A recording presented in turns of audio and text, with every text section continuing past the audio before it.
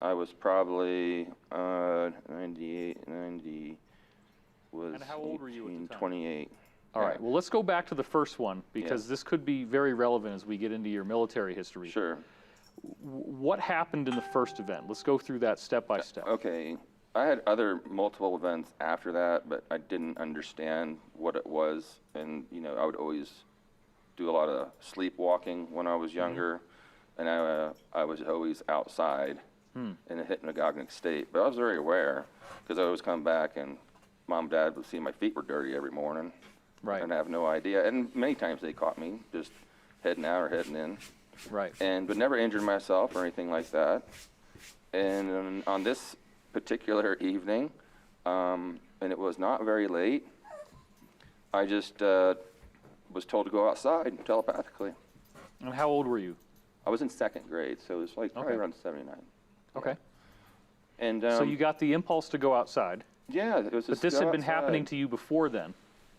No, this right? was the first. Oh, this was the first This time. was the Okay. first time that anything like that happened. And then Okay. after that, it started happening all the time. I mean, just going out, but not knowing why I'm out here and seeing like lights and stuff. And so I said, okay. So I went outside in the driveway, and we had a lake. And I went up to the dock, and I just looked up, and there was this beautiful blue craft.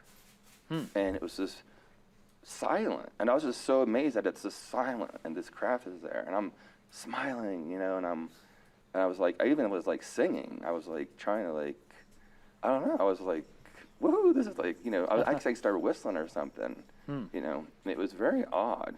What did the craft look like? What was the shape? It was blue, and it was disc-shaped. It What glue what blue, kind of though. blue? It glue white, like Okay, white, okay. not dark blue. Okay. This is more like a whitish, bright, but you could see detail, but you couldn't see edges. Does that make sense? You could see outlines of this, classic, shape. And it was like telepathically saying that we're here and we exist and, we're going to be back for you. Wow. And I remember it very, like it was yesterday. And it always stuck in my head.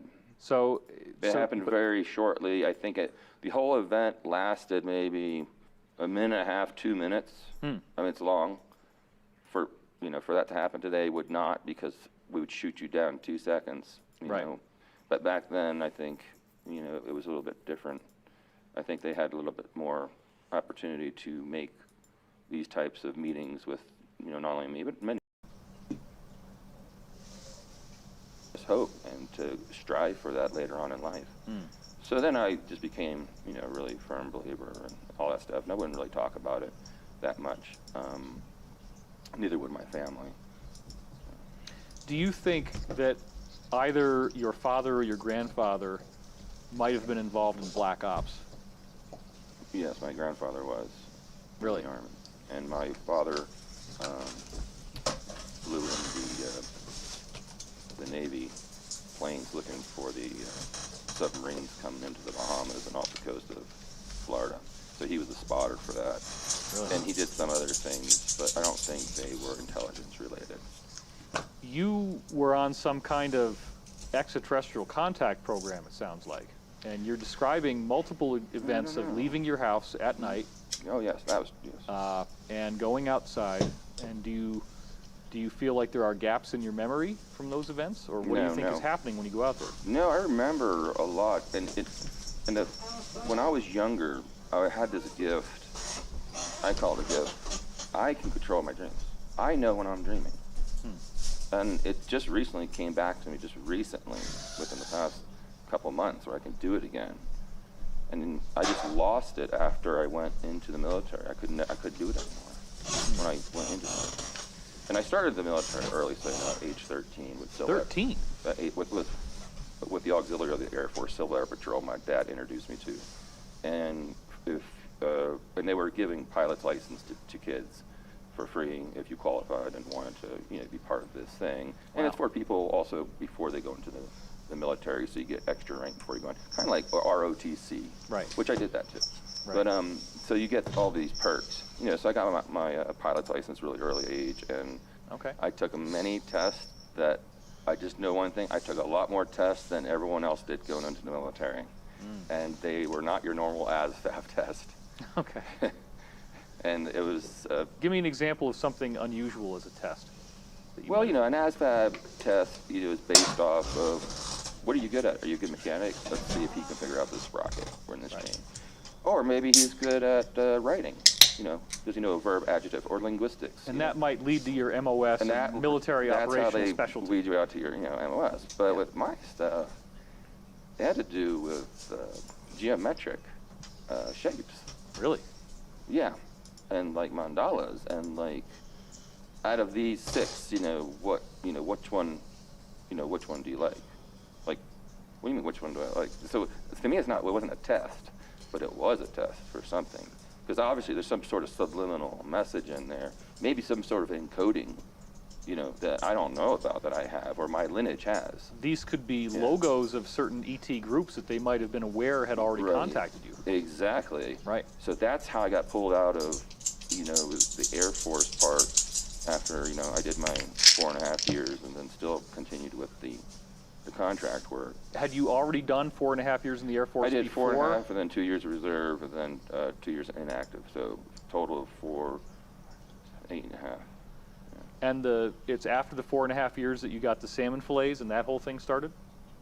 No, the first time I got the salmon fillet was August 8th of 1991. Wow. You're having these tests. Now, when did these tests start? All the way back when you were 13? Yeah, it started in the auxiliary part, and then So and one of then- them was geometric You're shapes. Could you give me another example of something that was bizarre as a test that you got?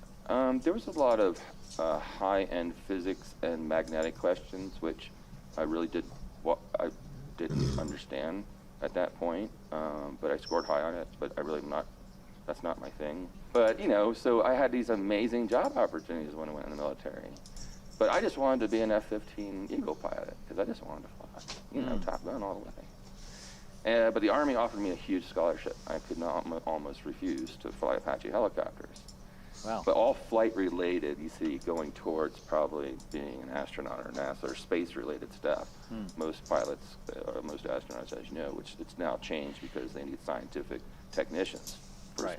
specialty. And that's how I became like a payload specialist. So getting back to why, I was just so adamant that I was going to be a pilot, being just a kid, you know, 16-year-old when I signed up, by the way. On the way I'm making these decisions. And they said, well, you can also do this medical stuff. And I was like, and I love going to the doctor and seeing all the stuff, and I like watching them cut out my ingrown toenails so they don't hurt so much playing soccer. Right. So it amazed me. They're always like, sit down, son, you don't want to look at it, there's be a lot of blood. I'm like, no, I want to see it. They're like, they're injecting me, and they're like, this kid is freaking weird. And all these surgeons too, and these doctors, when I was really young, end up becoming my friends, and I end up becoming their teachers because I got CME accredited to teach them on platelet-rich plasma and stem cells. So it was a really funny circle. What is CME accredited? Physicians and nurses and all medical people, in order to keep your license, you have to go to symposiums and get updated on new educational Okay. properties. So, you know, continuing medical education units. I'll continue. Okay. So let's get back to when you are first brought to Sandia. And I think Yes. that's something you've told me before about the process of how you got to the room. Let's start with how you get brought in. Like, what was the first thing that you saw that would be a lot different than a typical military Well, being in the experience? operating room and working in emergency type situations, and you know, already knowing pretty much everything about the human body, in an accelerated program I was in, assisting surgeons. You know, and I knew that when I walked into this place, that they had spent a lot of money on this everything, even the doors, the security systems, these amazing security guards, the demeanor of the scientists and physicians that were there. the technicians and everyone. It was very serious. It was very, very organized, and it was very clean. And it took, you get debrief first. You know, they take you, and you know, it's a huge background check, but I'm already active duty. So Right. perfect for them. You Yeah. know, young, you know, if he messes up, who cares? You can just get rid of him. He died in a helicopter crash, you know, Right. whatever. So perfect subject, but super high IQ, very perfect, already has medical training. Let's just see what it can do. You know, so they brought me in this room first, and this was before I actually went to do my first case. And they just laid it all out. And Laid what out? laid these contracts out. I mean, it was so thick. And I was Like you're expected to read all that as you sit there? That doesn't make sense. well, of course I didn't read it. I was 19 years old. I saw the paycheck. I was like, yeah, I already signed up. I was already stupid enough, you know, to sign up to get into the military. So and it's like, you know, which I love, by the way, you know, the military, and they saved my life as much as, you know, made me who I am today. So I'm like a huge supporter of the military, still am to this day, with other projects and things. So I didn't mean to make it sound like I'm not. I was really thankful, you know, for that. Well, But we're very thankful for the Alliance and the fact Yeah. that they're turning the tables for us here. I know. It's amazing. it is all the white hats coming out, And it's, we it's need just a people like blessing. you. We need people like you to be brave enough to speak to the truth and say what they experienced. Well, I'm hoping once, because I know a lot of these people, I'm hoping once they see me come forward that I really believe there's going to be a lot more come forward, like within the year. It's going to get easier too, because the Yeah. cabal is being greatly defeated right now, and you have had a lot of briefings about that as well, which we can Right. get into in later episodes. Sure. Yeah. So So you get all I these signed documents. the book. I signed the book, and they make it very official. It's like all these people, you know, the cool lab coats and other, you know, security people, but not in their normal like black ops. They're in like clean suits, like really cool white tactical stuff. And Like and- jumpsuit kind of things? yeah, like a flight suit, white, but with a lot of cool straps and not normal guns. I don't think they can use guns down there because of the pressurized systems, Oh. is what I was told. And I was always told never to bring my weapon, you know, Right. into the facility. Here's a locker room at the top. You basically change into scrubs and go down and change into your suit. So I mean, it's like 2 change-out stations. Wow. And you were a band, which was the coolest thing ever. And this band was like, felt like silicone. I later found out it was graphene, and it glowed. And that recorded everywhere I went on the facility. Wow. And they take it from you. And it also activated later on. They had iPads back then that make these iPads look like they thin as, you know, the X-ray film, how flimsy that is? Yeah, yeah. You know, or the films we used to use on the projectors. Yeah, yeah. Okay, imagine that being an iPad and flimsy and being completely lit up and accessing the entire main database of whatever section you are working in and locating your supervisor if you needed to on it, like you know, everyone kind of knew where everybody was, knew where to hide or sneak anything out. Anyway, so you had this cool iPad that was always with you, and you used it for data entry for all the stuff you do because everything's documented. If it's so flopsy, how would you be able to type on it? Oh, that's easy. Everything was with your finger, and they had a stylus, and the stylus was looked like a thermometer, and it had a very grippy texture to it, and you could hold it. This flimsy. It's not that flimsy. It's a little bit stronger than that, but I want to let you know it's like that kind of material.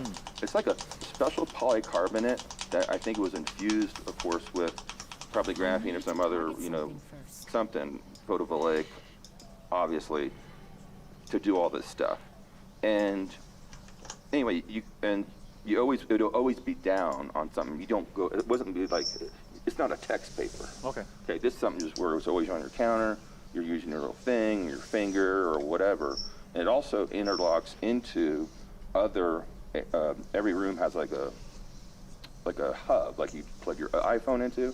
Well, this thing, when you lay it down on the table, the whole table now knows this. Oh, wow, that's Yeah. cool. So it's just like this Bluetooth type energy. And it's full color. Yes. Oh, brilliant, full color, 3-dimensional objects. You can, Oh, holographic, too. yeah, holographic too. Really? Yeah, especially when you put it on the tables. The tables become like the actual 3D part of whatever you're presenting. Wow. So if I did get a body, and that's already been 3D scanned, the body, that can be projected above the table, and then you can move it with your hands. And you can say, Oh, hey, wow. so I don't know what this is here in the body. We want just this. So cause the least amount of damage to get this organ or this little BB out, you know. So it was that just turned me on. It's too far. Because I was a techie, and I was young, and I didn't want to ever mess up, and I just wanted to just keep going. And at the time, right, the time window you're describing, all we had was like these desktop tower computers I don't that have a were target. ridiculous. My goodness, we had this big, bulky, I don't even know, Apple even came out, even had their comeback yet. Right. They just I'm out were. of range. So the wristband, the little iPad floppy thing was a very important thing that's always kind of with you. And Could you roll it up and keep it in your pocket, or how would you carry the little I need floppy a target. iPad?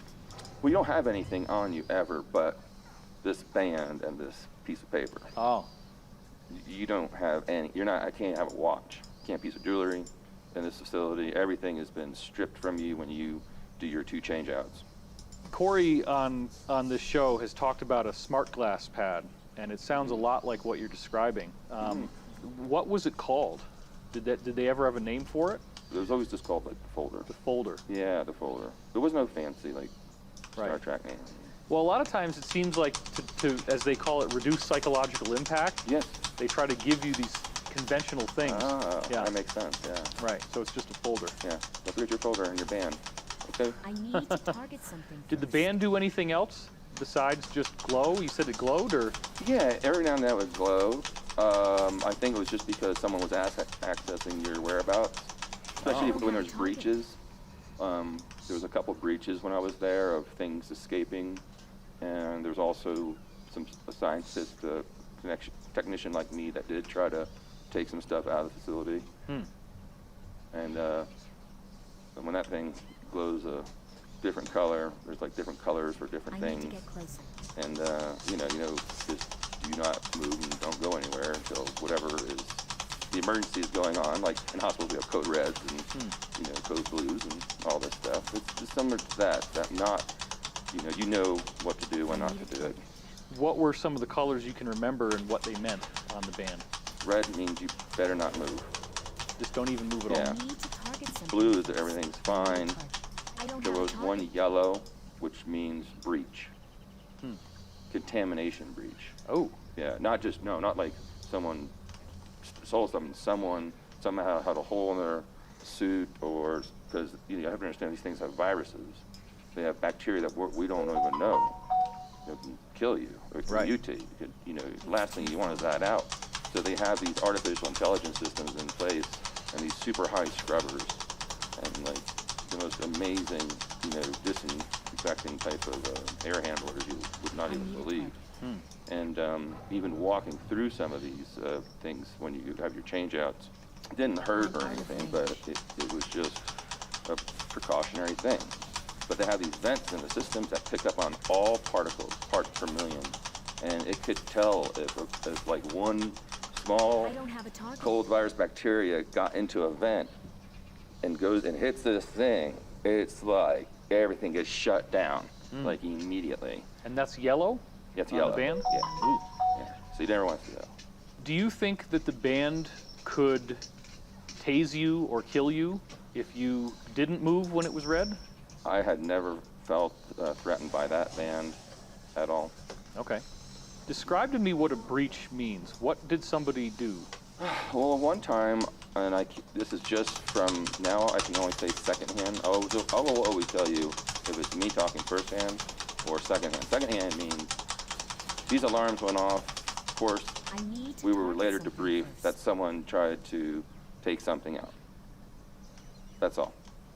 So I don't know what it is. I'm really not allowed to ask what it is, Oh. but that's what happened to ease everybody's calmness, so everyone Okay. can start focusing again back. It's nerve-wracking if you hear any alarm there. So you never found out what any of these breaches really were. They just give you a very vague. One breach I did because my really close friend's husband was one of the security guys. Oh, So they did have made a awesome hybrid bear type Osseo integrated being. I don't know really what that means. Well, it Could you just be more means specific? they made a bear they type. made a hybrid animal Okay. of some sort that resembled a giant grizzly bear, Okay. but it it was had human-like? metal. But it had metal. Yeah, but it had like metal talons made of some amazing. It was Osseo integrated into his bone structure. That means Wow. the titanium and tissue were together, or whatever metal. I don't know what the metal is. I'm hypothetically just hypothesizing. Okay. All I know is once it got out, they had a special truck to get this thing. I mean, it got to the surface. Wow. It's going across the desert. Really? Yeah, very fast. So they had to blow this thing up, and it was so indestructible that they only injured it, and then was able to put it into this special truck. And the truck steel was 8 inches thick, the cargo container, Good Lord. and the marks in it were 4 inches deep Wow. from that thing trying to, whatever, it was probably trying to get after they knocked it out or whatever. So, I need to he get was there on that, and he saw the marks in the truck Wow. as well. That's crazy. And, I consider him a very honest person. Plus, it was all over. Everybody knew about it. Everyone knew there was this bad, and that was from a different genealogy department on the base. Well, I hate to leave you on a cliffhanger, but that's all the time we have in this episode. Very interesting story. We're going to pick up more of this as time Sure. goes on. And I want to thank you for watching. I'm David Wilcock, here with our special insider guest, Emery Smith. Thank you for watching.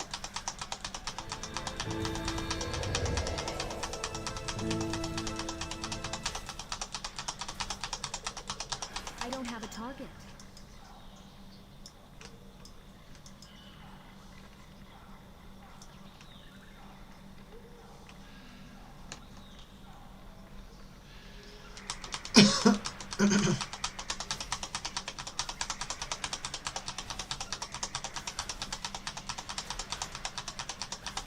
I need to target something first.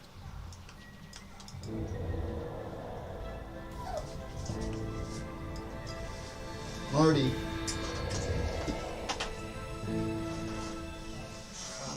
All right, welcome back to Cosmic Disclosure. I'm your host, David Wilcock, and I'm here with Emery Smith.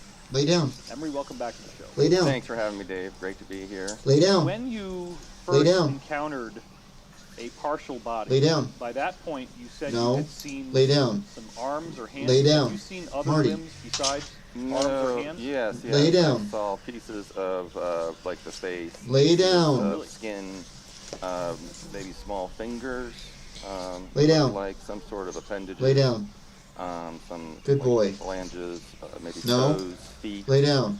Lay Parts down. of like legs, very small parts though, cross-section parts that were cut Okay. in All a right. way Whatever. that you would have to have a very special instrument to, transect these particles of these tissues. The tissue particles I got were always cut in very specific ways. So when we got these tissues, we would just, of course, start right into, we always had a job what we were going to do with this piece of tissue. And then later came like full, bodies and torsos, maybe with or without a head, or a full arm, or other things, even genitalia, all sorts of different things. Yeah. Now, did you have any particularly different surgical equipment? Like, did you use a normal scalpel, or was there something Yeah. unusual about that? Yeah, there was like normal surgical equipment that we'd normally use, but there was also other devices they had that were more advanced than the stuff that we had at that time. They were more high-powered lasers and electrocautery devices that we normally use in surgery, but on a different level using different types, I think, of frequencies. There was one also, it was like a sonic knife. And later on, that knife did come out to civilian usage later on. But I was not familiar with that in modern, civilian usage. And when I say civilian, I also mean military, just normal military hospitals were not using harmonic scalpels at that point. I don't have And a my target. first use of a harmonic scalpel was actually in that program. All right, I want to ask you a question that we might think is dumb, but some people will take very I seriously. need to target something first. You're handling exobiology, Right. and there's a lot of people out there that think that there are shape-shifting I'm out of biological range. beings that can instantly morph from one form to another. Some people have said that they think the world's elite are shape-shifting reptilians. That's right. Did you encounter any shape-shifting biological matter? I think I did. These transdimensional beings, when they get to that level, they are actually, a level of consciousness that's beyond like billions of years from now. They get to that light body form, and you can be whatever you want. You can go to any dimension to help out and do whatever. But I believe that one of them died here in a 3D state shape that how we found him was kind of like a translucent blob with like a jellyfish, but longer. And I think since it had light within it, I think it might have been one of these very higher dimensional beings that was maybe in the mode of shifting, or maybe they had some way of capturing this type of energetic form, like somehow encapsulating it and then bringing it in. But it did give off light, but it didn't give off any type of frequency that we could pick up. So it was approximately like an oval, like a human type of shape, but just in Yeah, a very it was- general sense? Yeah, it kind of looked like a cookie cutter, like you make those cookie cutter doughboys at Christmas, Oh. but very bulbous and round and very liquidy. And how tall was it? I need a It target. was, the one I was on was about 6 feet tall. Okay. Yeah.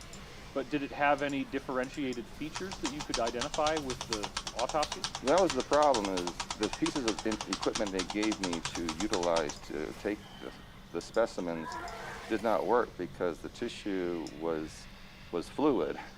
Oh. So we were just using syringes, basic syringes and needles and special suction devices, and we're sucking just very small amounts of different parts of the body. That's all and I don't know where this being, that was my own conclusion, by the way. I don't know where this being came from or how it even got there. Later on, I learned more about extraterrestrials, and that's how I put two and two together, and of course of, transdimensional travel with extraterrestrials and how they do it and so forth. So I would assume this had some sort of thicker membrane to hold the fluid in. Yeah, it did. It was about 1 centimeter thick, and it reminded me of a very thick Jell-O. And when you cut it, it had a glow to it. When you cut Inside. it, yeah, kind of like a calamine light stick glow. Wow. Yeah, and then it would just go away, and then that's when they said no more cutting. Start using needles and suction, very, very sharp suction devices we have that are very, very small, like 30 gauge suction I devices, need to get closer. like 30 gauge needle type suction devices, and we're taking very small amounts of different parts of the body. What would you say the viscosity of the liquid was inside? Was it like water? Was it more like a thick syrup? Or Yeah, it was like a clear maple syrup. okay. Yes. And there was parts inside that you could see that were giving off light pink and purple and yellow. But it looked like they had shapes, because this is a translucent being, but it's like you're looking into a clear Jell-O. So it's distorted what that was. But they would not let us take any samples of the colored liquid. Wow. Maybe someone else did, because it was, so compartmentalized. A lot of beings, a lot of different technicians had different things they did. And I wasn't that advanced at that time, so I did very simple things. I think probably one of the hardest things for people watching this is going to be, come on, man. Yeah. You didn't try to ask anybody a question about what these things are, where they came from. No. I signed a very big briefing document, and I knew what I was kind of getting into. I thought I was going to be actually doing just cadaver work on soldiers, but it wasn't. When I got in there, it was, it started escalating, and then I knew how serious it was. And I've also heard of stories, whether they were true or not, of, people talking, after hours, and things, and they go missing really quickly. So it was Wow. a very high turnover rate for technicians there, for clinical specialists that were doing this type of work.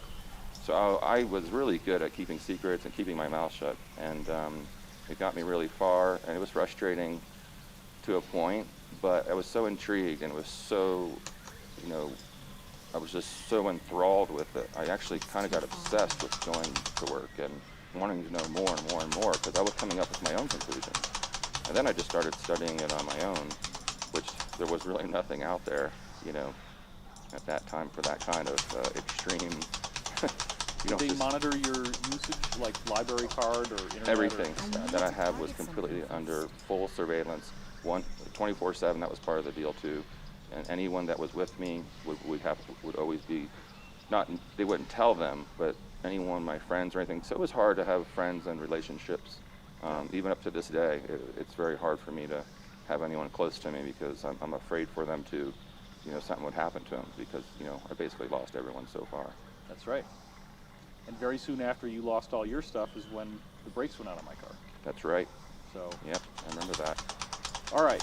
One of the things that I think we should cover here is the awesome size of the facility that you were working in, because we kind of got into that with the colored lines before. Oh, right. But okay. if you personally are saying I need a target. that you, well, again, tell us how many different unique species did you appear to have seen? Well, I'll say specimens, because I count my specimens as a species, whether it was a real extraterrestrial, or it was something grown in a lab, or if it was just a disinformation piece of tissue they would throw out every now and then to technicians, which is very common in case something happens, so you won't be credible.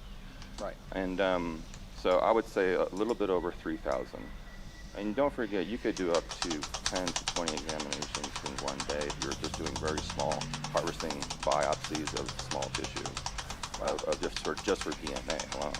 I'm out of And then range. you might have one that would last you a week of analyzing and collecting specimens and giving reports, to specific individuals, and sometimes there would be more than one person that would come in and observe you and say, no, do this or do that, instead of using the speakerphone head system for some reason. What would be the first thing that you would see when you pick up your folder?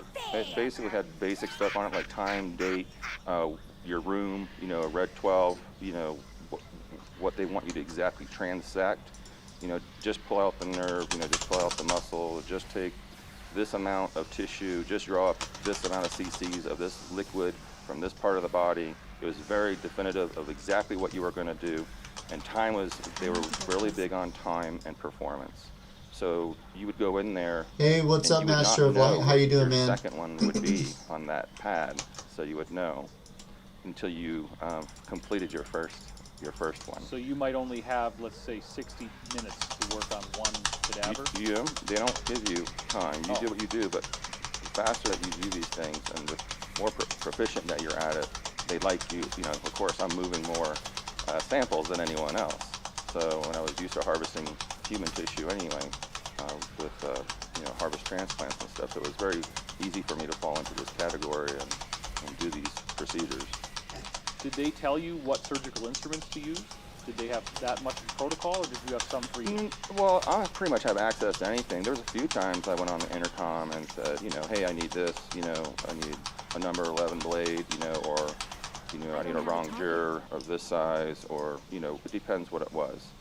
But most everything is in that room that you could get from the wall. And if not, they would put it through and you would get it immediately within a couple minutes. In the late 1990s, this alleged alien autopsy film came out, the Santilli It's too autopsy far film. away. I assume you've seen that. I know I've heard about it. I didn't follow much up on it. I remember at the time I did review it, yeah. Now, one of the weird things about that film is that and there's, debate as to this day in ufology sure. as to whether it's real or whether it was a very skillful fraud.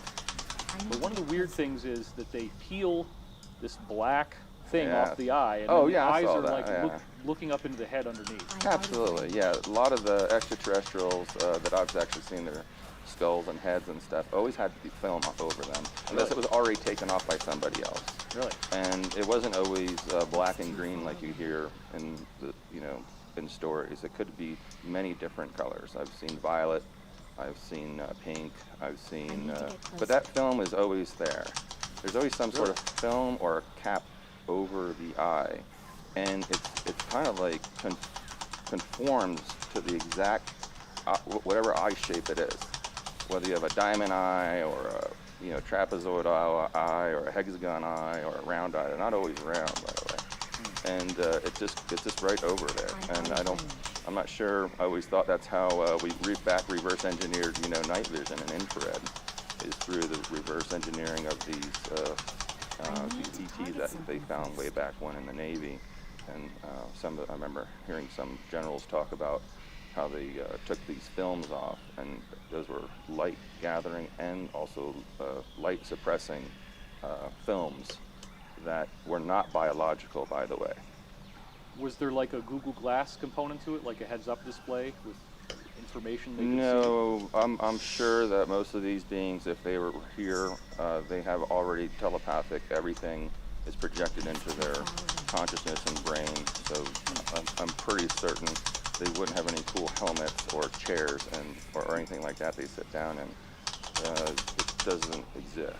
When I see these craft people show on TV on a couple of shows, I saw them like showing these cockpits and all these buttons, and I'm like, wow, they have no idea. Did you find evidence of beings with hardware, like technology hardware in their bodies?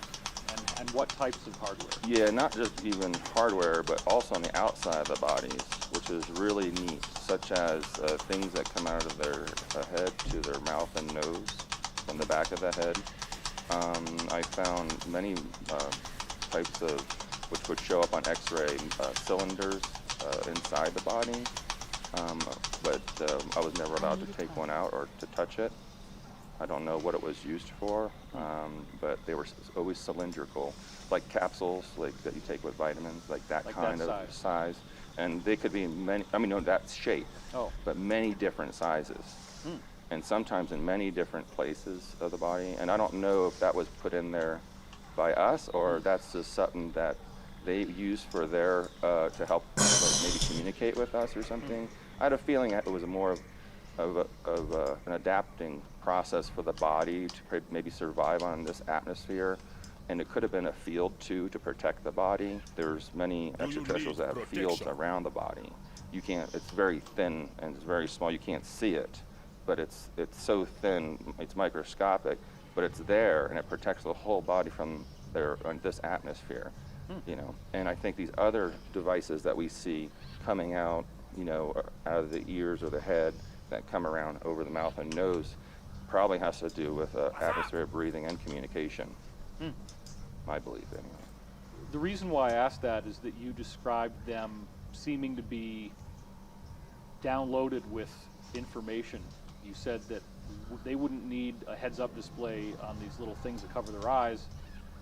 So is that some sort of wet-wired technological interface with their consciousness? Yeah, I think a lot of them have advanced to this consciousness-assisted technology that they either implanted into themselves or just because of them, growing over millions of years and forming into these amazing beings, have developed ways and sciences that we cannot even understand, or comprehend because we wouldn't understand the science because the science doesn't exist yet, that it would all be there already inside the being. We're talking about, beings that have obviously, traveled billions of light years, thousands of light years to get here. So they already have mastered, this travel across, the universe and maybe even transdimensionally. So it would only be, well suited to believe or think that, and that's just my hypothesis, by the way, that they would have this technology already ensued in them.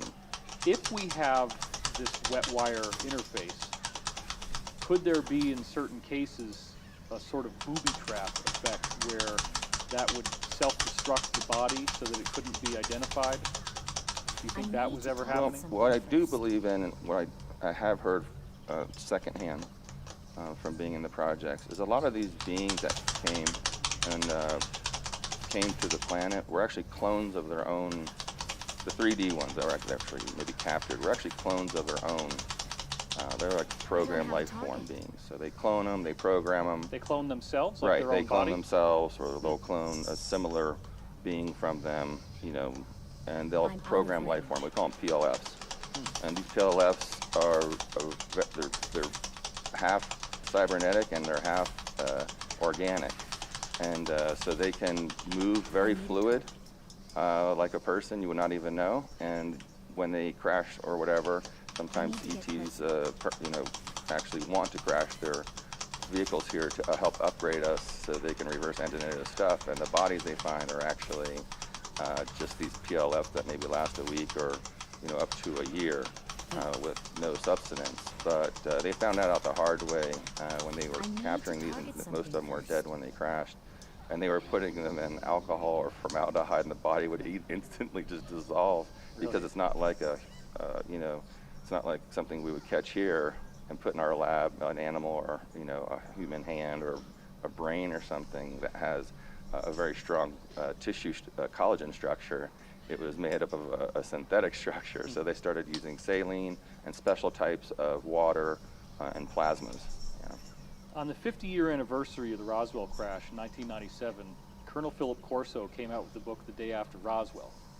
And one of the testimonies that he had in that book I'm was out of that range. the original Roswell beings, our government was very confused because they basically had like a tube that went from the esophagus to the anus.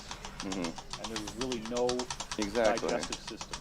Right. How does that relate to this PLF thing? That's exactly what a PLF would look like. The design of that, and I have worked on I don't have a clones and target. PLFs I need before. to target There's no something digestive first. tract or anything, but they're somehow able to have an electrical charge in them that is sustained for a while that helps the muscles and their bodies and also transmit data to whoever sent them. And they don't need, I don't know what that tube is for, but I know exactly what he was talking about It's too far because away. we've seen these tubes and maybe they have something that they have to take because we've seen multiple tubes that go off of this tube like a tree really? branch, yeah. I need But to it get doesn't go anywhere. It just goes into this spongy tissue, which is made up of muscle and just tendons and stuff, and also incorporated with that. is War a type of metal Warcraft. and other What's up, info man? How's it exoskeleton, going? not Gold an Dragon? exoskeleton, but an inner skeleton that keeps these, beings, I guess, alive. It's for World missions. of And I think Warcraft, each silly. one of those are made for every different mission they have, whether it's crashing in the ocean and giving us some stuff, or carrying out collecting lavender in a field or something. The material genetically that makes a PLF, is that grown or does it have to be I'm out of actually range. taken from another being? How do you get the material, the biological material? Unlike here where we grow stuff on Earth, like beings and clones and hybrids, extraterrestrials actually formed this through harmonics and frequencies and sound. I need So they can make anything, cells or synthetic cells, which I'm pretty certain they're synthetic through some of the stuff that I've collected. And by the way, I've never got to see an actual synthetic cell under a microscope or an electron microscope, but just from debriefings I've been on and things that I've seen with my physical eyes, I can tell the tissue is not, real tissue, but it was operational tissue. Just like today, they have, pieces of synthetic things they can put in your body to replace a tendon or help strengthen a vessel. We put vessels in all the time. But just to be clear though, if you're saying it's a synthetic cell, it would still have amino acids and Right. proteins consistent with life. Right. It's not like it's made out of Well, yeah, that's plastic. what I'm saying. It's more of a hybrid of synthetic and real organisms, but it's not one or the other because from what, this is secondhand referring, well, I heard that, they didn't have like mitochondria in them and they didn't have DNA, but the cell did operate the way it was supposed to operate. Weird. Yes, very weird. If there's no mitochondria, how does it have energy? Yeah, good question. That's science that I wouldn't even know about yet, Right. but that is something that's asked. can they culture like a small sample of tissue and then make a lot more and then use that to grow one of these? I believe personally that's what they're trying to do with all these samples. I wasn't in on that, do not know. I've heard that most of the samples are not just tested. Of course, they're trying to learn how to hybridize these cells with human cells and try to grow things in the lab by mixing these cells together is what they're trying to do. And I did find that out way later down the road, right away. So that I do know.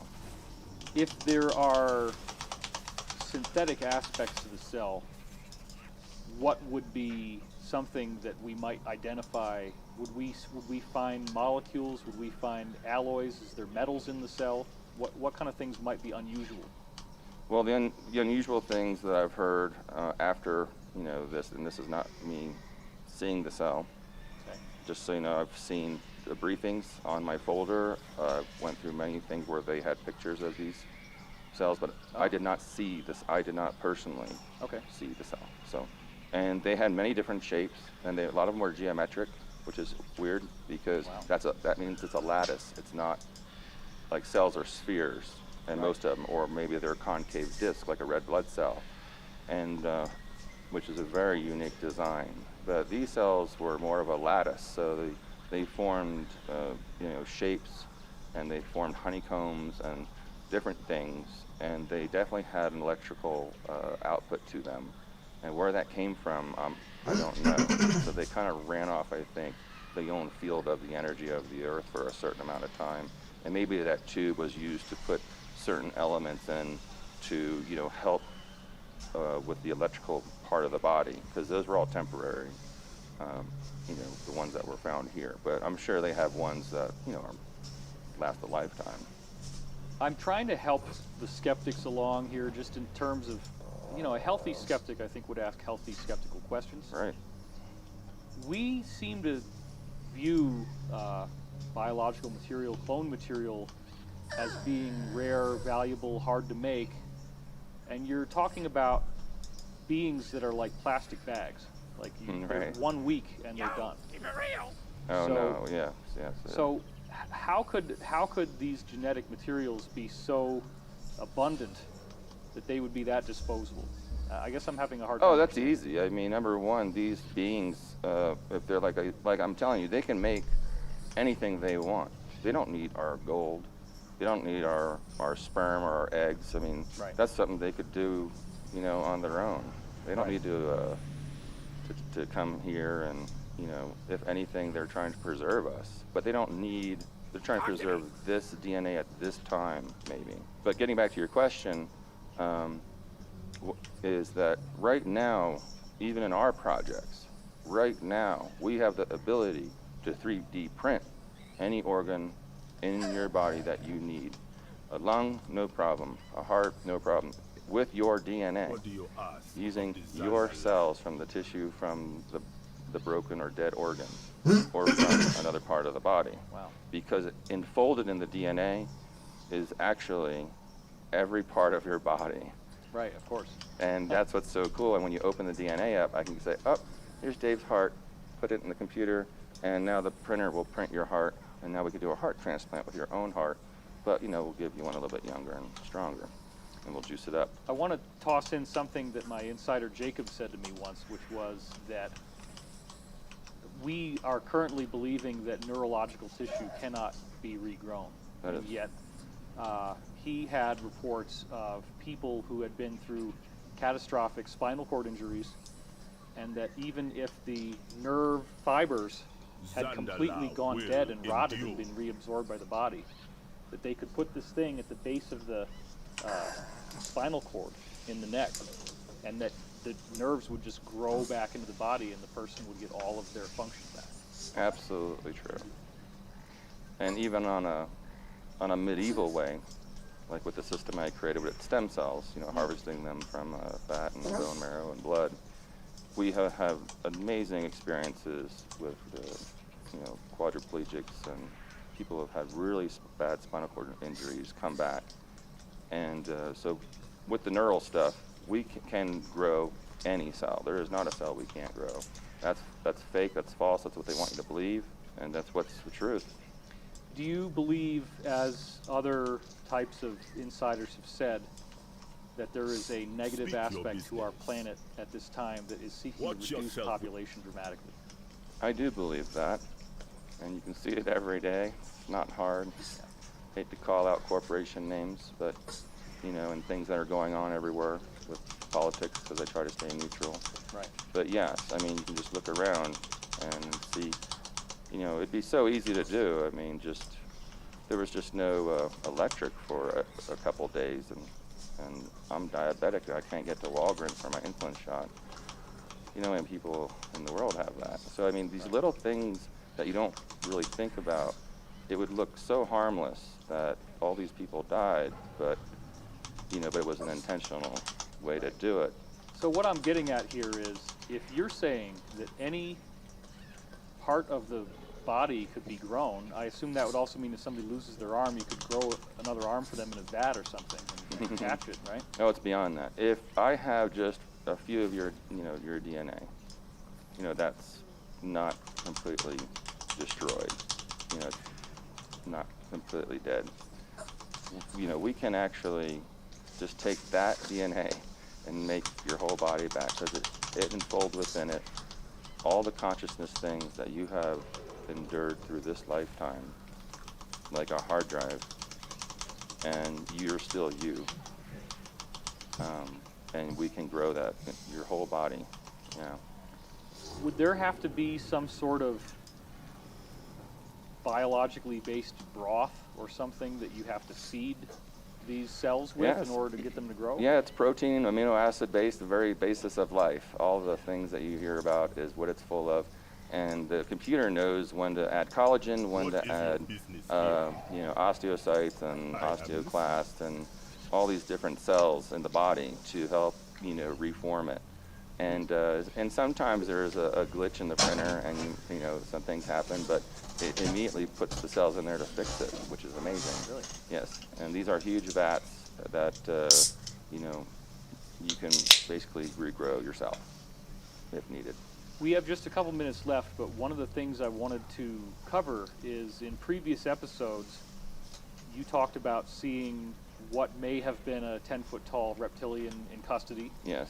But then you I would almost say flippantly, oh, yeah, it could have just been something we grew. Like, it's no big deal. It's no big deal. We can grow. How did you get to the point of knowing that could have been done?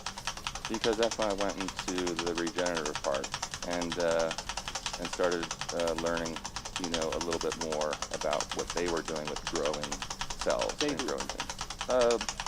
The labs. Okay. We'll call them the labs, Okay. And what they were trying to do, like I said, is also make fake extraterrestrials. Right. To make, just, have them in their back pocket just in case, to make them look good, bad, evil, or happy, or healthy, or scary, or good looking, whatever they wanted to do. And they did. They're very successful with it. So that's why I said, when I saw that, this being, the species or whatever, maybe, I don't know where that came from. I can't tell you. I could say that I believe it was real, and, it was, smelly and breezy, and, breeze, and, but that's where PLFs come in too. So, programmed life forms are the same thing, are grown species that are programmed to do certain things, certain jobs.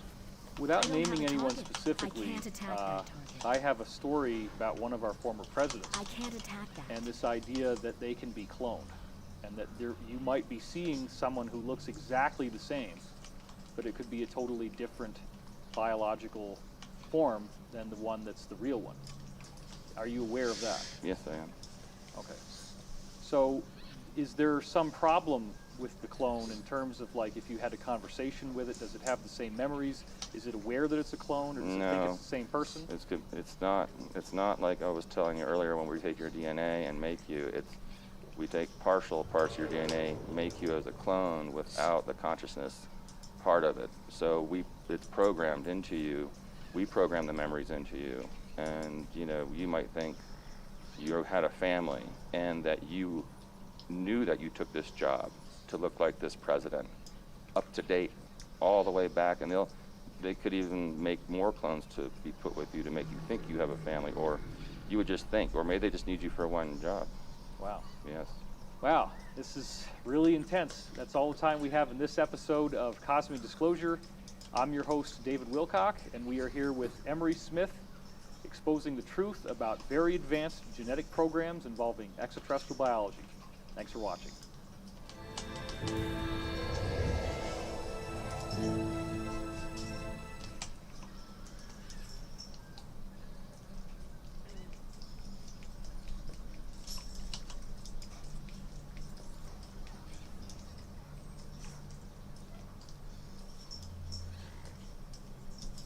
Zandala will endure. I serve the Zandala.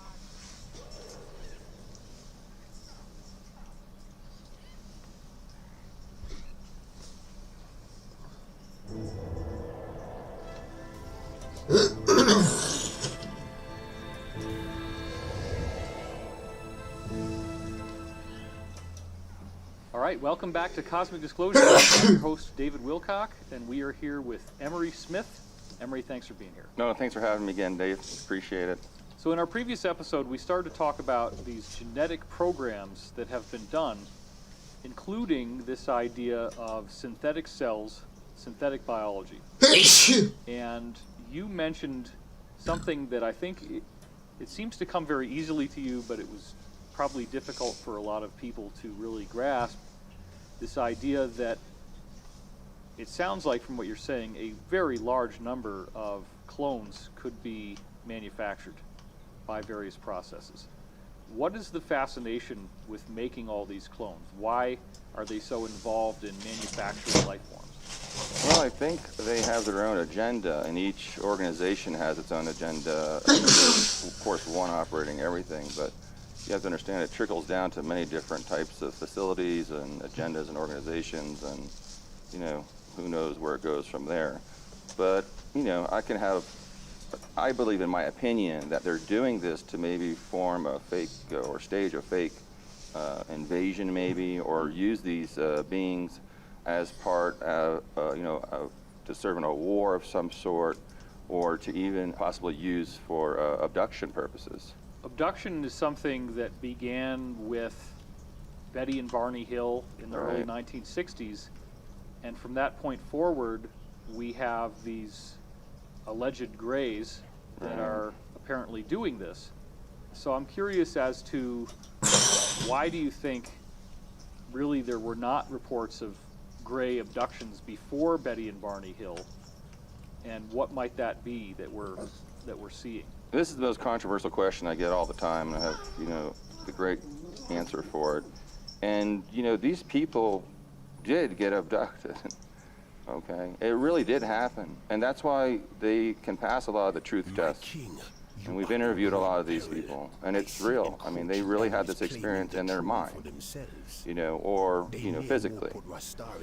But what I'm getting at is it wasn't real as far as, the beings and the stagecraft and the things that were going on, because there's many of these stagecraft and these programs running the entire planet because they all want them to coincide together. So when we interview an abductee from New Hampshire, they have the same exact story as the abductee from Namibia and the abductee from Japan, and so because they make them very similar, and then they'll do many different types of episodes of what they want that person to see and remember, and how to make them traumatized. And they can do that in many ways by, number one, using fake stagecraft, using clone programmed life forms, knocking them out first, and then having them wake up in a room with staged, surgeons there,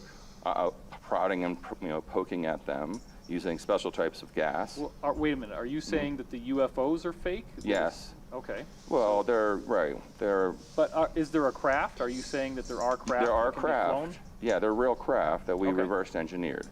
But Right. there are craft. They're not the extraterrestrials' It's craft. not just like a hologram. There is a craft. Right. They can use holograms too, though. That has Okay. been used in staged moments. Absolutely.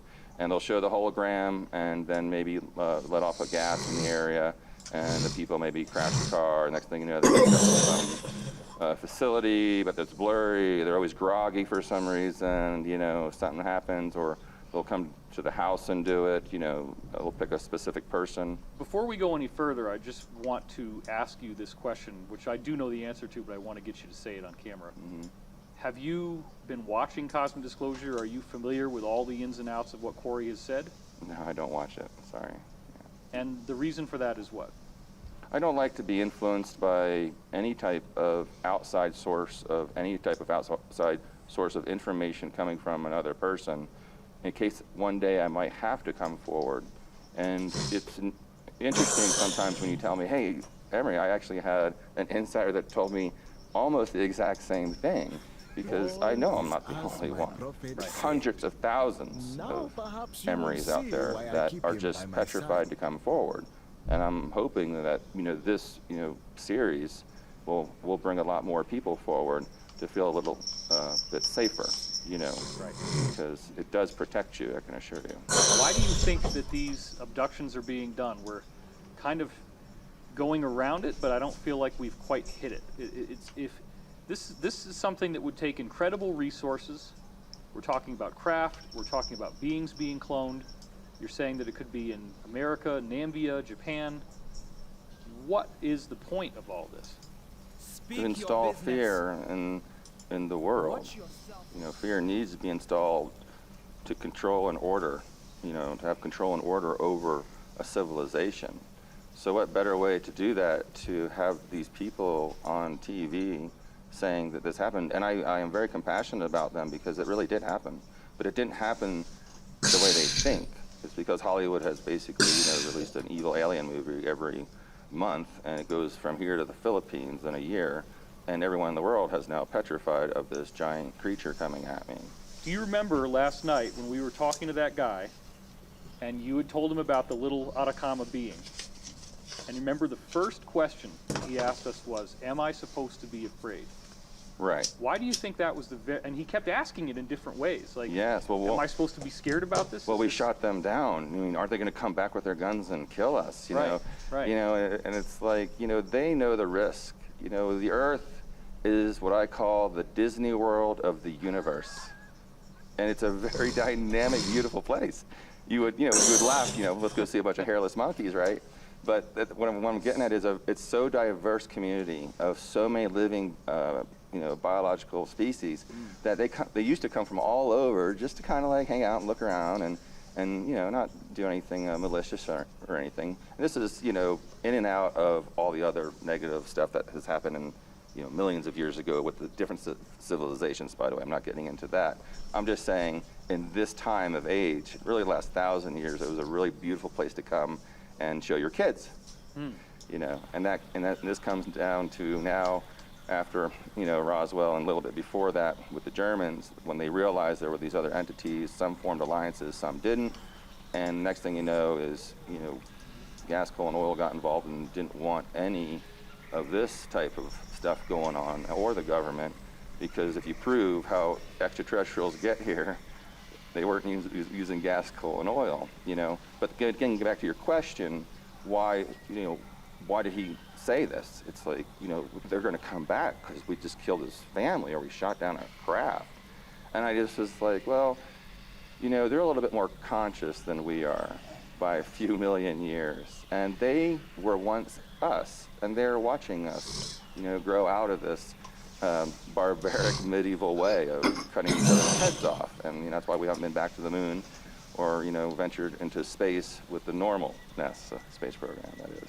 And that's, you know, this whole stunted thing is until we learn how to behave with each other and love each other and accept each other and not have this this association of, you know, you're my enemy because you don't believe what I believe in, or you're a different color of race or gender. It's ridiculous. It doesn't exist in the higher consciousness of extraterrestrials beyond this universe. So they're giving us time to behave and time to work it out on our own. And they want to see this happen, and they're really interested in that. So that's, you know, kind of what I believe they're there for. I had Whitley Strieber, the famous guy who wrote the book Communion, kind of broke the alien abduction story in a big way in the 1980s. I had Whitley Strieber on my panel at Conscious Life Expo in February 2017. And one of the things that I thought was fascinating was that he reported having more memories of his abduction, and that he wasn't just seeing grays, he was also seeing regular humans in black military uniforms who were there at the same time. What do you think is going on with that? What has happened is, yeah, he was probably moved to an installation or something, or maybe the black ops team for that division, when he came to a little bit, his memory, caught a glimpse of it. I mean, we give medication every day. Every day we do thousands of millions of surgeries around the world. We always give patients Versed right before they go. So in case we do mess up, or they don't hear us telling jokes while we're operating on their heart, they won't remember it. And it's very successful, but they do sometimes have a total recall. Oh. And that's bad. And has happened, you can Google that, where people are actually awake during the whole procedure and remember everything. Wow. Or they'll hear everything and remember it. And they can't move because the anesthesiologist has paralyzed them. Wow. Yeah, very scary situation. So that's what happened. He's getting a little bit of a recall back because the drugs didn't work on him, or the gas. So this abduction program would be to instill fear on a mass scale. Correct. So there was a sense when Whitley was saying this that he might have been abducted by the military. Do you think that there are real Greys doing real abductions that are actual extraterrestrials, or do you think that this is just a vast, weird government program of some kind? I believe it's a program. Right. I believe there may have been, not to my knowledge, there may have been like real abductions a very, very, very long time ago because of certain countries that were making some weird, bad mistakes of exchange of information, maybe, for DNA. But it's hard for me to believe that now after what I've been exposed to, knowing what they can do anyway. Like I said, they don't need anything.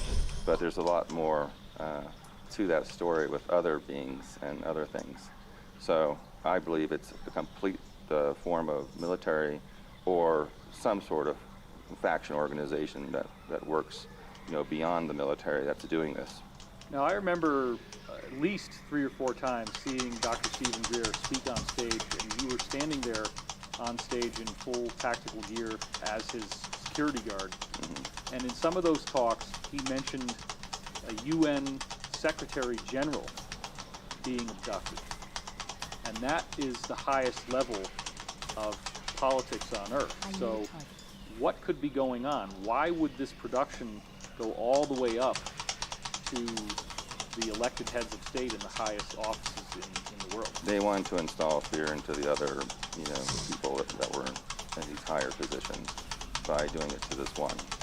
So that you can confirm, or can you confirm that actually did happen, that abduction did take place? That's secondhand information from 2 very higher ups in D.C. and also, of course, working with Dr. Greer in the Disclosure Project and seeing a lot of the official documents that he had shared with me. Yes. Wow. He's correct.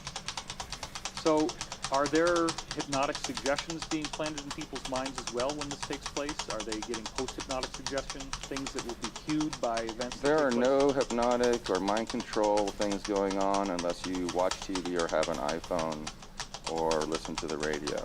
So good luck with that one. I don't have a target.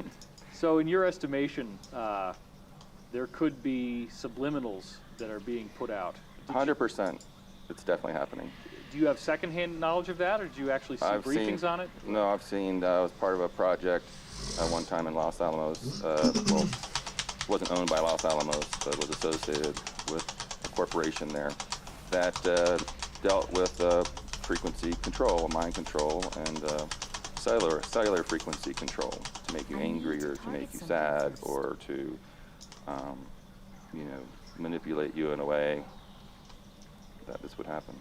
Getting back to Betty and Barney Hill, as we've drilled into this more over the years in ufology, it has emerged that he actually was testifying early along that he thought this was a military abduction, and he had very specific details. And then, as time went on, more and more of the so-called alien component came in. Right. But his initial impression was that it was not extraterrestrial. I wonder why. You know, it's very realistic. You know, they have these alien reproduction vehicles. You know, we already have conquered anti-gravity for the elites.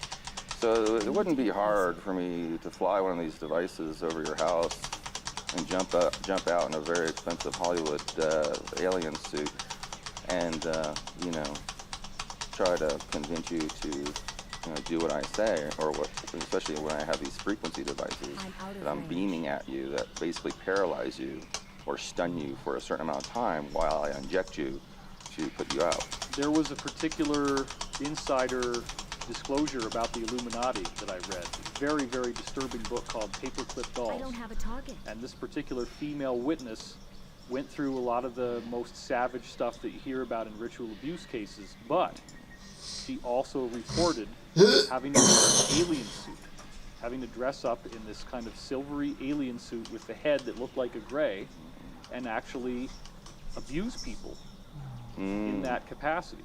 And that's Wow. in the book. So are there cases where where you could confirm that maybe in older programs? I can confirm there's hundreds of thousands of people that go missing just in the United States alone every year, but you don't hear about it except for a couple websites because they're the derelicts and the drug users or the homeless or the runaways.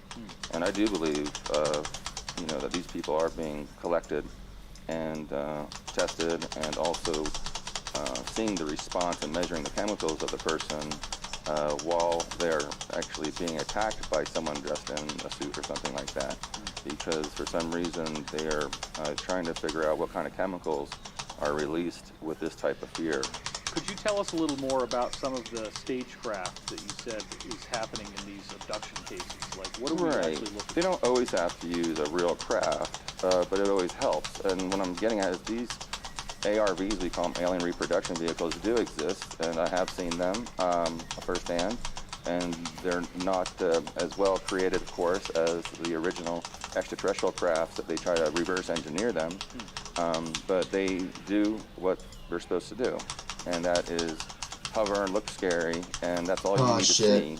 And then it could be done, and the next thing you know, you're kind of knocked out. But you remember that before the drugs. So they want you to have a visual of a little guy running across the street in front of your car first, or maybe this thing that just landed in the middle of the interstate, because you'll remember that, and that's all you're going to talk about the rest of your life, because it's the most amazing, horrific, scary thing. Because then you woke up in another, temporary tent set up in the woods right off the street, and they're making it look like an operating room, and someone caught the glimpse of some guy carrying an M16 and a tactical vest. They remember. So it's a very classical, typical thing that happens all the time.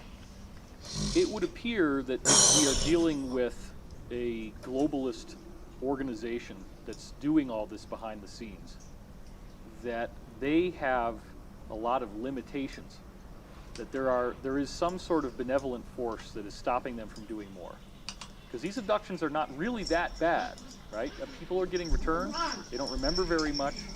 They're not. They need them to return. They have to be healthy, because they won't be able to tell the story the rest of their life. But yes. But there is some aspect of opposition to this. It's not like it's just evil. It's as you notice, these abductions have been going downhill, not uphill, over the since the 60s, 50s. Right. And that is because of this alliance that has been formed. That a high percentage of them now knows that we don't need to do this. We don't need to go this route. And this other part of it, whatever you call them, the white hats, or however you guys. There's many different terms you guys use. But, we're now at the level of, 90% good, 10% bad, Right. And that's going to come pretty quick here. It's going to be exposed, and the truth will come out about all these programs. And, the politicians are leaning more towards that because they're not, taking care of their families, properly. And they're not protecting, their families. Instead, they're extorting them, by drugging them and making them, have sex with an underage person on film, and now you have to do everything I say for the rest of your, and this stuff, how it goes. how do you think, or how does the Alliance think, based on briefings you've had, what will happen once they really cross the line and it's actually disclosed, instead of just people wondering maybe it's true? The polls show that mostly everyone does believe in this. Like a high percentage, 70-80% believe there is existence, beyond this planet. Right. And the problem is, how many believe they're evil, and how many believe, there are good and bad, absolutely. But how many people believe what and what? How many people believe that the good is trying to protect us more, than evil? And how can we, show that and prove that, without having people come forward and talk about it and release this information? I want to bring this up I need too, to get closer. Emery. One of the things that we talked about and we laughed last night, but it's kind of true, is that let's just say a significant number of Americans have never forgiven Vietnam. And on some level, they're still fighting the Vietnam War. They're still listening to music. They still worship the musicians who became famous during that time. They act like nothing else has happened that's really of value since then in music. And we have this kind of horror of the military in America. And I think that's very sad because, like we talked about, if there was a Red Dawn scenario, if we actually had a land invasion, Damn we'd it. lose a couple states. I'm gonna need help. Invading power. At that point, what would happen? Everybody wants the military back again. Well, your attitude changes pretty quickly when you start to lose your freedom. And even though, people are angry from, past wars and things like this, when you come back home, it's difficult. And when you have, these old programs in you from those times with these soldiers, and I can speak because I am a soldier, you form this against mode. Like that's it. Everything else is going to be bad, and I've lost my faith in the government, and da-da-da-da-da-da. But it does change quickly when there's a threat in your backyard. Okay, my neighbor's playing the music real loud, what am I going to do? But now he just jumped the fence with a 12-gauge shotgun, and he's kind of coming up to the porch. That's not normal. So, you want to help protect, your home, and you want to have that fence, and that fence needs to be there, and maybe a little bit higher. So people will have a change of heart if something like that would happen, because people have families, and people don't want, war. People are not born to have war. If you ask the majority of the world, without, the warmongers, do you want to go fight? If a human had a chance to fight or not fight, the polls showed they would not want to fight, all of them. So who's controlling, all these soldiers? And who's, so that's kind of where it's at right now, is just a bunch of puppets. And that's going to be exposed. I think a lot of people feel as if the wars that we have fought are wars for empire and domination, to control oil, to control poppy fields in Afghanistan, that it's all about money and profit. And there are so few people who are directly aware of the Alliance who have ever spoken out at this time.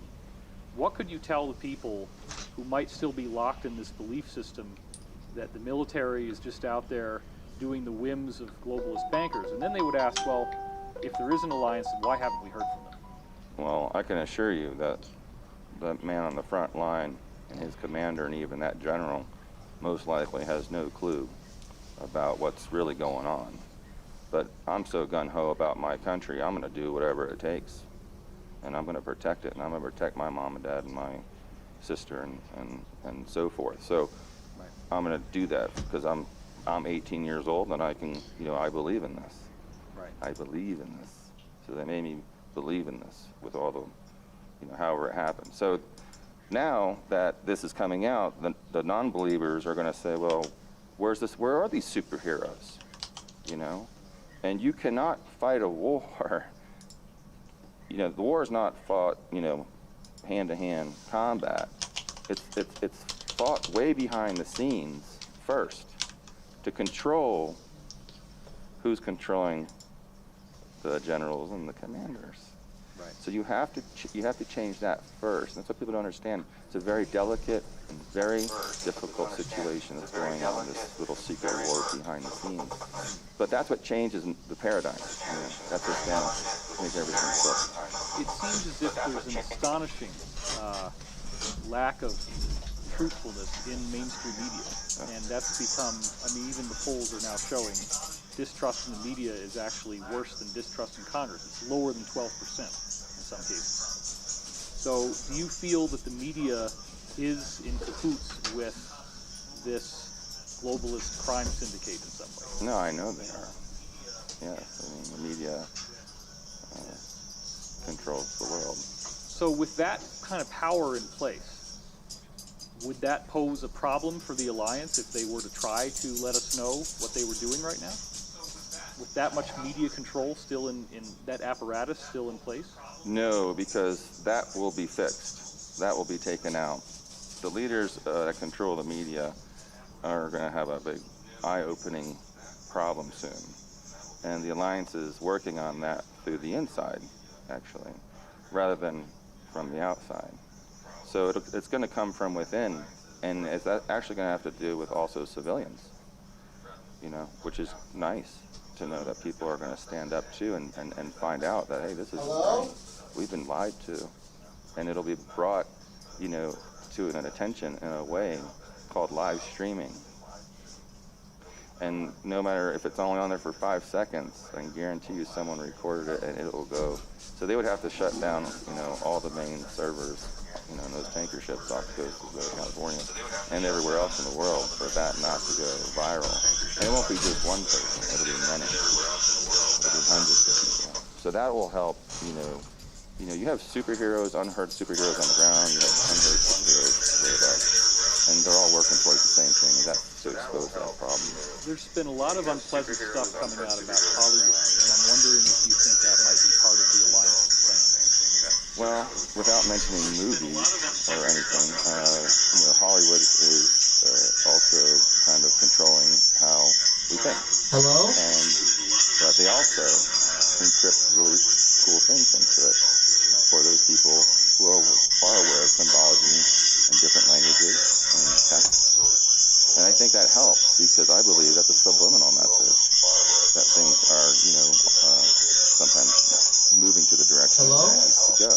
And that's where it's going. And I think it's important for people to know that the message is being sent out. If you can't see it yet, it's okay. It will. It'll be in another form. So really blunt, dumb question. Is the military working for our best good? And if so, will the abduction stop once they succeed? Yes, the military is definitely on our side, 100%. You know, the higher-ups are getting very upset about the manipulation. You know, they have their own agents. They're starting to find out things. You know, so it's a very good sign that this is happening right now. You said that the abductions have already decreased a lot. Now, are you telling me that the military alliance people have already been fighting a war to greatly reduce how many abductions are happening? Oh, I believe it's more of a money thing going into secret corporations. They used to use the military to help them do things, but the military didn't know why they were going to pick up, you know, or going to this place and slice up a cow. They didn't know why they were going to go pick up, you know, this individual or, you know, take part in this. They just know I'm there to come here and provide security. They have no idea what's going on. Hello? And they're not allowed to ask, and if they do, then they're terminated immediately. If this cabal, as a lot of people call it, that's a term that I'm using now, if the cabal is defeated, the disturbing things we've talked about in this episode with abduction, will that largely, if not completely, be stopped at the same time? Yes, if the cabal is defeated. So in a sense, then, we're having like a shadow World War III. 4, shut the door. 5, 6, pick up sticks. People are completely unaware that it's even happening. It's right there in front of your eyes if you really, you know, think about it and look at what's going on around the world. 5, 6, but, you know, we don't have sticks. time for that. And it's not the people's fault. I have to work. I have to eat tonight. You know, I have to do these things. I'm in the matrix too, guys. Yeah. So it's like, what am I going to do? Okay, I'm going to conform.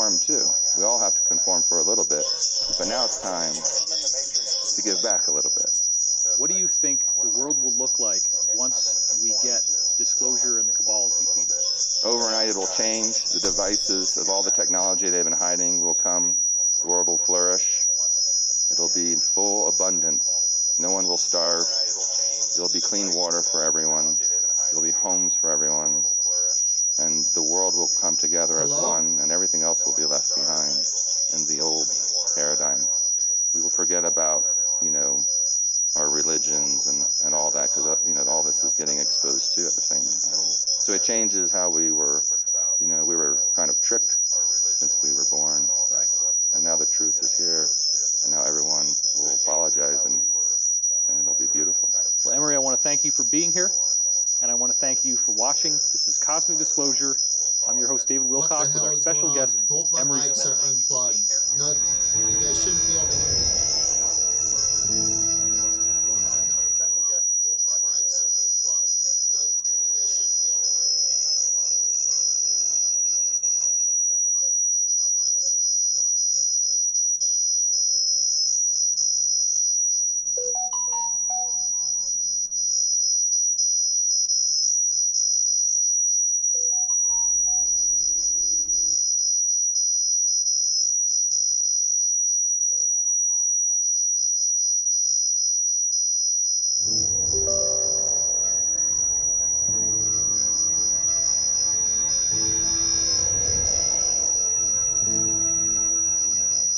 All right, welcome back to Cosmic Disclosure. I'm your host, David Wilcock, and I am here with Emery Smith. So we were talking about this concept that you weren't that surprised by the idea of very elaborate genetic hybrids being made by our government, even at the beginning of this time that you spent at Sandia Labs inside Los Alamos. So I kind of feel like there's something missing here. How much had you been briefed on genetic hybridization programs before you ever started this particular job with these so-called salmon fillets? Yeah, I was not, actually. I was a very low classified individual at that time, so it actually didn't happen until about a year or two later, where because of what I was, dissecting or whatever, led to other briefings that led to other briefings, because a lot of these beings were connected to ships. And when I got pulled into that, then I was pulled into other things Hello? that had to do Hello? with hybridization. Hello, hello, hello? Because I was actually told once that one of the samples was a hybrid. And that's how I knew they were doing a hybridization. They didn't hide it that time during the One, briefing. two, buckle my shoe. And it was a group briefing. So And what it was this exposed. sample? What was it a hybrid of? What did it look like? It was kind of like a tiger. It was a tiger type, human type being. Really? The DNA had fur on it. It was very humanoid. It only stood about 5 feet tall, and it was very. The way it looked was very dismantled. It wasn't. It was not correctly how you would think you would see something like in a movie or something where it has the perfect eyes or the perfect eye set. The nose is perfectly aligned. It was just morphed very, very horribly. And I don't know, I cannot tell you what DNA they were used to make this creature. I could just tell you what it looked like. You understand what I'm saying? It had the aspects of a cat face, like a tiger, and it had very large green eyes. And it had whiskers, and the body was very small and very frail, and it had just regular fur. Well, we have seen cases of people trying to breed lions and tigers together and different types of things. And I remember noticing that in some of those cases, those animals have this kind of disabled look. They get this Right, I strange heard about this. deformities to their faces and things like this. Right. So do you think this was like a failed prototype idea Yes. of some kind? Absolutely. I think it was a total failed prototype. Yeah. Because I don't know what that would serve, what they were doing. I think they were just trying, which they have already been doing for many years, I know, before I even came along, because of some of the things that was released to me later on in the projects, that they were mixing all sorts of DNA with human DNA, I fixed including it. plant DNA, and mammal DNA from other mammals from the oceans and sea. What do you think this tiger being could have been used for if it had? I mean, I know it's speculation. But Well, speculation for me, total military type operative type Okay. Super soldier, soldier? super soldier type programs. I wasn't even where using they would my release XLR it microphone. as- It was my just as USB in the old microphone, days, it would- and it was using and that the for Roman some Empire reason. had And mastiffs, hundreds of them. it was They being found hundreds stupid. of I mass don't graves understand at why it big was sites where they would, doing that. you know, be running alongside the horses, and the masses would jump on the people, and the horsemen would spear the guys. They're just used to knock down people. So this was probably used to maybe some future war or something to release all these crazy hybrid killing machines instead of using humans, of course, Right. first, Right. and then, you know, send in the humans, or send in, of course, that is probably in the future. I'm sure it's going to be mostly clones and drones. That will be, the war will be fought, you know, inside a computer room. I kind of asked you this before, but I'm curious to get in a little more detail. You said something about that the clone might have memories loaded into its mind, that it Yes. so it believes that it Yep. has an identity that's lived for however Let many me. years. Yeah, they can program the brain because the brain is just not its own brain. It does have modulation to it using very, very small sensors and, how can you say this, wiring, Implants. implants, Yeah, okay. that stimulate certain parts of the brain, and they can also download it and make you believe, you know, that you are Marilyn Monroe, or you are David Wilcock, or you are whoever, and this is actually what has happened to you in the past 25 years, and you just wake up in the bed one day going to work, or someone's picking you up, and you will not. That's all you will know. Is it possible to store someone's memories and personality like on a hard drive, actually as a data storage? I haven't seen that. I get that question asked a lot because of like the movies out there of like Avatar and things Sure. like that, the consciousness. But I have not seen that because you would have to have the DNA. All I know is they can only do it if they have your DNA, because the DNA is everything enfolded within the universe, including your specific matching prototype of who you are and all the conscious experiences you have. So I'm sure by now they probably have something that can store your DNA for a very, very long period of time without damaging that part of it that keeps the conscious memory implanted into it. One of my other insiders reported working at a base which seemed to be Area 51, though he wouldn't say that.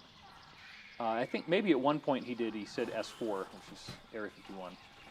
And he reported that they had a dog that was, I guess, a desert dog that showed up, and the dog started to have certain quirks and certain tricks that it learned.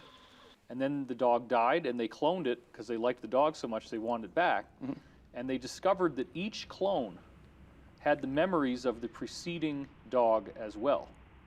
And so it was as if they started to conclude that the DNA was simply some physical address for an energetic consciousness that superseded DNA. What are your thoughts on that? No, I agree with that. The DNA is just our 3D interpretation of the energy that is you. So the light body, I believe, and all that is stored, like we call it the DNA because we're taught in science, but really it's in that field of that molecule, or whatever you want to call it, that tetrahedron, or however what your belief system is. So I do agree, it is an energetic thing. So he referred to the DNA, and they apparently refer to it as like a tuning fork, Right. that it tunes in this energetic aspect of yourself. Right, it's the radio. That's correct. It's a type of it's a device. So how does that interplay with programmed memories? How could they give you a memory that you didn't really have? Or is it more that they can make the clone think that it's you and access your own data bank of memory? Yeah, Excuse they me. have a. I know I wasn't part of that program, but they do have something that does exactly what you just said. It somehow gives that DNA or that energy frequency. Like when you talk about the morphogenic field, everyone's everywhere, everything is everything. So that energy somehow, you know, if I want to believe, you know, if I have an affinity to be you, I will believe I'm you, and I am you because we're each other, we're everywhere. And what happens is I think they somehow, some way, found a way to change that memory of who you were in the DNA using that exact thing you said, a frequency in this field. And I don't, you know, that's just my speculation. I did hear from my secret space program insider, Jacob, who was very deeply involved on many, many levels, claims to have been to over I believe he said over 2,000 off-planet locations through portals he claims that he went to. And he was very I am credible. listening. He said at one I am point sworn that to defend certain elite people could have, there is apparently a machine they have where they can download your personality and consciousness into a younger version of yourself, that you can be transferred Right. from one body to another as your main host body. Do you know anything about that? I do not know anything about that, but I have seen them do that with other beings. Really? Yeah. So I'm assuming 100% they can do that just through some of the briefings I've been, in on of similar consciousness movement of, this, what you call this downloading of your own personality field. And so there's no doubt in my mind, I believe that is true, but I've not seen that. What is the reason for why these cloned beings seem to have a shorter lifespan? I These think kids, when you anytime get a take second, any type of cell, you should like come we have over problems here with stem cells right now, when you take them and you and help multiply me 'em, kill there's this a couple of them that this come guy. out not I too can't well. kill him by So myself. the more you do it, sometimes you have a little bit more I problems need a with the cells party being, member. mutaceous. They start mutating into different things, not what we thought they were going to be. So there must be something in the field that only allows us to maybe, or we just haven't perfected it here yet, because I know it's been perfected up there. So I think it has something to do with that maybe it's not supposed to be done, and that there's a unhealthier clone every I'm time out you of clone range. someone when you do it that way. If we go back to some of the vintage whistleblowers like Bill I need to get Newhouse, closer. it appears that from Hey. whoever, and it might be Dwarf. the Cabal, What up, the Joe? narrative was presented. I'm out of with Nothing. the I idea just that need the help with Greys this killing are this humans from this the guy. future.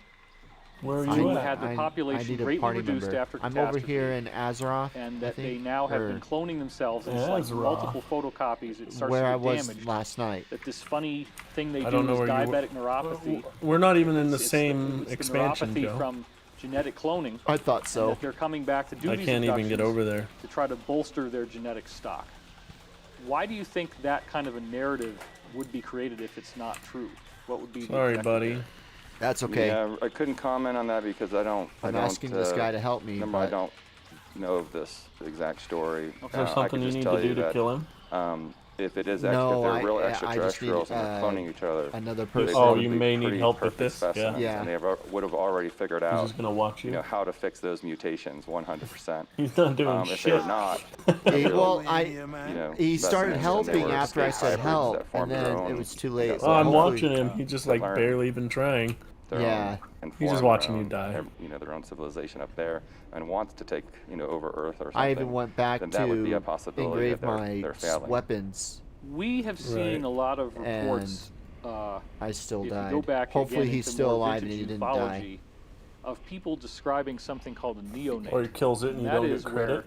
if a fetus is allowed to I don't develop care if he without kills the it. pressure of I'll the ask human him to Never help even me. worse.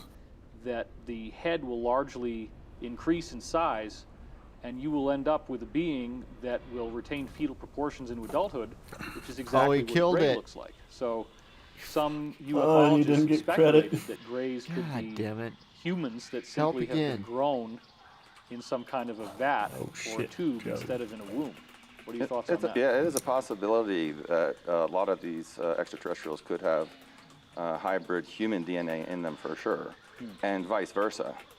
So I definitely believe in that because it's been done. It's been done. Were I'm you gonna aware invite of this- any other being like the Tiger human hybrid that was a hybrid program that Nice, you were directly yes, briefed on or allowed to nice. see a specimen of? No, other than that, there was one that was kind of like a manatee type version. Really? Yeah, a manatee type, walrus type, seal type phenotype there that they were utilizing that had a very weird look to it. Also was disproportionate and was dead upon seeing it. And I believe that was part of a project where they were mixing mammalian with human DNA. Okay, I don't know here what he they were is. going to do with it, but it looked like I need to get an closer. upright, like a manatee, but upright with arms and hands.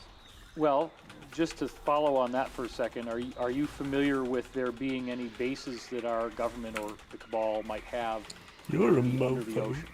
Yes. And how would that work based on what you know? How would you build a base at the bottom of the ocean, let's say?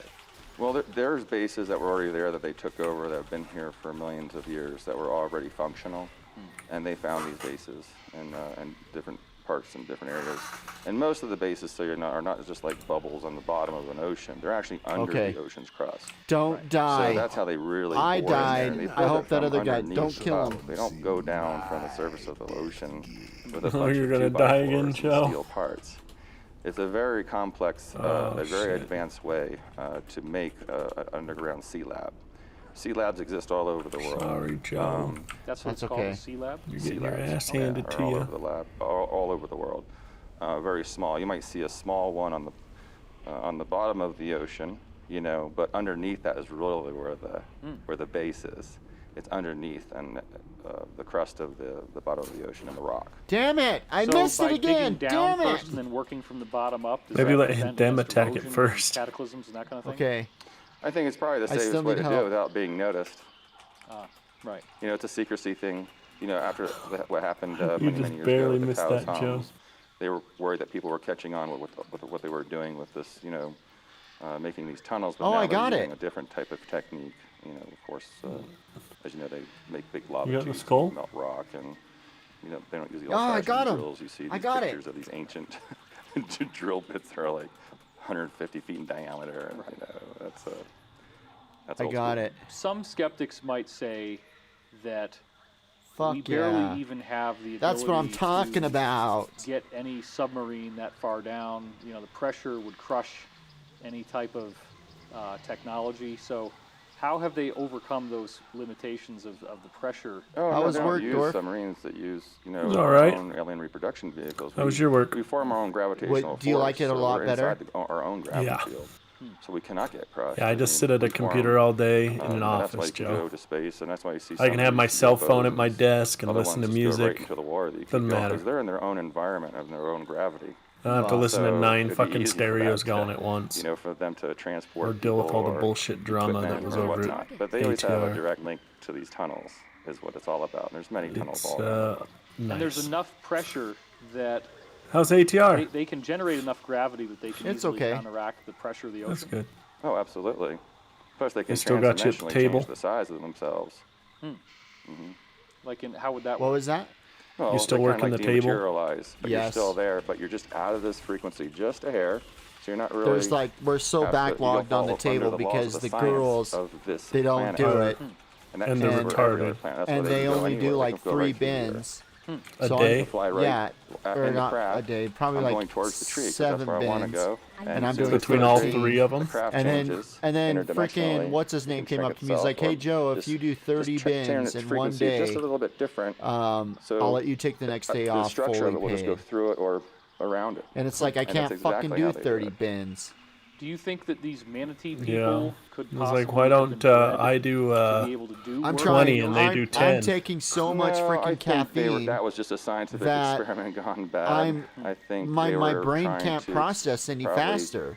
They were probably looking at other know? Yeah. more don't, but intelligent okay. mammals, Well, but they I were starting can't with different move ones. I don't know fast. why. Like I'll try to that. grab it, I couldn't an even item, tell you. and I've it been takes saying me what a it minute to looked like. I don't process know where to put it. If it was manatee Right. man, just Well, I sizing, mean, that's you what can it only do looked so much, Joe. like this, you know. This I don't type know of why face and the- you need to be the skin. doing all their work And, for them. It was very interesting. Now, You know what I there mean? are dolphin. That's what it sounds like. extraterrestrial It's like, type oh, people, Joe, if you do that, if you do have more than they evolved, do, you know, do beyond 4 us, times more that than have come the back 3 and of them dropped off, combined, you know, their lineage of dolphins. I'll give you a day off. It does seem interesting. It's like, how about you just give me a day off for doing more than them, period. Maritime era. There Yeah. were You know what I sightings of mean? Like, people I'm already doing claiming 20. that What do they you mean? saw Human 10 more. aquatic hybrids of some How about I kind. just do 7 like them? And that almost universally is written off as if the sailors were Yeah. just drinking. Yeah, I'm gonna do my 7, and then I'm something, just but gonna go sit in the they corner s- for the or rest that, of the they day. saw manatees. Yeah, yeah. Right. Yet you've seen line art illustrations of The people shit who bugs drew me. these things from the craft, and you see, like, for example, a being that has a human face, but it almost has like flippers coming out. You know, if they're for not arms pulling and- their weight, then and maybe kind of they need to flippers find a coming different out for job. legs, almost like it's a scaly Yeah. type of thing as well. Right. And they don't So put do you anything in the think right that bins either. That's the Maybe worst at part, that Joe. early era, They're before slow we really and they started to screw explore stuff the up. oceans, that these It's too ETs far had more free will to I, be on uh, Or Earth like without toner in the violating our free magnetic will? media and stuff like that. Yes, I believe Oh.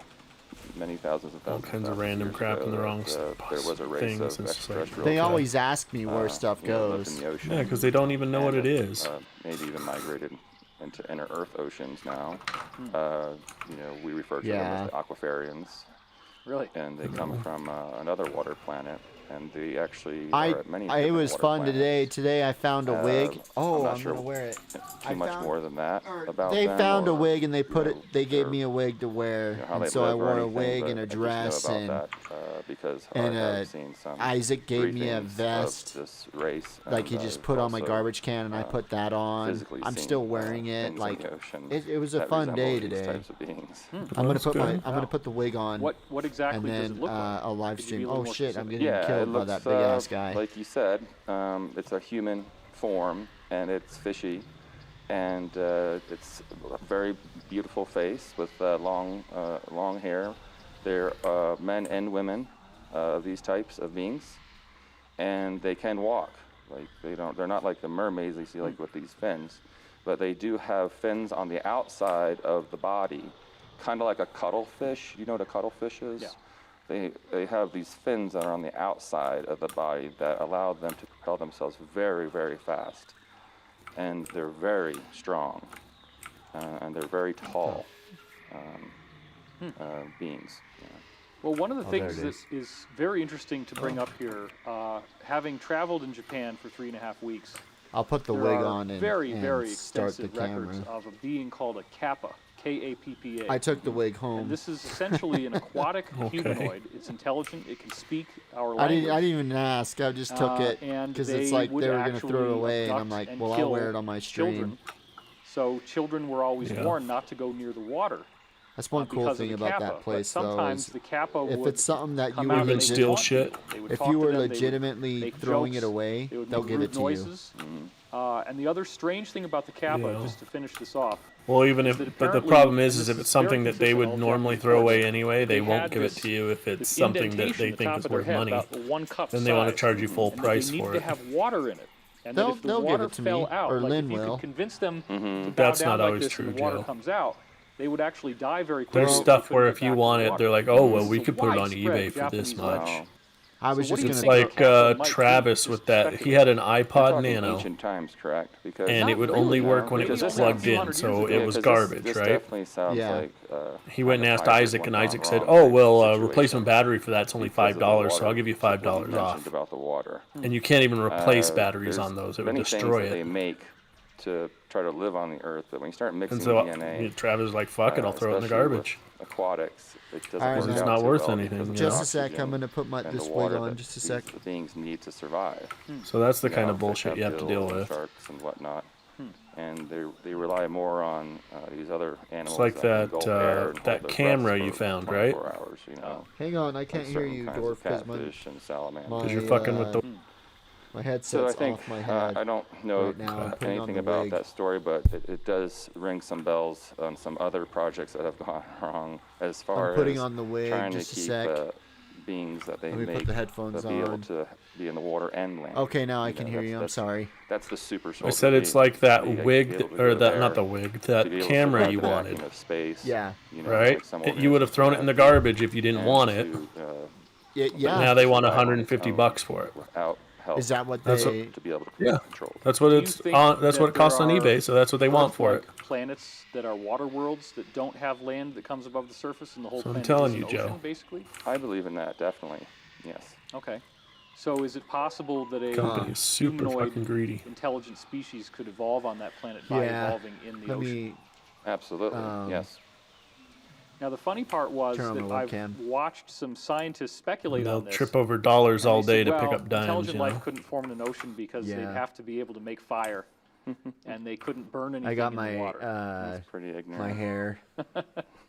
We have a lot of species here that are, living quite fine, that are I more think conscious I look than we pretty are. good. Just because we can't communicate with Not them gonna doesn't mean we lie. should alienate Looks them. nice. Right. Just like Uh-huh. dolphins. I mean, their Right. brains are a little bit bigger than ours. And that's the whole thing with everything else. It's about communication. Oh, excuse me. What It's so level sad are you? That just because we can't communicate with someone that we have our differences. I or we think make them I'm look 20. Like they're smaller Oh, than nice. we are. You know, that's something that Hit needs to 20 go. last night and then Why went do to you bed. think the Kappa might have died if the water fell out of this little cup in its head, this cup-shaped indentation? I would say You're it really has to close do to with me. voltage, because without the salt water, the body can't have a special I know. voltage, and I think he needs the voltage to keep running in the body. I don't believe it has anything This to do with breathing add-on is or definitely helping me. anything else, 'cause they would not I did risk cancel it that though, to come upon the so shore. it won't get. Cancel. Oh, But it Yeah. would, you know, that. So I'm voltage, hoping that 'cause after every it'll living still creature work. gives off a type of voltage Maybe. or a frequency. If it does, then I'll be like, fuck yeah. Alive. So I don't have a target. Now, I canceled it, and they're we've like, heard a lot of they asked me a reports question about like, the why did I Philadelphia cancel? experiment. And please And then we explain. get I into said, if the you guys, scientist I said you Jerry charge too Vassilatos. much. If He you Yeah. reported charge that $1.99 at a Norfolk month, Naval Shipyard, I would they do were it. doing these major Really welding charge $3 operations a of month. It would be battleships more around reasonable. World War II. yeah, $10 Yeah, no. When a they did the month. arc welding, Fuck they you. would Charging see a this huge flash of subscription. light, and then all the power would Yeah. go off. And they couldn't understand why this That's was what happening. WoW should cost Eventually, every month. they do a high-speed film, Yeah. and they found that this I need a hole target. would appear like a black hole, and tools and The WoW objects would be flying into the can be hole free now if you before the actually get power enough shut gold. down. And this apparently was Yeah, what but led to the to get that development much of the gold? Philadelphia experiment, where allegedly a ship If you're was at max transported level, from you'd probably do it. Virginia up to around I think Skid said he could pay for like hence 5 Philadelphia months straight experiment, if he and then wanted back to. Virginia. Are we looking at, do you think, Wow. an early prototype example need of to get what later closer. became a portal technology where all the kinks got smoothed out? Is that what Philadelphia experiment might be? Portals exist. There's a lot of science into portals that we have done I don't have a target. without using certain Earth grid, grid points. As far as that specific, I would have to know a little bit more information of what they were using to weld and a lot of the energy going into that and the fields of electromagnetic It was energy. very, very high voltage electrostatic Perfect. welding. Well, that's what you need to do that. So it could very possibly be that that's how they were, teletransported to the other side, or had a device to do that. Why do you think the soldiers ended up getting embedded in the hull of the ship, as was reported? What might have caused that to happen?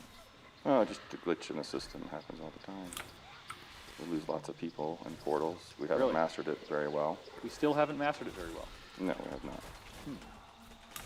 It works, we've done it, but it's I not need to target 100% something first. safe. Wow. But nothing is like driving a car. So, another thing that you told me that I thought was really interesting, and I feel like it's a good time to touch on this, is you mentioned that to me in private conversation. Bro, what the fuck are that you the doing? locations of where we chose to build military Wait, what? bases B-Skids? might not be totally arbitrary. What are some of the Probably hidden because of. reasons Is it why because of my certain what? bases are where they are? My wig? Well, not all bases, but a few bases, like I told you earlier, Probably. were built on certain grid points on the planet. I'm because wearing a they were wig, built 'cause on why top of not? Other ancient bases that were there. And some of those ancient bases already had, working energy devices and alien craft and portals. So they would literally be able to just dig right down into that I base need and to target reoccupy it? something first. Well, not reoccupy it, but study it and, reverse engineer it. And of course, if they were building certain portals or certain other devices, they would make sure it was put on that same grid point or try to activate certain portals that are there, in the early years, in the 40s, 50s. They were, when had a lot of bases going out west and stuff and exploring things using special radars to look underneath the earth, which have been improved today, they would pick these specific points. And this is where they would set up labs I'm like out of Sandia range. Labs is actually on Kirtland Air Force Base. Los Alamos Labs is north of that, but they're all connected. So I do believe around the world, not just here, but also military bases in other countries, I need a target. after looking at them and lining them all up, do fall on interesting grid points. And they have been many spectacles of different phenomena that comes out of these bases that are witnessed by civilians in these specific points. So you're saying then that in certain cases, a military base I might need be to built target over something first. a I don't have a wrecked target. extraterrestrial vehicle that's underground somewhere? Absolutely, or a base that was already been there from ancient times or from extraterrestrials that need a abandoned it. This does line up with some other intel that we got from other folks. So Are there certain cases where Excuse me. the craft itself would be very large, like very unusually large? Very large, absolutely. I mean, Kirtland Air Force Base is the 5th largest land base in the world. And you have to look at a lot of different parameters when you're trying to associate and balance all the different bases, and if you're really into this kind of thing. You know, there's craft that are very, very, very, very large, that's stuck in the crust of our Earth. And I've seen the photos. We use very special type of radar that's classified. That's 400 times more greater resolution than a CAT scan. So, and it has a backflow of frequency energy that measures the time of how that frequency comes back to tell us exactly what it is to build a volumetric image. Yeah, and you actually showed me some of that. It's probably not for public distribution, but you showed me some very, very interesting stuff at one point. Yes, so. Of what appears to be an underground site. Yes. That is definitely not known to the public. Right. Some of these craft can be anywhere from 8 What feet is your business here? wide to 33 miles long. Some of the structures Zandala underneath forever. the ground could be just as big, 10 times larger than the Giza pyramids. But are pyramids in some cases? Right. Yep. Wow. In that kind of shape, Wow. or reverse pyramids. Like tetrahedrons, one on the other, going backwards. Interesting. So, yeah, very amazing shapes and very deep in the earth, and with many things inside them. So let's say we have, as one example, a 33-mile wide craft underground. Sure. How many staff might be dedicated to exploring just that one thing, and for how long might that have been happening? If you say an entire base is built there where the good stuff is. It could take many, many, many, many, many, many, many years for that to. It's not like you just break into a tomb and there's the mummy and okay, and everyone just pillages it or whatever. They're very careful with it, and just like in Antarctica with what's going on down there, it would take a team to probably research that kind of base. I'll say it's a craft. I'll say base underground. Depending on how there's many parameters, like how deep it is, what kind of rock is in it, how we're going to get there. The biggest thing they'll do first is all this volumetric imaging, and then they'll plan out and they'll recreate it on the Earth first. So they'll actually map whatever they see and make a model of it, exact spec I need to target on top, something on first. top of the Earth or under a ground base, where they can do this secretly to see exactly what's there. And then, of course, it's not going to be. So when the team goes, now they're using virtual reality to do it. So when the team goes in, they know where they're at inside this area of the craft or whatnot. Is there still energy there on the craft? Is it still on? Is there beings there? If they are they, alive, or are they in a cryo state? What is, these are the things that they do. So that they're very, very specific about before going in and just digging everything up. It's not like this general saying, get in there and just dig this up, get all the backhoes out. No, it's more like they're very calm. Let's figure this out first. This is very dangerous. We don't know what we're getting into. You have to understand there might be microbes in there, that, come out and infect the entire planet. So vacuum tunnels have to be made with negative pressure air systems and stuff. So it's a very dynamic and a very huge undertaking. It could take 20, 50, 100 years to do a project like that with all those parameters I said that are involved. Yeah. Well, I would be remiss to end this episode without just asking this quickly, which would be, are you confirming the presence of at least one very large mothership under the ice in Antarctica? Yes. Okay.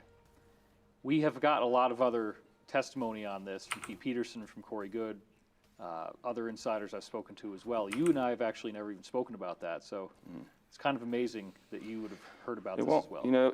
It won't be the people, it won't be us, exposing this.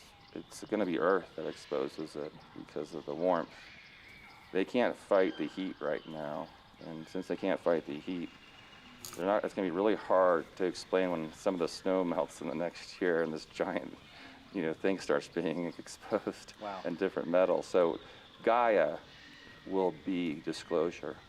Earth will be the one who discloses it, which Well, is we're going to beautiful. help Gaia. Yeah, we're going to help Gaia. Gaia's going to help Gaia. Yeah. But you get what I'm getting at. Yeah. Isn't that beautiful? That is amazing. All right, well, I didn't want to leave it on that cliffhanger. We'll be back next time. Cosmic Disclosure. I'm your host, David Wilcock, here with Emery Smith. Thanks for watching.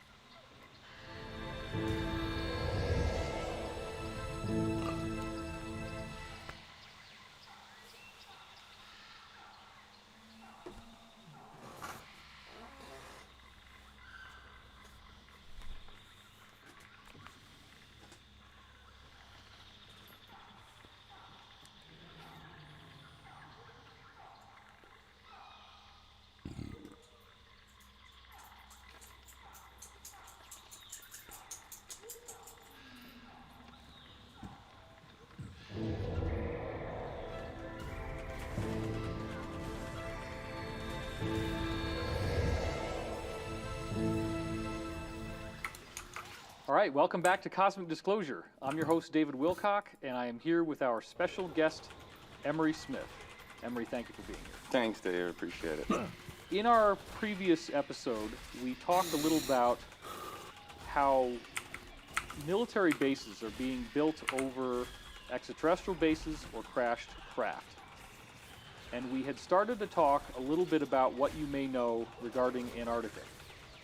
So, just to get more specific with you, according to Pete Peterson, operations in Antarctica have been ongoing for quite some time. He was aware of it being back to at least the 1950s, and he said that it I is don't a have a truly target. vast operation that's being conducted down there. So, could you speak a little bit more about what you know of what's going on in Antarctica? I've recently met with 4 of the scientists who were part of that expedition of, well, many expeditions in the past few years in Costa Rica recently. Continuing and I'll continue. what was interesting is there's also another craft that is part of some of the craft that's down there in a cave down near Costa Rica, I'll say. Oh, wow. And so this group was asking me to come with them to Antarctica to check it out. And on another expedition, which I refrained to go because all newbies don't return. Really? So that's how dangerous it is. And any people that go down there to do documentaries or try to get with people to take them down there usually end up pretty much not coming back. Wow. So right now, if you don't have a specific, really good classification, you're not going down there. So that doesn't leave it open to satellites, however, and special drones that we have access to find out more information. Different organizations are funding this, private organizations, because people want to know. And so this information was given to me, strictly from the 4 scientists that actually came from working there for 2 years, which they do have the access to get back down in there to do what they do, which is basically what I was talking about, mapping and measuring the melting ice and how much time they have before this other things are exposed, which lead to the exposure of the underground city that's there, that has been there for a very long time, apparently.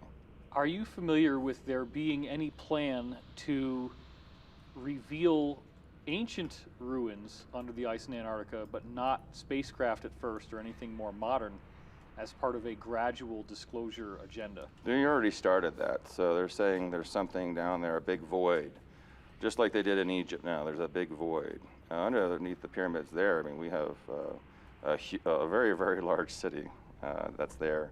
In Egypt? In Egypt, under the pyramids, about a mile-high dome. Really? Yes, very large. So this is the same thing that's going on in Antarctica.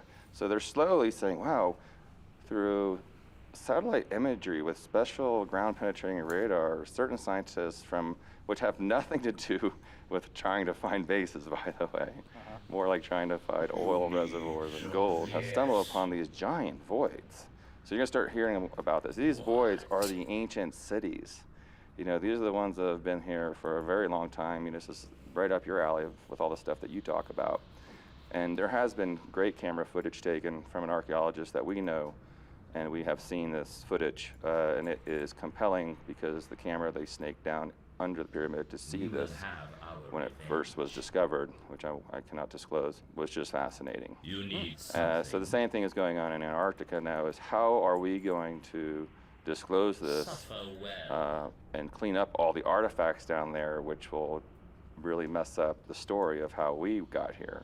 Right. Kind of like Mars and the moon and everything else. And it's right here on this planet. All of a sudden, in the media, we hear this report that neutrinos were used to discover a very large new chamber in the Great Pyramid above the Grand Gallery, which is the big hallway with the tall, and they're kind of saying it might be on a Talk to diagonal Grimwing, with the Grand Gallery, fly but it's to a little Silver Moon higher. City. Right. And that's a very large, previously undisclosed space. I've heard about that. Now, with the technology you're reporting, it would appear Oh, that they would Rebecca, I have need known to about use the this for a restroom. long Oh, time. they've known about it for a very long time. Have people been into that room Yes. that you know of? Yes. Really? Yeah. And that's what, the Alliance needs to decide is what do we release and how slow do we release it. So there's a gradual, scientific, huge worldwide scientific investigation of, these tablets or this or that or whatnot, because it doesn't match, what's going on or what we've been taught here. And that's going to be the hard thing for people to grasp because of the belief systems that we all have. Do you think that there might be a way? I mean, like, they don't want to tear up the pyramid, right? They're very concerned about antiquities preservation. But now we're talking about a massive, massive chamber inside the pyramid, openly discussed in mainstream media. Right. So is there a way into that room already? Do we know what's in that room? I'm 80% sure they've already been in that room from the bottom up. There are tunnels that they have already dug under into this city. Wow. So it's already been, they're learning, what happened. They're trying to learn the text, learn all the symbols and what's it all mean and how do we, so it's a huge undertaking on the private side of this, whoever's running that contract job. I can tell you that much. Just for the sake of people's curiosity, what might be some of the most surprising things that we would learn? Like, what would we actually see if we ever get to see the footage of this room? What would be the most surprising thing we would discover?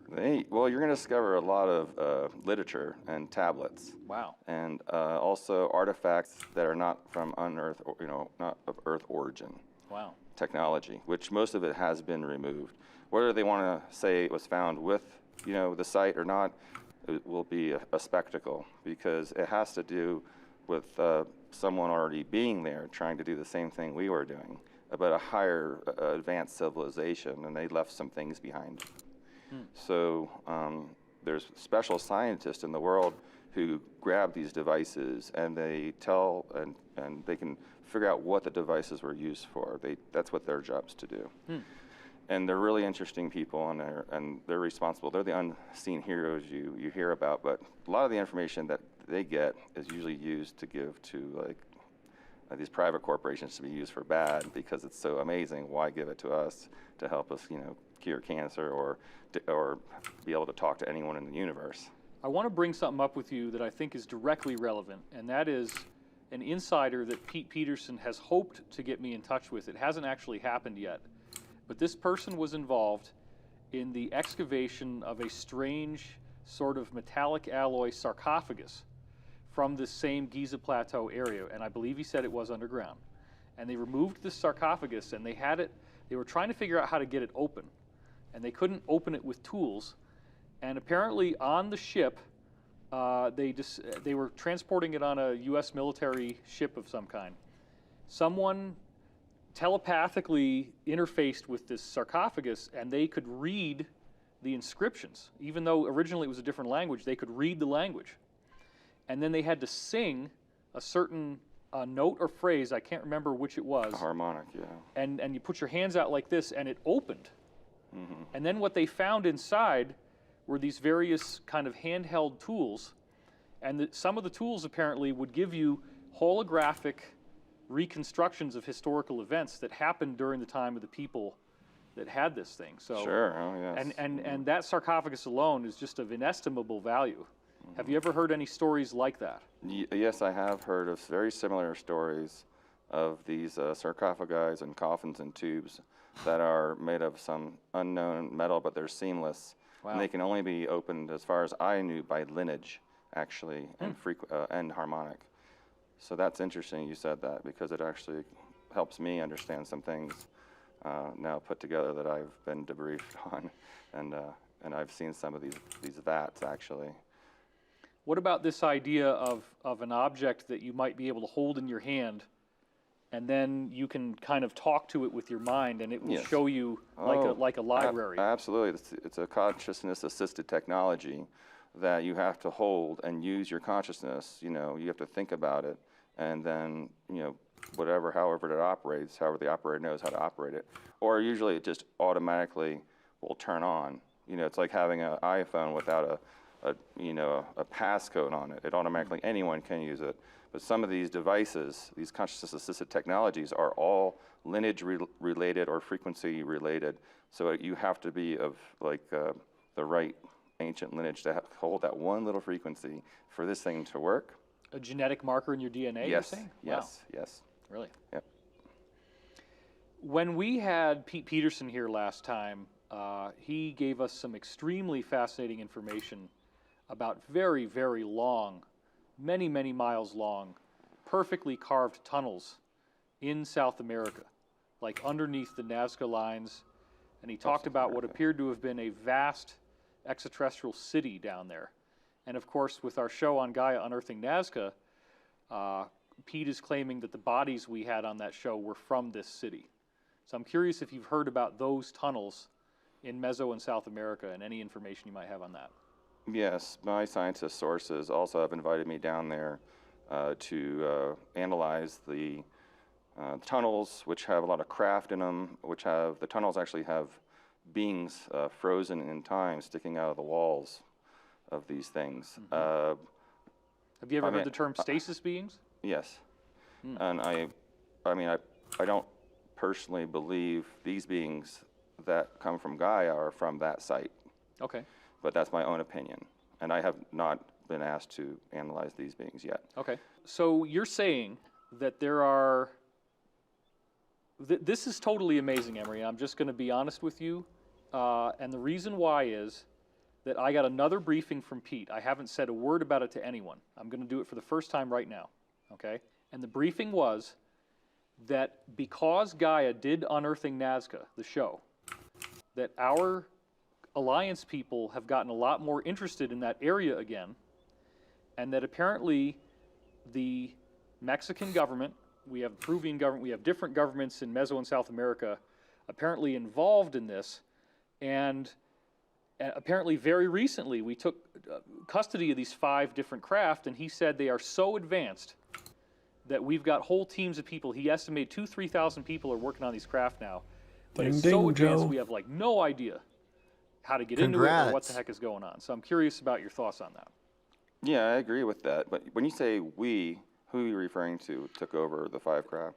I guess it would be The Alliance or? DIA, Military Industrial Complex, what we would call a MIC Secret Space Program. Okay, folks. that I can confirm 100%. They are now in control of all the tunnels and all the ships and all the bodies and all the technology, which Really? was recently just happened.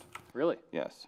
And it's now very difficult to get in there, but I'm still deciding whether to go or not, because it's just a matter of, if they invite me again to go down there and decipher some of the,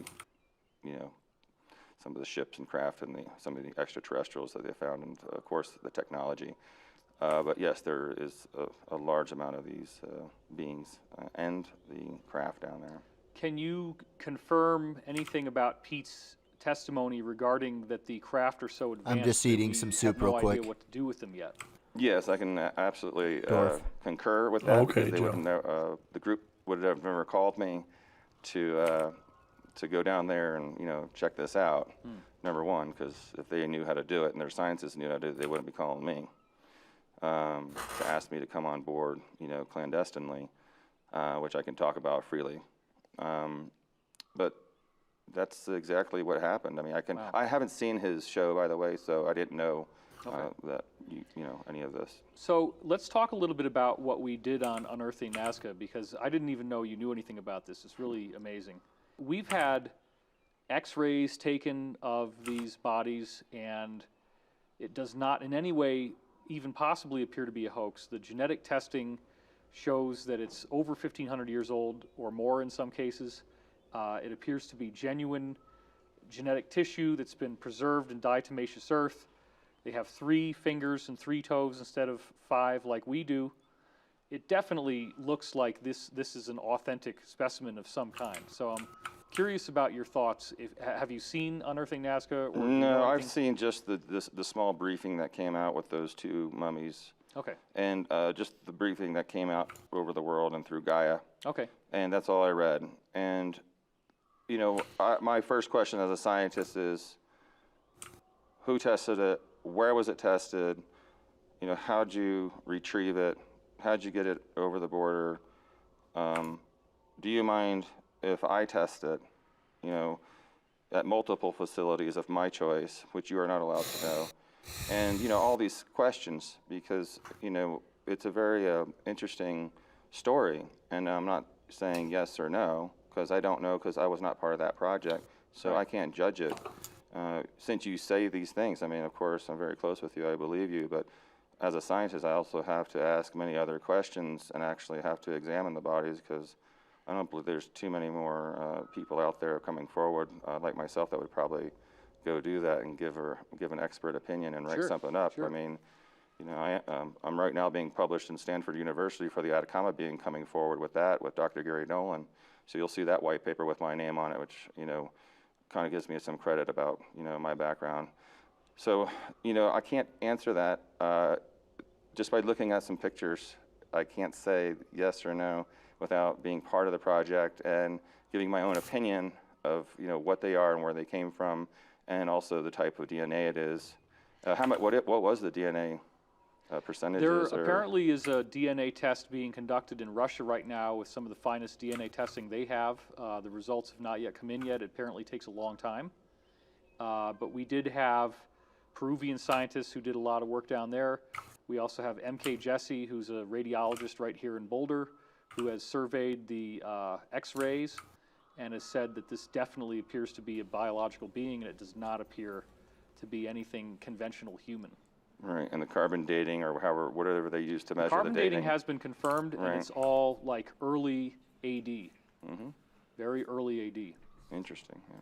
So, would you be interested? I mean, I'm not able to ask you this on behalf. Yeah, but I would. Would you I be would, interested in doing that if you were invited? Yeah, I would entertain that, of course. Yeah, I would Okay. be helpful in any way I can to help approve or disapprove, you know, these beings. And you told me before that apparently the Atacama humanoid that you had in Sirius is not the only one. Could you tell us a little more about that? Yeah, I can. There is another being down in that location that has been discovered that is very similar to this being. And we are now trying to work something out so we could get this being. If we can get this being, we can get the DNA from both beings and see if they match and see if it is a new subspecies or not. But the data that we're printing right now at Stanford, is, I'm not going to spill it because I can't talk about it, is going to talk about that exact thing. So Greetings. you guys are going to have to wait for that white paper to come out in a couple Our of weeks, kingdom and then we'll go from there. But I'm very interested in that being too. I want to immediately, grab this being, put it in a safe place, and be able to run multiple tests on it and see what happens, and go from there. It's a speculation right now, so we can't say anything until we actually have the DNA in our hands. As you know, as I went over to Barcelona with Greer and Dr. Bravo to obtain, the first one, and bring back that DNA to Stanford for Dr. Gary Nolan to test, one of the world's leading geneticists. So, there's a lot to do because you have to have, I think, in the future, multiple testing sites and more larger teams involved in organizations. So it's just not one, foundation, doing all the work. And it should be a conjoint, collective thing. Most projects like this should be collective and not just one overseer.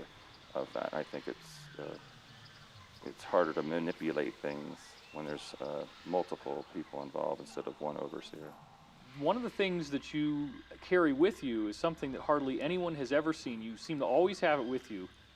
The only other time this was ever shown was on stage at Contact in the Desert. You handed it to me when I was doing a panel. It was a sensation for the audience. All right. So could you hold up what it is that you have and tell us about this? So this, after the team and I went over there to Barcelona, this is the Ata being, from Chile, from the Atacama Desert. And what we did was we wanted to make sure that we not only, have the DNA, but let's run every possible test. Let's get CAT scans, MRIs, X-rays, as much as we can, for the scientific community to look at this, because the private organization that has it, who's been very generous and needs lots of help, would like to do more testing and do more things. And I was able, by working in some other secret projects at the time, we can 3D render, organs and things. We can also 3D render pretty much any CAT scan into any material. So we can, shoot your brain, CAT scan your brain, and I can enter it into the computer, and I can print your brain out in any material that I want. Wow. Isn't that cool? So that way I can, before I operate on you, I can make sure where all your blood vessels are, and I can actually yeah. So that's now, I can say that now because it's already out, it's been disclosed. Right. So I thought, hey, why don't I take a CAT scan of, this being and put it into the computer and make an exact replica, duplicate, cell by cell into this just polycarbonate I used because it was already too expensive to do anything else. Here, let me And see. what happened is we printed it, and this is what came out, this polycarbonate exact being. So one of the things that I noticed right away, which people probably notice, is that there's, like, the head is kind of sliced off. Yeah, when we made the program, we made sure that part was open so people could see inside and see the brain lobes, and there was different things. I could print just with the chest open so you could see some of the lungs and different things that were in there. But I'm gonna just to need have help something again. that was durable, that I wanted to Damn last it. a long Oh, time, Joe. and something that you could see the Wrong volume of. expansion. Of course, the skull was the most amazing. Can't thing. help you over 3 there, times the buddy. size of our skull. Yeah. From chin to top is like, that'd Know be what I like. mean? It's Do I the need- same length you just as don't his have it? torso, from the sternal. No, notch I'm in to a the different umbilicus, expansion, Joe. I can't belly come button over there. umbilicus. So, Like, I'd have to switch everything I'm doing. times the same size as that. That would I be can't like your just, like, head. teleport 1, to 2, you. 3 times your Does own that make size. sense? Wow. So very interesting, and Maybe the I could story kill on him this, still. being That's why you have You the want me to go? little. Yeah, Do you sure. see on my? which my I was little not part portrait, of, it's got the the little, like, collection circle? site Yeah. or anything like that. So I wouldn't even be able to early see you years, if I went but over I there. did read a briefing that matches that. I'd have to where literally this change the craft is expansion crashed. I'm in. And it was shot down some time ago. I don't know. 'Cause the I'm leveling in exact a time. different expansion And than it was you. an egg-shaped craft. I just killed him and got an and achievement, there so were about the size of a Volkswagen van. Good job, Joe. Yeah, the Thanks, size of the man. egg. There were 5 occupants. And when the army got there, the military, not You ever ours, but skinned a theirs, spider? got there, 2 of No. them were already dead, the adults. They were Apparently 22 I can inches skin high. these ones. And then there were there were Exotic 3 leather. trying to get away. Oh, Yeah. And they shot 1, and 2 they lost into the I jungle need or into the to desert or whatever. go and train for Which, that. the story goes, they did wind Oh, up in a for where you're village, at? Yeah, probably. and the villagers apparently saw these Because I think there's a little separate beings, training for the they expansion clubbed you're them. in. and wrapped them in cloth, Like I have red- Panda Land red skinning. cloth, and went to. Why would they club them? Well, I'm gonna tell you. I'll tell you why I think they did. Because after they wrapped it in red cloth, they took it to the front of the church doorsteps and they wrote El Diablo and they laid it there. I sold a bunch of the stuff I was Yeah. doing. I made like 1,000 gold, I'm Joe. out of range. So, So- how Oh, unfortunate. shit. You know, Good the shit, skull. This is yeah. one of the things I Only always took wondered 1 day about to is sell.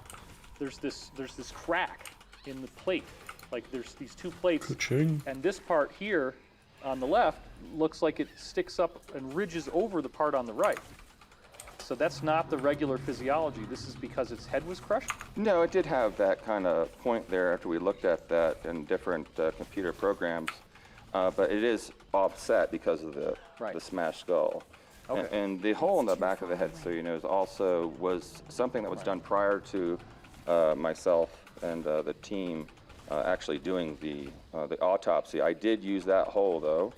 That was made by another scientist before me many years ago to gather the brain material, some of the brain matter, and of course some of the layers of the brain and some of the bone marrow, of course, was what we're really after.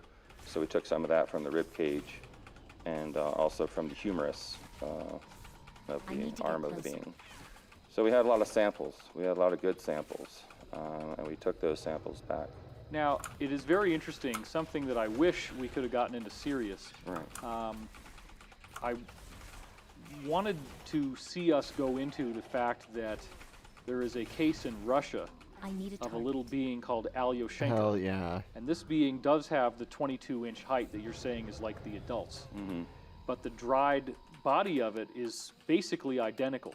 It is essentially identical to what this looks like. And the story there was that the being somehow was found by a woman who had mental illness, and she was feeding it candy and milk for a while, but it was dying. And she tried to bring it to the hospital in Russia. And after it was brought to the hospital, it died. When its body dried out, it dried out the same way Like leveling there, this, Joe? Yeah, Atacama I being do. did. That's And then, good. unfortunately, the story goes that the Japanese I wasn't a big buy fan of very all the large sum of pyramids money and to study levels it, and then it crap. mysteriously Oh. disappears. So, what do you think Alyoshenko is? Yeah, it's hard to tell. Like I said, I don't know the story. I know a little bit about the story. I did read a little bit about that briefing, Yeah. and then like with anything, even with this being, you have to understand. You know, this is not something that I saw. Actually inside where I was at. This was after I got out that I was able to handle this, and then and I just associated this briefing with this accident at this exact place. So to make that clear. And don't forget, things can be made inside for disinformation campaigns as well. And beings can be grown, and these crashes can be made to disinform scientists around the world that are not part of the projects, and some that leave the projects, they want them disinformed. So you have to be very delicate about talking about DNAs and beings and where they come from and the stories behind them, because it's very few people out there that actually know from start to finish, all right, this went to this, to this, to this. I'm being a private investigator saying, well, this is what I read, this is what happened, then later on we finally got it, and then we did this, and it matches everything. There's another one, matches the same exact report, all these different things. So that I would not, I would just say I think it's I think it's probably part of the same phenotype you of need species, protection? without looking at the DNA and actually matching the two, which would be the most amazing thing. The fact that it went missing, 100%, obviously red flag. red flag, red flag.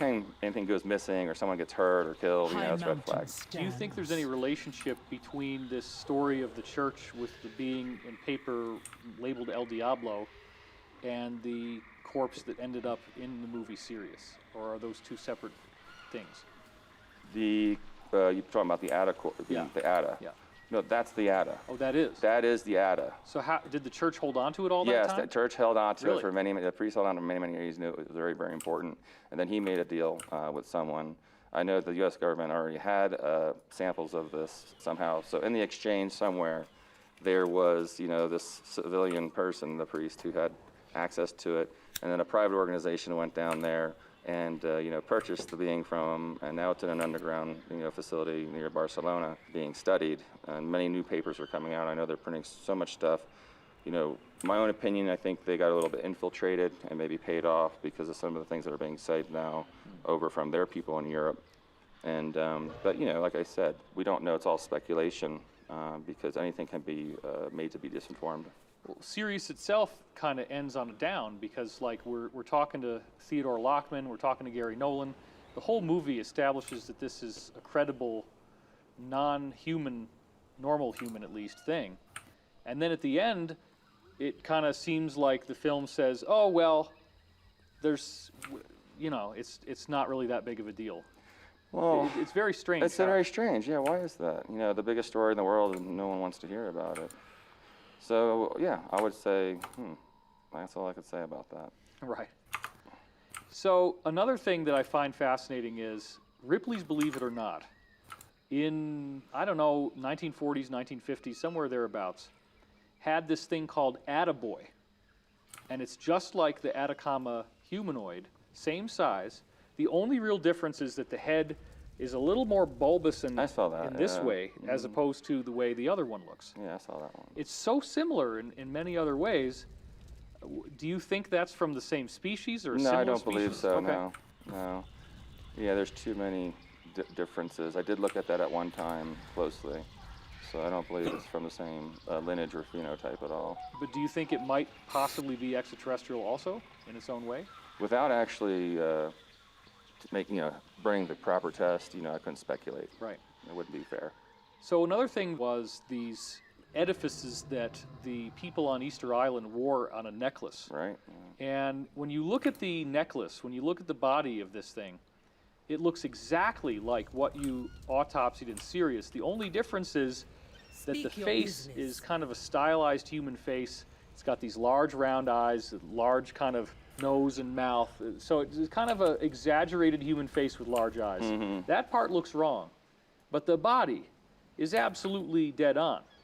And those Easter Island people are saying that these were the givers of wisdom and knowledge. Right. I think what do there's you a think is connection. I do think there's a connection with that. Like I said, I don't know enough about their history. I just know from learning from you about that story and seeing some of these pictures a while back that there is correlation for the body, that is, and whether the bodies are replicas or they're the actual bodies that were mummified. Swelling happens during mummification sometimes, depending on where it's buried and what it's buried in, and things can change and Excuse me. misform different body parts. Especially with the skeleton into different. Just like fossils, if they're in certain minerals, when they form over time, You're they'll take on a different color. excused. Thanks, shape. man. So it's a very interesting thing. I like how you look at kept your mummies camera and on while you ate how that they're buried, soup where and they're turned it buried, off the after. temperature, the humidity, Yeah. and all these other factors that fall into place. Joe. And the same thing happens with these beings.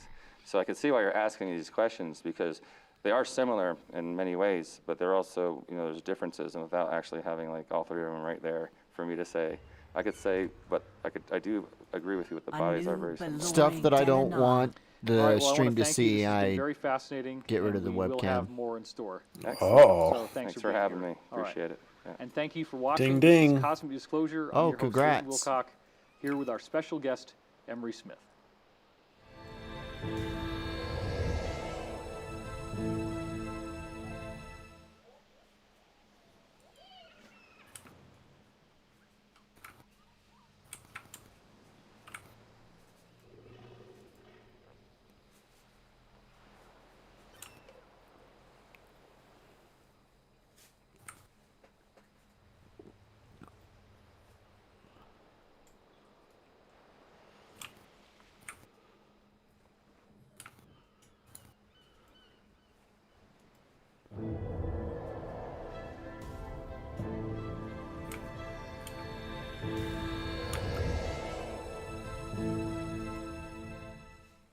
All right, welcome back to Cosmic Disclosure. I'm your host, David Wilcock, and we are here once again with our special guest insider, Emery Smith. And Emery, I again want to thank you so much for finally stepping forward to do this. Well, thank you, Dave. It's been a long time, as you know, around 10 years, for me to come out and talk about it. And I think it's time for the people to know, to add to what you have already been teaching. But there's some gaps there, and I want to help you fill those if you have any questions with them. We had talked about this briefing that I got from Pete Peterson. I want a little that was tiny very turtle to recent, ride around, and Joe. This idea that he Aw. was following up on what he gave us on a previous episode of Cosmic Disclosure. Oh, don't die, We were don't die, talking don't about The die. idea that there are these Oh. vast carved You should tunnels stream, underground, Dorf. Why? smooth, almost Why not? glass-like interior, like it's. I don't Obsidian. know. I just like to Right. play the game. Melted rock, yeah. So you know about this. You should Yes, I stream know. it, and And then he I'd said that in watch. some cases they follow the Nazca I'm lines, sure you would. and that there are these chambers Streaming off is the just not my sides thing, though. that look like people I were living gotcha. there, but it appears that whoever was there just took all the stuff out when they left. So could you just speak to that for a second, that part of it? The idea that somebody might have cleared everything out and it might not have been us per se, but maybe it was the beings themselves. What do we know about why it was so abandoned looking? Well, there's actually a lot of craft down there, and they're connected to many other tunnels. You should I try don't know to what he stream was sometime, debriefed Joe. on, but what I was debriefed I- on I is, am. there's over, Oh. 200 to 300 craft down there, and many beings that are kind of petrified into the walls. And it is like a lava tube type cave system where it was intentionally melted, it looks no like, longer and frozen in like Baladash frozen Malanore. Right. in some moment, and some sort of suspended animation, I would say. Well, that is interesting. You said 200 to 300 craft Glory because this to the briefing from Pete, Sindori. he was speculating that there might be as many as possibly 500 down there. So that's a very similar. well, just in sounding Mexico number. alone, in that area, is about that. But those go way down south too. Wow. So this is a big collective group of scientists, which I've now just had to turn it over to the U.S. government. We will So another persevere. one of the things that he said in this briefing reckoning that I've is at never hand. shared with anyone, and I'm just going to drop it on camera right now.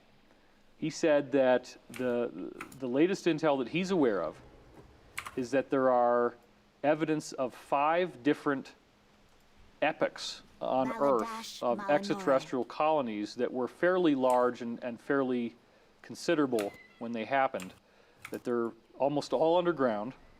And he said that of these 5 eras, some of them go back millions of years, and that they are very different. The type of technology, the type of society, the way that everything looks, it's all very different. So I'm wondering if you ever heard about there being like 5 major, if you will, ages of extraterrestrial colonization of Earth. I've heard up to 5. I've kind of known of 3 because of artifacts and beings, but that's just secondhand. I mean, firsthand that I've seen the stuff and read the briefings, and I've seen some of the technology and some of the bodies, of course. But yeah, that is correct. There must have been at least 5 different civilizations that, we're talking million-year gaps, though. We're talking, Right. Different times, And I think maybe that might be correlated with the stuff in Egypt and Antarctica and, ancient Lemuria and Atlantis. It's all kind of tied into different time zones because the symbols and the things they're finding and all the equipment and technology is completely different, like you said. So there's a lot of scientists out there that they are hiring now to put in, like, to crack this code. Like, what does I'm this out of mean? What? range. I gotta get And some some of the reps so I stuff can they get a can't cloud operate, of serpent course, mount. because they don't understand Oh, do it. consciousness-assisted technology, number one. Yeah, that's why I'm playing the Number panda 2, thing. It's I got a bunch of such mounts I higher want. science that we've never even learned it, and I it's can so just farm beyond rep us while I'm that, leveling. we wouldn't be able to understand it if Know what I mean, was Joe? an ET talking to you Oh, trying yeah, to I explain do. it, because it would be beyond your, it would be beyond your brain to assimilate that, knowing what you know now. I was particularly fascinated in the previous episode when you talked about the idea that similar ruins as Antarctica were found in a cave in Costa Rica. And I want to throw something at you and see what you say. One of the insiders told me about a complex that was found underground in Ecuador, I need a and target. that Neil Armstrong and certain other NASA astronauts were given the ability to go in there. It's very advanced, it's very amazing, and it's similar to Antarctica. And I've never found another insider who had a corollary point of data for that particular thing. I've tried Pete, I've tried Corey Good. They didn't know about Ecuador. I did tell you it was near Costa Rica Oh, on the last episode. right. So correct, yes, I've been there. You've been to the one in Ecuador? Yes. Really? Yes. Well, from what I heard, it's absolutely amazing. Yes, it seems to have already started its own flora and fauna growing in this. There's a craft that crashed there a very long time ago, and it still had some sort of energy system on. It must have carried extra bacteria or something, because deep down in there, it's actually kind of very bioluminescent type feeling, and its atmosphere is a little different than the atmosphere on top, and it's not very deep under the ground, so you know. But I can tell you that the plant life down there is unlike anything I've ever seen on Earth. Wow. So that was really astounding. Of course, some of the little insects and other things were running around were also very different. And this Wow. this place is highly guarded and has a really good security system. But I think it's going to be brought to the public because of other organizational satellites are now picking up on inner Earth things just by accident. So it's going to be hard for them to hide this one. So he is correct about this. Did he call it a cave or? He just said it was an underground complex. Right, it's an underground complex, need to but it get really closer. was a craft Ah. that we think may have crashed there or stayed there at one point, and then they started building around it, and then since it was so close to the surface of the Earth, the water, and it opened up and runoff went in there, and some of the flora and fauna has mixed with this stuff, whatever they brought, or it could be the energy from this, the craft in there, that's changing all this stuff, and I can't get into more detail than just that. Okay, it's been driving me crazy that he need to used target words like something very else. amazing, but then wouldn't give me any actual detail of what we might see. So could you give us a little bit about what we might see if at some point we get to go in there? Yeah, I can. I just hate to use movies have a as target. a retrospect. You But know, of movies are that. programmed with information to discredit whistleblowers. It would make Avatar Land look like a small school playground. Wow. Everything in there had fluid running through it. The stems of the branches looked like, had fluid running through everything. Wow. There was light, like light from everything, all different kinds of shades of light. Light I've never seen before. Not just talking about the colors of the rainbow, but so many amazing colors. And the plants are the most amazing thing. And they're like conscious, not like of course all plants are conscious, but they are different in that way. Everything down from the leaves to the soil was sponge. There was no soil. The soil's all sponge. Like you're walking on a 1-inch foam mattress, I could put it. You know how you feel that little gushy? And everything was really humid. And there were little creatures, like little animals, like the size of mice there, that were like naked moles, like naked little shrews running around that were definitely different. They actually had color that was emanating from them. And I don't know if it was reflection of light from the light that was in there or if they were emanating light. I was not there to, talk about that specific thing. I was there to do something else. But it was one of the most fascinating things I've ever seen here on Earth. And I do believe there's a lot of other biospheres that are formed. This one just got cracked open somehow and mixed with a lot of our stuff. And that's what they were concerned with. Would it leave this area? And it can't.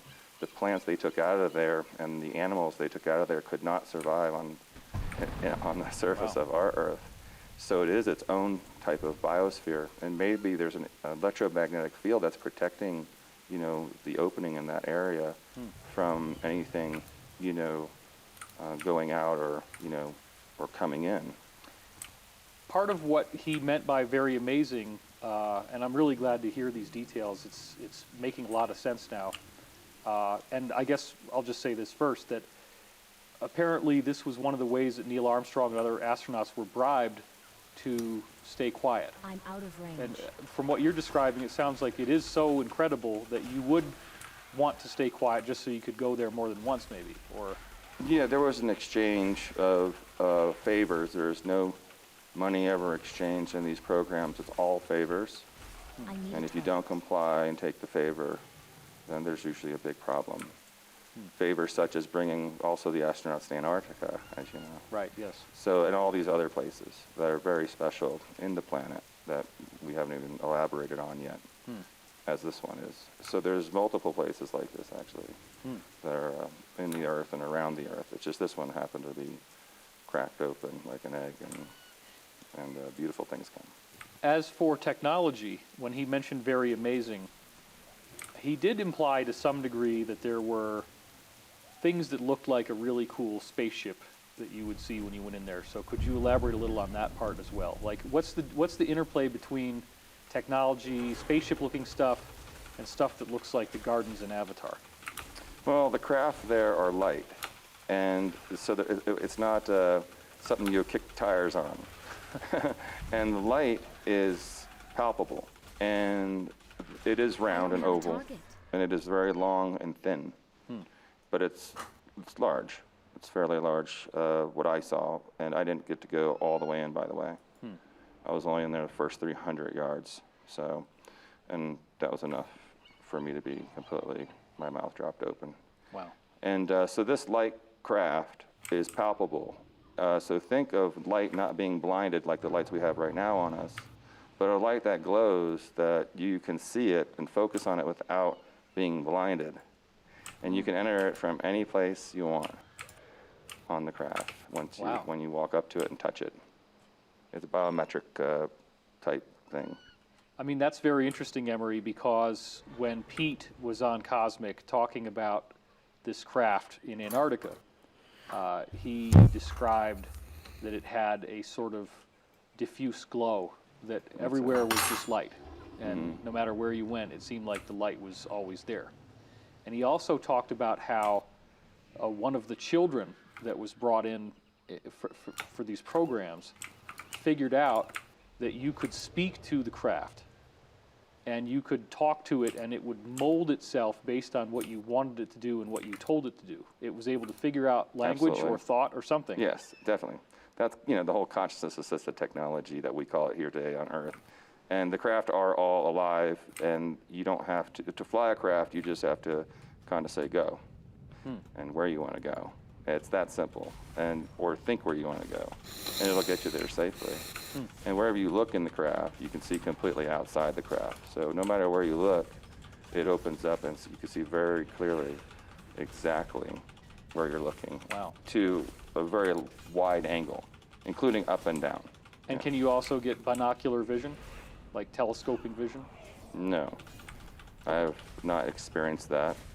Well, one of the things that Pete talked about was that our more advanced fighter jets, the classified ones, have this technology that goes through these nubs in your shoulder blade. If you feel your Ding, shoulder ding. blade, there's a little dimple in there. Congrats. And he said there's a lot of nerves that cross in. And he was part of a team that figured out how to pump signals in through those points that they call ports. And you can actually allow people who are blind to see. And that on the jets don't need windows, but you can look out from your mind's eye, and it's the same as I vision, need to except that it target also has something first. binocular telescopic function. Do you know You anything mean you about don't need that? heads-up display? Right, It's in your head. You need your, of course, protection. right. Right. Yes, that's definitely true. It's been out for a while. It's kind of old technology. Old tech. Sorry. And that's, they even make toys now where you hook up something to your finger and think, and the ball, floats in the air with a Right. fan or something. So all that is real, and that's kind of old technology compared to what we have now, especially with the new suit program and things like that is all incorporated into, like you said, into the helmet, where you can think, like you just said, with some of these helmets, and you can zoom in, zoom out, you see in different wavelengths and light, and just like you said. So The dark very familiar with times that. will Can definitely pass. concur and confirm what he said was true. Ding. Well, I guess since we're on a technology theme here, let's talk about the exosuit or smart suit or whatever you want to call it. So could you tell us? Now you gave me some very fascinating information about this suit before, Oh my gosh, so much fun this. Yeah. and I you've love the actually suit. had the pleasure of using Yeah. one. So Yes. tell us about these smart suits.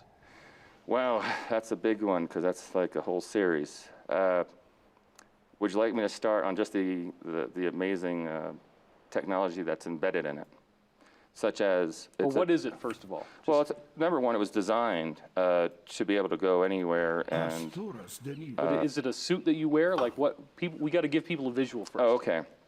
What would you see on somebody who's wearing one? If you would see this suit, what it would look like if someone had like a scuba suit on.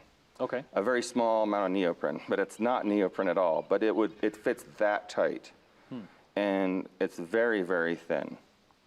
And the suit has the ability to absorb all the shock in your body if you were to jump, 40 feet off a cliff onto the ground.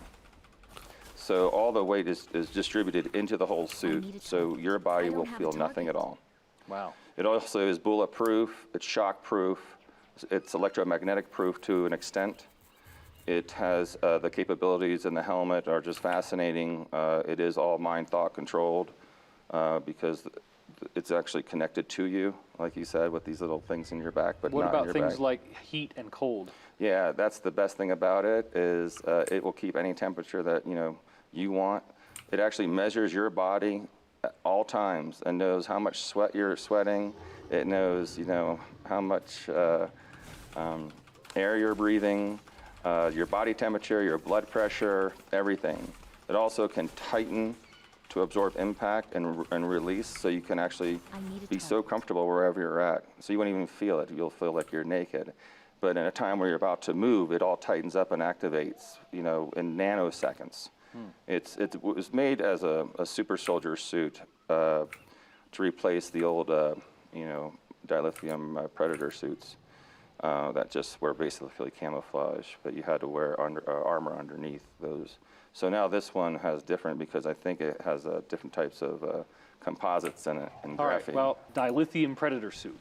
So please explain what is the movie Predator, of course. Oh, that's the just a- being in Predator is like sometimes invisible. Yeah. But it has this thing on its arm that Yeah, it it's can, the pop culture term. I don't use the real terms for these devices. Okay. But this type of suit basically are small, I round, need to target something first. like pyramids, but they're round, they're faceted.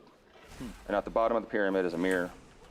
And these don't are have a very, very target. small, smaller than, they're about, I think, 0.3 of a millimeter. Wow. Of a, Can you 0.03 or 0.3. So there's thousands of them per cubic centimeter. Wow. And what happens is when light hits it, it reflects the light that's around you, that's in front of you. And it also, with the old suits, it would reflect basically what was behind you because you wanted to stand up against something and you want to see the chair, you don't want to see me. But it wasn't very effective, but it's really good, of course, at night, and it's good during the day if you're in some jungle warfare. But it's not as good as the one in the movie, of course, but it was darn good. And it saved a lot of people's lives.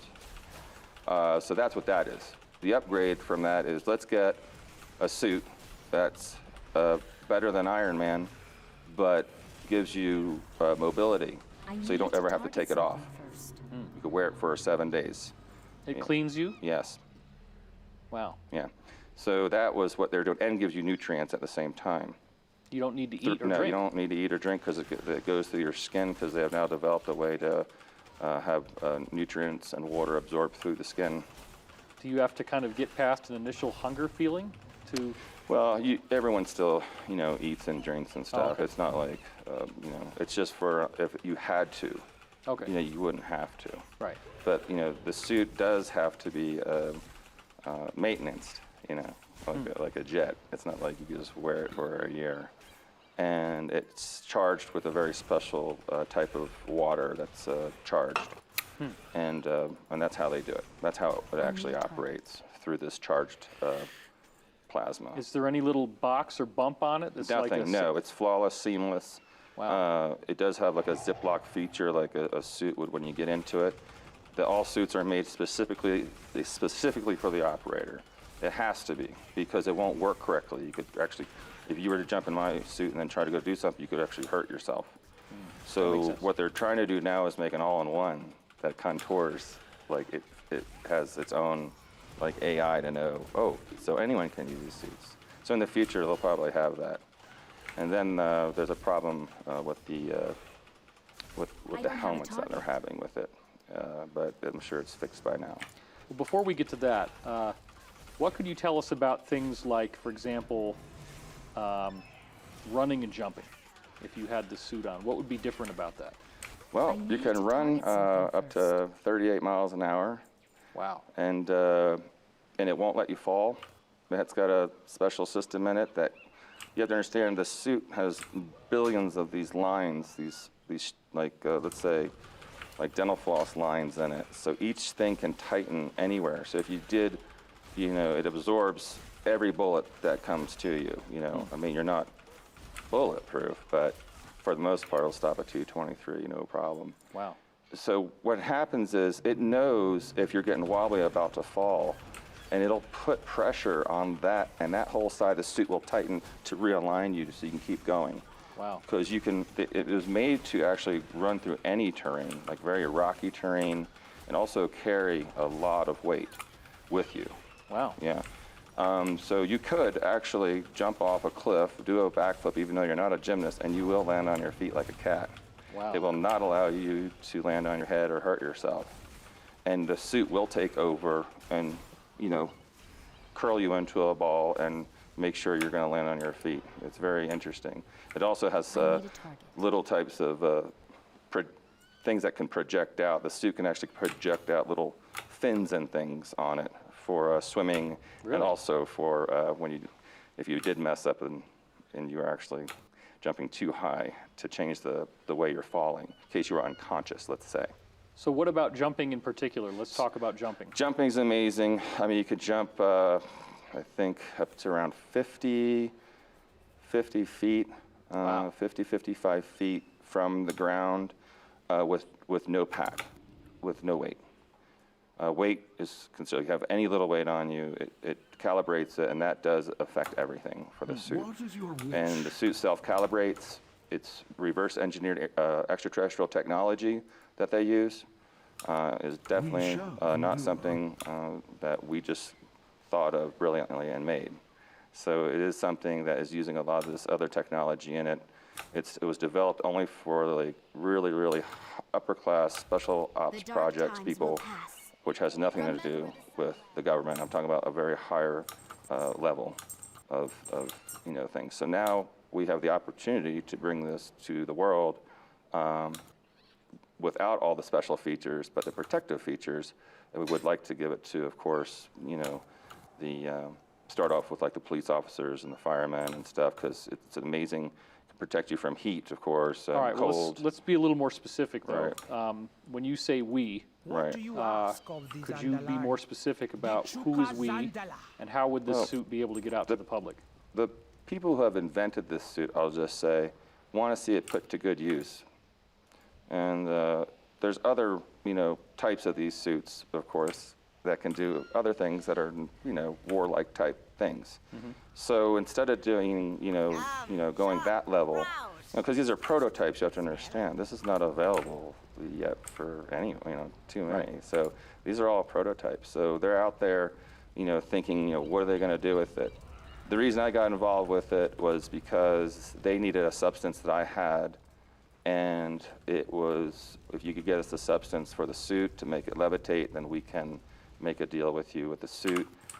We can give you your own suit, but we have to, of course, keep the suit, but you can have it, whenever you want. Of course, you can't, go running around cities with it or show it off, but you can go to undisclosed, huge places out in the middle of nowhere in the United States and have, do your own testing on it.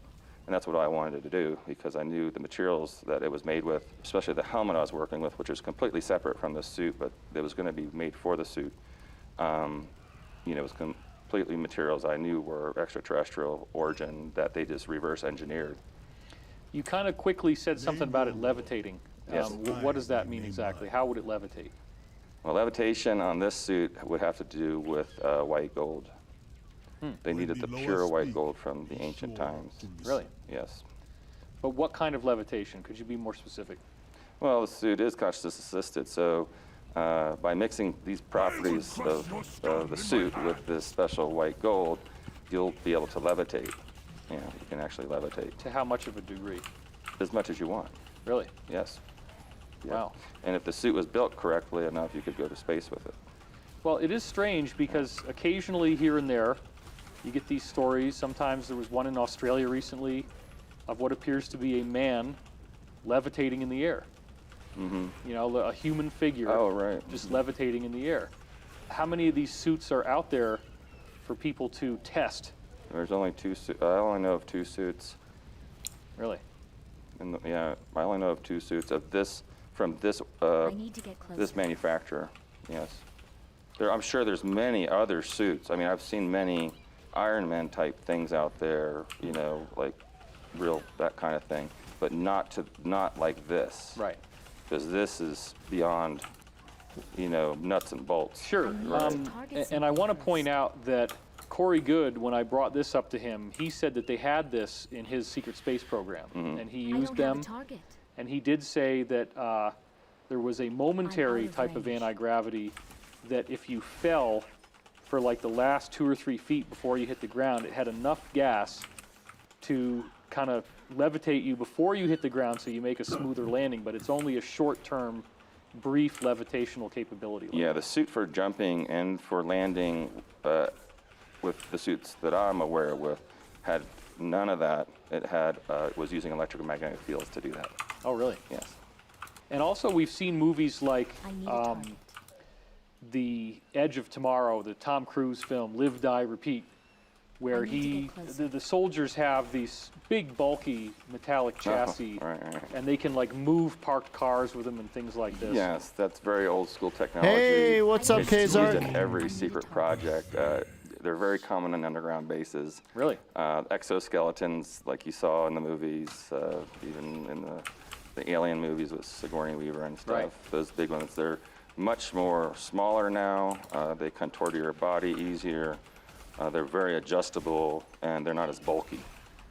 And you can, lift I 10 need to times your own target weight. something You can first. lift. You're a Wow. human forklift, is what it is. But you're not. It's not made for jumping or acrobats or running at high speeds. I The need a ones target. that I'm aware of. What could it do for you if you get a laceration or a broken bone or something like that? Does it have any countermeasures for that? Absolutely. The suit itself will contract on that to stop the bleeding and add a coagulating factor to that. It's built into the suit. Wow. Not only does it give you vitamins, minerals, electrolytes, nutrients, and other special proteins and I amino don't have a acids, target. so you can communicate with the suit better, and the suit communicates with you, but it also can set your leg. So It's leg too breaks, far that away. becomes now one solid piece. Wow. Yes, it's amazing. What about the pain? Does it have, Yeah, it can give pain if you direct it to give pain, or if there's also operator-induced, like if you have the satellite, of course, comes with a satellite, and the satellite will know, need to and target someone something usually is first. communicating with you from somewhere with it. You're never, just running around and this kind of thing. And this is completely the prototype, by the way. so what would happen if you're need feeling a a great deal of fear, anxiety? Would the suit know that you're afraid? Would it have any way to help you with that? Yes, it measures pheromones and chemicals in your body constantly. So it's a constant laboratory. So it knows if your adrenaline goes up, it knows when your heart rate goes up, it knows, it'll analyze Over things. And here. plus, don't forget, it's We are usually guarding connected to Khazar also a Jin's team that's vision with watching our you. lives. And they will take precautionary methods and may, What is your administer business epinephrine, or morphine, or, whatever it is for you needed to be extracted out of where you're at if you were really that hurt. Does it have any aromatherapy capability? Not that I'm aware of. I don't remember seeing anything Okay. like that. I'm out I of was not range. debriefed on that. Oh, it is interesting because Corey's version of the suit is almost exactly the same as what you're saying. One of the only things I remember he said was that if you were upset at certain times, it would give you a smell like I need lavender to or target whatever something smell first. you like. It can generate that for you. Yeah, what it does with this suit is need it to doesn't get use pharmaceuticals. It uses, your body has its own chemicals to deal with stress. And what it does is why it's so important that each suit is made for you is because once we I do don't get have a your blood target. test, we actually measure all those chemicals in there that, actually initiate fight or flight movements. So it could give you really quick some dopamine and serotonin, which is cool, though it's an autologous dopamine and serotonin. And autologous means it comes from your own body. It's just concentrated. So it has the ability to help you heal and cure you and add your own chemicals that you would need to do that. So you wouldn't have to, take anything else. Like, it alleviates all that pharmaceutical type stuff. If this were to be distributed to the public, how would we prevent somebody from essentially like a terrorist becoming an indestructible supervillain by having a suit like that? I mean, I guess other people with the suit could defeat somebody like that. Yeah. But how would you stop that from being misused? I need Yeah, to well, target that something that's first. the whole thing. So I think the slow release would be to like the police officers, and plus it would be downgraded to just do for what they needed. bulletproof. They wouldn't get to jump. They wouldn't get to run as fast. It wouldn't have as many fibers in it. It wouldn't have all the nutrients and all that stuff. It would probably have more stuff to protect the person, more of just a protective suit, I'm out but of nothing range. else to be a superhero type thing, you know. And that's kind of how they want to launch that for civilians, and then make a civilian one that helps with people that are sick, I don't have a or target. helps that people that have dangerous jobs, even Like a lifeguard. like a lifeguard or welders, or you know, people that deal in dangerous positions where they could Firemen. get burned. Yeah, Yeah. firemen, like we just talked about. Yeah. So, and then, you know, that would trickle down to the future suits of just everyone being able to have one, you know, that it just kind of keeps you healthy and keeps you strong, and you know, that kind of thing. Is the production of something like this technology kind of similar to how our That guy was chips hard and to our kill. smartprones keep getting better and better, and as they get better, then they're mass He's one produced, of those elites and out now here. it's not expensive Oh, anymore. because those we make- guys. Could the got suits an ultimately achievement get for to be Was it a- consumer was it a level silver? price? You think?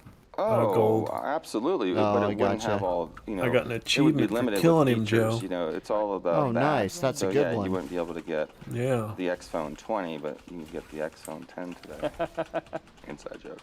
But yeah, so I mean, that's how it works. I don't think by I that have 5 time, people in here. I do believe Oh no. that we won't need to do that. I think these things will be able to be I guess handed they're out enjoying my everyone. gameplay, so that's cool. I think that we're going to be moving away from this consumer thing pretty soon. In the future, I mean, within the next 20 years. I want to not leave this unturned. You said there was a problem with the helmet. Could you describe what the problem is? Why wouldn't the helmet be good? The helmet is amazing. The problem with the helmet is pressurization and communicating with the suit, since it was a different developer. Oh, It's just the helmet works flawlessly. It's just it's not connecting to the suit correctly, because the suit is so perfectly sculpted to the body that the helmet is actually not. Okay, so it is a little bit bulkier, much smaller than a motorcycle helmet. Okay, and that's the problem right now they're having. I don't have a with that. target. But it's probably fixed by now. That was in last summer.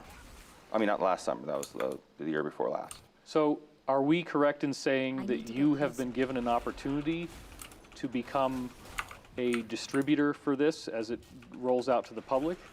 Yeah, more like a connector. I like to consider myself. I'm not so much I need on the business aspects of that stuff, because I have so many other things going on. But I would like to connect that so it's, you know, put to good use to protect the people that are protecting us right now, you know, that are out there, such as the police officers and the firemen and the paramedics and, you know, all these other people in the civilian world, because, you know, it's getting kind of crazy out there and they need some help. They need to be a little bit more ahead of the game with these asymmetrical threats. And, you know, these things can, along with the helmets also, you know, there's no way something can sneak up on you. So, I'm curious about things like international law and the United Nations and how they might feel if a particular I'm gonna military ding for gained sure. access to this technology, and they would have such a disproportionate advantage in war that if the I command am structure of that listening. country were to become Ding. compromised, they could enact some kind of global dictatorship of some kind. Ding. yeah. Are there any thoughts about that? Well, that's just just an leveled? opinion. I would Yeah. say they didn't ever talk What about level they are don't you? talk about that stuff. Manufacturers, 25. inventors, and Holy you shit. know, No, politicians Joe. or I mean not politicians, but the people that run those corporations. They do not, you know, think about long term. They're more about, you know, who's going to, you know, pay the new biggest talent money point. and how they're going to do this, and we need that. But I need luckily to with this target group, something they're first. more compassionate because they're, you know, about it. Because I can't say any more about them because I'll be you know, I just can't talk about them Right, personally. And then, so but their heart's in the right spot is what I'm Too far saying. away. And they want it to do good. And they don't necessarily need it, you know, to do war. Right. You know, and it still hasn't gone that way yet. But, you know, that's where it definitely could easily go. I don't think any, you know, with all the drones out today and all the other, you know, things we have that do not require a human being to be in to get the job done is where it's going. Right. So that's more of a threat, Greetings. you know, for a drone to drop out of a satellite and be instantly deployed upon an area with stealth mode and just, you I'm know, out of with range. simple technology of today that's so archaic. I call it, that, you know, I mean, it really does sound to me, just to summarize, that as disclosure starts to happen, there are going to be so many surprises that we hadn't even anticipated, that just don't this have a technology target. alone is like ascension, in a sense. it is. Yeah, It gives us the ability to travel to the stars. that's really amazing. Well, Emery, I want to thank you for being here, and I want to thank you for watching. This is Cosmic Disclosure. I need a target. I'm your host, David Wilcock, with our special guest, Emery Smith. I need to get closer.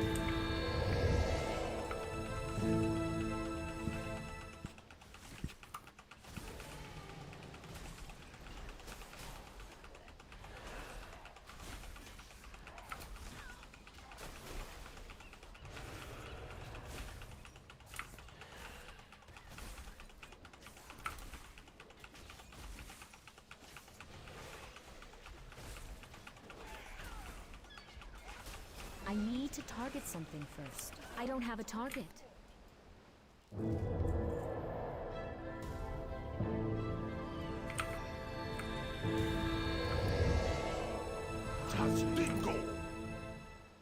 All right, welcome back to Cosmic Disclosure. I'm your host, David Wilcock, and here again with me is Emery Smith. Emery, thank you for being here. I really appreciate it. You're welcome, Dave. Thanks for having me. One of the things that we have talked about on Cosmic Disclosure greatly is this idea of a secret space program. We haven't really covered that yet. Now, you have confirmed the existence of reverse engineered craft, so one would conclude, or one would be thinking to conclude, that if we have craft that are essentially spacefaring vehicles that came here from other solar systems, or maybe even other galaxies, and we can build those, that we would then be able to leave Earth and potentially settle somewhere else. So do you have any direct briefings or knowledge about that aspect of what may be going on? Well, there is laws out there, and there is a type of federation involved from what I was briefed on. And it's not a, you can just go, just like you can't just go from here to Europe without a passport. You know, and a couple of weapons, by the way. So there, this need is to also target applied something to first. intergalactic travel. So yes, we do have the ability, you know, to take ET home.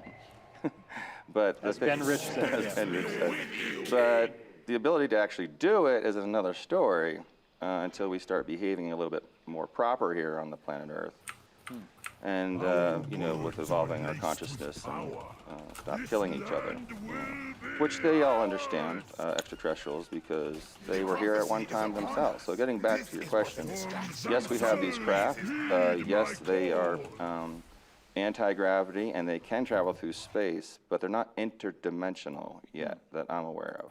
Okay. So I've not been briefed on that. I know people say they do have this, but I'm not aware of it, of the craft. So they're just using, you know, special propulsion units and other means to create a gravitational force for these devices. A lot of the military devices we have out there, I mean, such as planes and helicopters, those are already installed in these special jet fighter craft.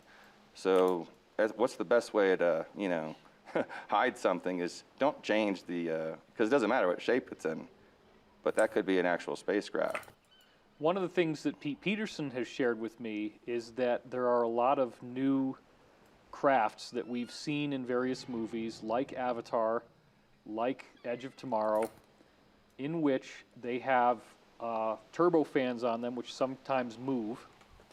And he said that our naval ships have all been loaded with these covertly at this time, and that eventually, once they roll out anti-gravity, that the jet I engines don't have a target. or the propellers I will need be a target. replaced with I need to anti-gravity target engines. something I'm first. curious if you've heard anything like that. No, I haven't. I have seen different types of schematics for newer craft and ships, and for the Navy and Air Force and whatnot that do show, you know, more of an anti-grav type situation, but not manipulating the current, you know, the current force, because I believe they already have these ready to go. They're just kind of sitting somewhere, and they already have it. It's just I don't know where it's at or Okay. who did it. Another aspect, which I it's a need real to- shame that we couldn't get you on camera with William Tompkins. He's now Yeah. deceased.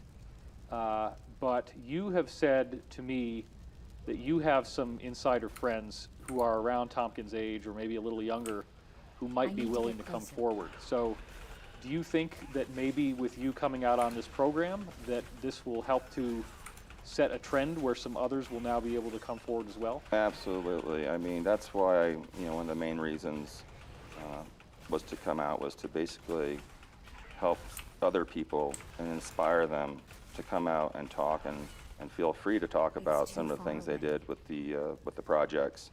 Anything from, energy to the extraterrestrials to, medicine to all these phantasmical, amazing devices and things. And I think by being here, I'm hoping to inspire them after they see this to come forward, and I'm going to personally ask them myself, to please don't come have a forward target. or at least invite them to entertain it, or even have a private meeting with you and other people if they don't, want Well, to show their face. And as you've seen, once, because I've interviewed so many insiders, Right. once we start talking, Yes. all these things pop up. Right. And I might have heard something 15 years ago that I'll remember when somebody else tells me the same thing or something very similar. Something first. Correct, right. And that's what's so interesting, is to know that you worked on a project for so long and had no idea that this person also was working on a similar project, halfway around the world. Right. And you can actually, exchange information finally, freely, without, being scared to do so. And just like some of the stuff I explained to you, you already knew Right. some of the stuff, and you knew we've never even talked about it. So Right. for me, it's even a great confirmation, for me to know that there's, others out there that I've spoke to you about these I'm amazing out of range. technologies and places, especially the places, Like- which blow me away. Like the fact that Ecuador and Antarctica have very similar stuff. Yes. Yeah, and I've never said that to anyone. Wow. And we just had it happen on camera. Wow. I'm curious about whether you, through briefings or through maybe some of the insiders that you personally know, not including the people we've interviewed on Cosmic, are you aware of there being outposts on the moon or Mars that we use with these back-engineered craft that we have?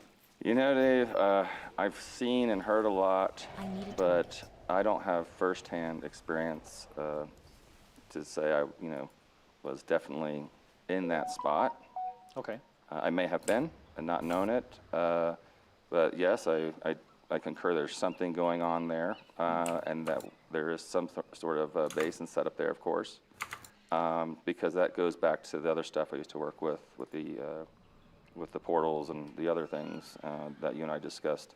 Because you never know where you might be, but I did hear many of these stories that you have, but I was never on a briefing, by the way, that specifically said, we have, a base here or a base there. I've just read a lot of classified documents from other people like me that were involved with that, so it was secondhand information. If you have heard secondhand, Hey, information, what's up? hoping we How's can it get more going? specific, Newbie, because Numby, more how than you one doing, insider, man? I think maybe 5 different insiders have told me, and this would include Corey Good as just one of them, and there were others well before I ever Hello? started talking I about need this to stuff, target something first. saying that Who are you in talking fact, to, Joe? the majority Somebody of the watching solid on the planets arcade. and the solid moons in our solar Oh. system have at least some degree of outpost on them now Yes. that we can use. Yes. So have What's you heard up? scuttlebutt like that? Yes. It may have Could you been be a a little long more time specific? ago that he Well, replied. Oh, when here you he say is. Outpost, it means Oh, this is a new guy. place to Milka, get what's to up? and How go you doing, to, man? And it's usually not on the surface of that planet. So, It's a bot. Okay. it's on the inside of the planet, and they're using some sort of portal technology. Let's ask him. Are you a and bot? craft to get back and forth from these places when it is safe to. So some of the rumors that you've heard, like for example, let's talk about Mars. Have you heard rumors of there being perhaps in some cases very large bases that might Okay, even have hello, and no, I'm not a 200,000 bot. people working Okay. at them Nice to on meet Mars? you, man. Yes, I have heard that. Welcome to Okay, the channel, yes, I my definitely friend. heard that. I'm also And, live on Twitch, too. If It's you kind ever a heard of known Twitch, thing, it's Mr. kind of like Mojo you guys 20 on joking me in the Twitch. ground. I bet he's never heard of What was Twitch, funny Joe. about it? Well, you just never like we were talking This is about really earlier, when you're on popular a conveyor in belt, like going Asia, somewhere, and so there's a going lot through of people that energy watch systems, from and Asia. you wind up under and sounds Oh, so yeah? It feels and different, so like the atmosphere they feels some people different. haven't heard of it. You know, what's not to say that they're using these things and people don't know that they're actually on Mars. Oh, he knows a I don't have a Twitch. Well, that's what you and I I started need to a talk target. about. Right. After we All had right, man, described cool. your travel through Sandia into this, Right. this It's probably base not from where you did the Asia. autopsy. Yeah, probably not. Where are you I from, started man? scratching my head after we did that interview because you hadn't told me that part English-speaking before. country, Joe. But others had described the exact same hall I don't know. as being a portal. He'll message. He'll and that when you tell start us at the where he's beginning, you're from. in one place, and at the end you're another. And then I'm thinking, why You just would they have to look at waste the 10 or time 15 zone. minutes of your shift having you He's sit on from the gondola? America. You know, Oh, that they have explains fast it. sub shuttles, right? I need to Oh get my this. goodness, yeah, they have the could go maglev. Well, that's tubes cool, and man. I get some Right. people and that stuff like watch that. from But this is Asia, a the little different. This Philippines, is like we talked all over about. the place. Hey, what's up, man? Yeah, How I you don't know. doing? But you did open me up to a lot of other questions. Was it now. Right, that you said that, because many of the people have JQTQ also or whatever? expressed, that worked on these projects, JEQTQ. from where they thought they were, and now What's it up, makes a little man? bit more sense. I I never need to target was thinking something that because I was so young at the time and wasn't as educated as I am now about all the stuff they did have at that time. So That's pretty Well, cool. part of Hell what yeah. occurs to me is that if you are potentially, as you said in previous episodes, autopsying potentially multiple bodies in one day. You're the And they're new all different, use and we're of gonna get this a lot more into omelet. that and how they're different and what they look like. In Hey, future what's up, episodes. guys? How's it going? What's 'Cause, up, you know, Dream? you're How you one of doing, these Dream? insiders who's got a very Hello, complex gamer. testimony. How are you, Dream? It's not going to be done in 1 or 2 What half-hour is up? episodes at all. So, if we are looking at all of these bodies, you yourself had 3,000. How many other rooms do you think there were in this Sandia base? Sure, I where- can where follow other you. guys like Yeah, you man, doing for the same sure. Let thing me you go were ahead doing? and follow Could you real quick. Speculate, perhaps. it would have to be. This is my if I look other at the account. My levels other 5, my 7, other and 8 account were the levels that were that I medical can't for this log in type of anymore thing, because somebody and each hacked one of me them and had stole it. I had 300 of over these operating rooms. 15,000 people that knew who I was. So you're looking at over 1,000 operating rooms just in this one base alone. I believe so, yeah. Wow. But my And so account that got would hacked, imply and so that if you and and over how most many of years those did you follows see were 3,000 follow to bodies follow, on the job? follow for a Oh my follow. goodness, that was from And I met a lot of August, people from around the to, world, like from the 92 Philippines and to Asia, and so. 85, But then I got hacked. June, so They probably stole my 3 years. account, 3 years. so I don't have So it that's anymore. like basically 1,000 bodies a year. Well, it's tissue samples, not all bodies. Okay. Remember? But just to stick with that number for a minute, we could then say I that spent one probably base like alone, $300 that would be on that providing only one account, base, which it obviously is not. and Right. They could be they hacked processing it because I had over 250,000 different extraterrestrial I paid species for a premium plus on it. autopsies That's per like 80 year. bucks for a whole Well, if you did year. the math and you were counting each I bought sample some as one cool species, yes. backgrounds for your But it emblems. could be, many And that was samples like from one $30 species right for a whole there. wing of 50 Right. rooms. Right, So there could be a you bunch gotta of look at guys it, like you you. gotta Yeah. look at 'em. Holy shit, But yes, if it was Dwarf! per I got like species, 16 it people. would be that many. So listening to to me right now. extrapolate, if NASA is now saying 40 billion Say what up, watery Dwarf? Earth-like planets just in our I'm Milky busy, Way Joe. galaxy alone. Okay, I'm And they sorry. kind of slipped that under the radar. I mean, like most people haven't even realized that. Are came you out. mad? And we've had No, other I'm just insiders trying to tell us play a that that was game. part of a treaty Okay. I'm not here to Someone entertain who's your forcing viewers. our guys to start leaking things like that to make it easier for disclosure to happen. But if there's 40 billion Earths in our galaxy alone, Oh, and they life all seems left. to be very abundant, and intelligent Oh, life well. seems to be written into the background of quantum mechanics itself, Everywhere. then even a Dream quarter left. billion I bodies, noticed that. quarter Dream billion left and species someone else is left. Not that many. No, What it's game you compared to play? what we have, I it's play nothing. WoW. And when I told you the 3,000 number, everyone always gets a little surprised. But when you think about it, as you just said it, it's a very Hey, we small got number. another person. But What's what- up, bruh? Okay, if we peel don't back have the a curtain target. here, Emery, and we do a little imaginative speculation,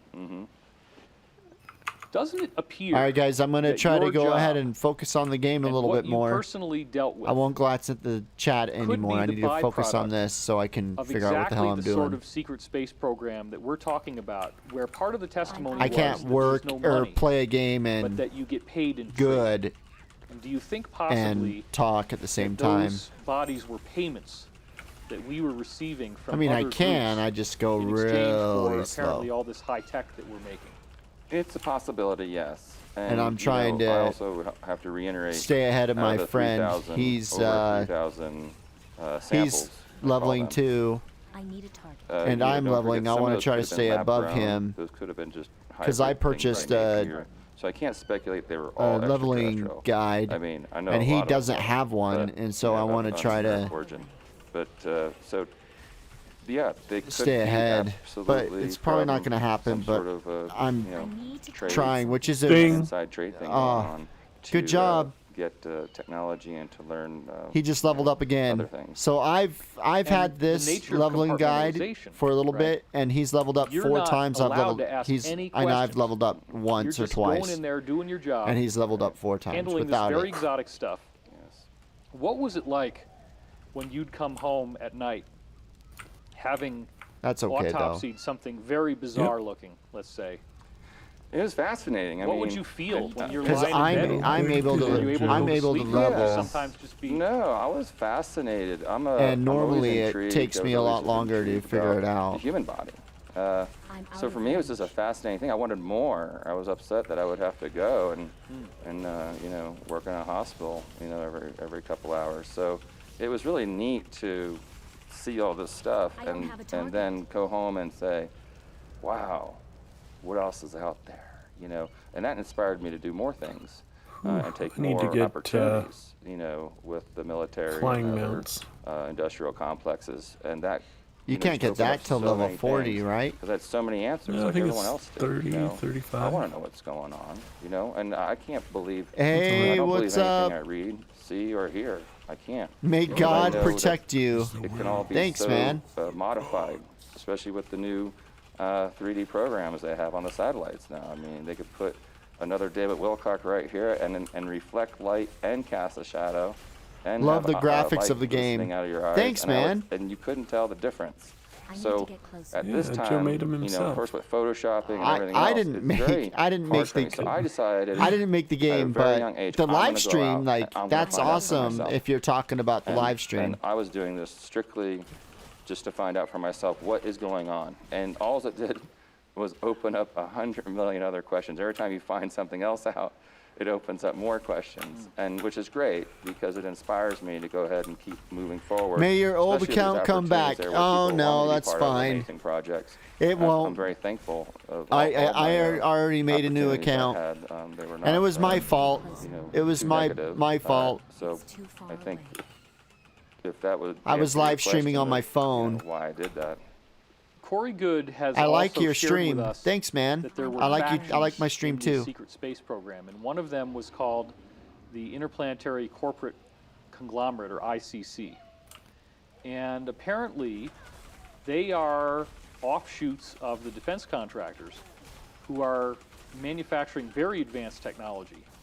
And apparently, we humans have become My old account name is just my name. It's just my name without the underscore. That's my old account. So it's Mr. Mojo 20. No, nothing. I think I have like 3,000 or 4,000 people that are following, that I'm following, or they're following me. Extraterrestrial civilizations. I followed just you. the Thanks, ICC. man. I appreciate it, So I'm dude. curious if you ever heard back chatter, scuttlebutt, anything like that. No, I'm unaware of that, and I've never heard that before. But it's so compartmentalized, right? Yeah, That's I the would problem. not. Yeah, I would not know. It's really hard. You're never alone, and you're always monitored. Like I told you, you always have the bracelet on. You know, it's such high security. I mean, there's hallways there that will, you know, cut you in half if you are in the wrong place without asking questions. So, you know, it's a very, you know, simple job if you just follow the dots. Hey, welcome You know, back. But if you don't, you know, you got to be careful. So I didn't really go around asking questions because I was too excited about getting more security clearances and moving up the ladder. to I've get already more tried to jobs in contact different them, and places other they than, just don't do you know, anything. dissecting, they did- issues, they right? And it did. couldn't do Brought me to the anything. craft, It was brought pissing to me other off. things, and, The guy so- took over my email and changed the One of email the address, things so that it's you told my me old about that I account's think would underneath be my a good point for a us to get different into email address. I was And asking so they you weren't about able the to folder, which is do this it, thing that they and- called it a I folder, need to get closer. maybe to reduce Yeah. psychological impact, but it's Right. basically I won't be able to get like it back. an iPad with a little bit flexible and almost totally clear. And you also said that the folder could be loaded. It would tell you Right, what Dorf? wing, what Hard room, work, what Joe. being you were going to be working on. Ah, It would only give you one. you don't time. even All the know. drunken nights. So, did the folder have any type of Screaming hard at drive people. or storage mechanism? How you ever get your followers Yes, back? it did. Really? Surprised you. But, yeah. It's called a micro disc. A micro disc. Yeah, it's a little bit smaller than a quarter, but larger than a nickel. It's gold plated, made of some sort of iridium gold. Yeah, there's nothing that they can do. So and I mean, there's a little- it's little cool. teeny slot You know, for that. whatever. And it records everything that you're doing. And it also connects to the construct of the underground base. What construct is their like mainframe? So that little Welcome, thing welcome. is then Hey, what's taken up, guys? from How's it you going, and put on a boys shuttle, and they store it in space. and girls? How you guys doing? All the discs. Really? Yes. So I would imagine that if you had your folder in the early 1990s, when we're back with whiny, loud desktop tower computers, that we're dealing with something a lot more advanced than even what we have Oh, now. this is far more advanced than anything that you guys have today, right now. I mean, we're talking. Had it happened before, and honestly, it sucks though. It high might have taught. resolution video pictures and just step millions my of account documents now. of information. Oh yeah, you know, all on to this little, step small, of very, my very account now. thin, Yeah, that's what I uh, did. I did the same disc. thing. Yes. So They do you won't be think able to these steal disks this might one. have like thousands of terabytes of storage, or maybe even more? Yes, I would concur to that. So, what was the protocol? Did you This have is to for remove the micro disc Sparta! from the folder and hand it to someone, or did you just hand your folder in at the end of the day? Hello, man. Yeah, the folders, number one, when you put them in and slide them into this thing, the disc comes out, but you can take that disc out just like you do today, like with SD cards, you know, or cards for your camera. You can easily take it in and out.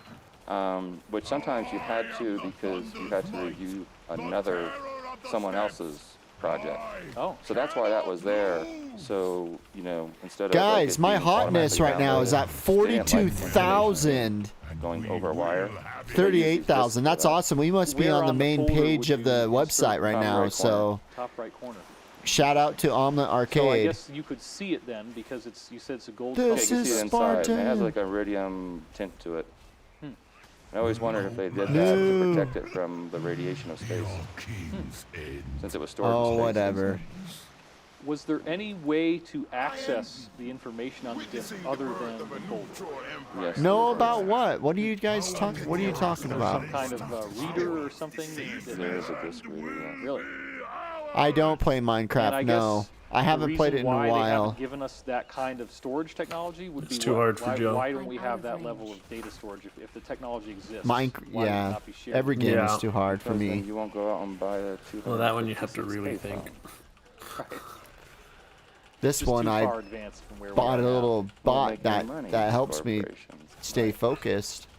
We have to start really, really small. Tells you what to do as long as you pay attention. They already have it, you know, but they're not. You're not Bro, going after racist. What are you guys talking It about? seems like if They're you, if calling you you see the movie racist.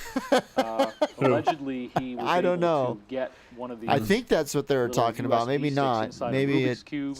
They're calling. Tossed it to the guy, and he went through the gate. Right. Do you think anybody has ever tried to get a mini disc out of the base? I don't know because I'm not Yes. reading your chat because I'm in Twitch. How might that be done? It's tricky, but can be done. I don't know the Omelet Arcade You don't chat wanna go into to. Well, you know, I don't really care. I had a few of the discs, yes. You did. The micro discs. How might somebody be able to do that? Well, I'd rather not say that part. Okay. But I have acquired a few of those discs, yeah. You should have listened to And when your house was broken into, were those some of the So things basically, that what they took happened? it. Someone was calling you a You have noob. them. Oh, okay. but you lost them? Yeah, that was very, very important. What? Very, very. They weren't talking about you to being noob. They were Could you talking tell us about a me little bit being a about what noob. happened to your house? Okay, when you Joe. stored those discs and how were they found? Sure. So I had a small home in New Mexico that was gated with an iron gate and concrete post. And the pad whole thing, a very small home that I temporarily got just to store some small belongings and stuff, because I was working on a project out in eastern New Mexico. In time, And I was there for will come about to a year, us. 9 months. I had this place. So what I did was of course, I don't keep all my stuff in the same spot. Right. And I keep, some duplicates, but, there's no duplicates to this. I can't duplicate some things. But a lot of just information on hard drives and whatnot. And I got a call because I was going to be moving to Los Angeles, to be with you and work on But some other projects. I'm a pro So I at was- mobile I told Minecraft the PvP realtor, Tech "Hey, I'm Shirt gonna be, says to me, moving," so they put it up for, vengeance. sale, and I was just leasing the place. Nice. at So the he's a time. pro mobile And I had Minecraft player? Basically hidden all my stuff. That's what this inside the gentleman walls of said. the Gal house. Mika. Ah, And you couldn't tell. Says that she's where they a- were, also in the concrete. she or he?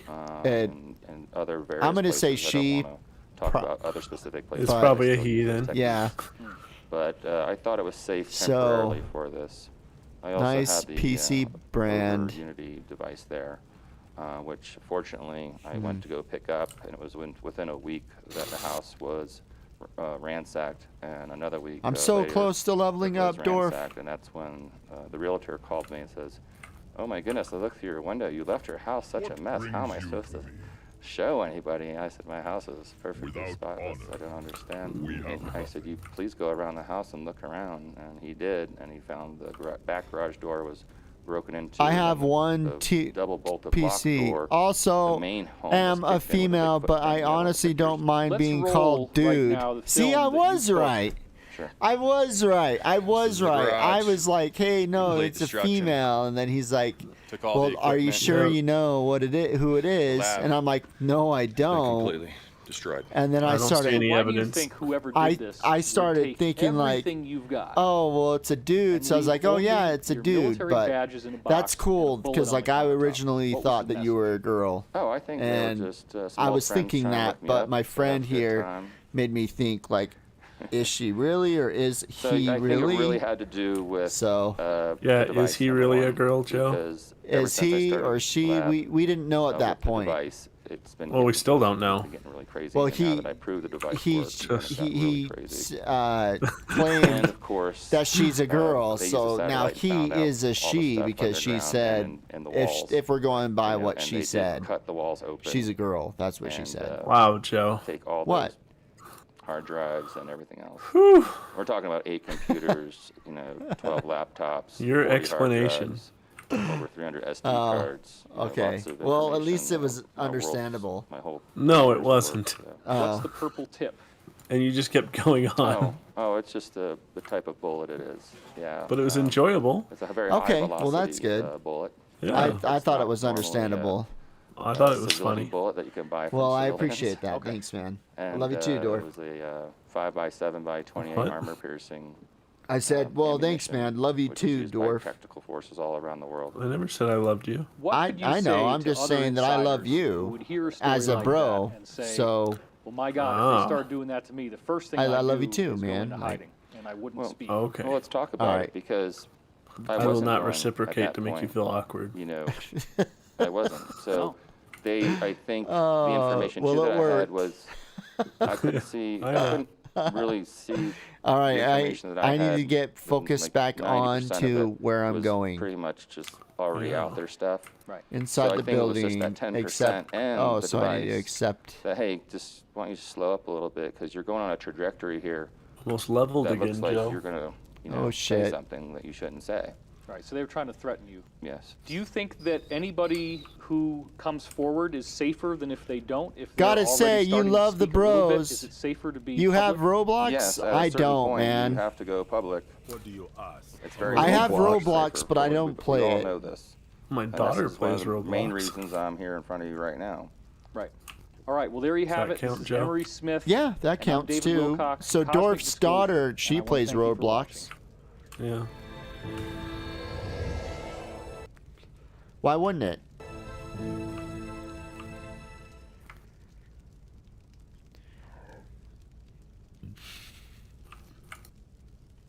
Now I need to travel to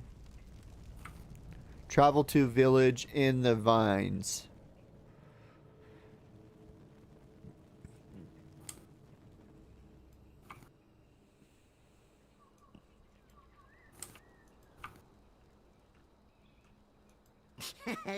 Many deals for a friend of the Grumbles. Like you.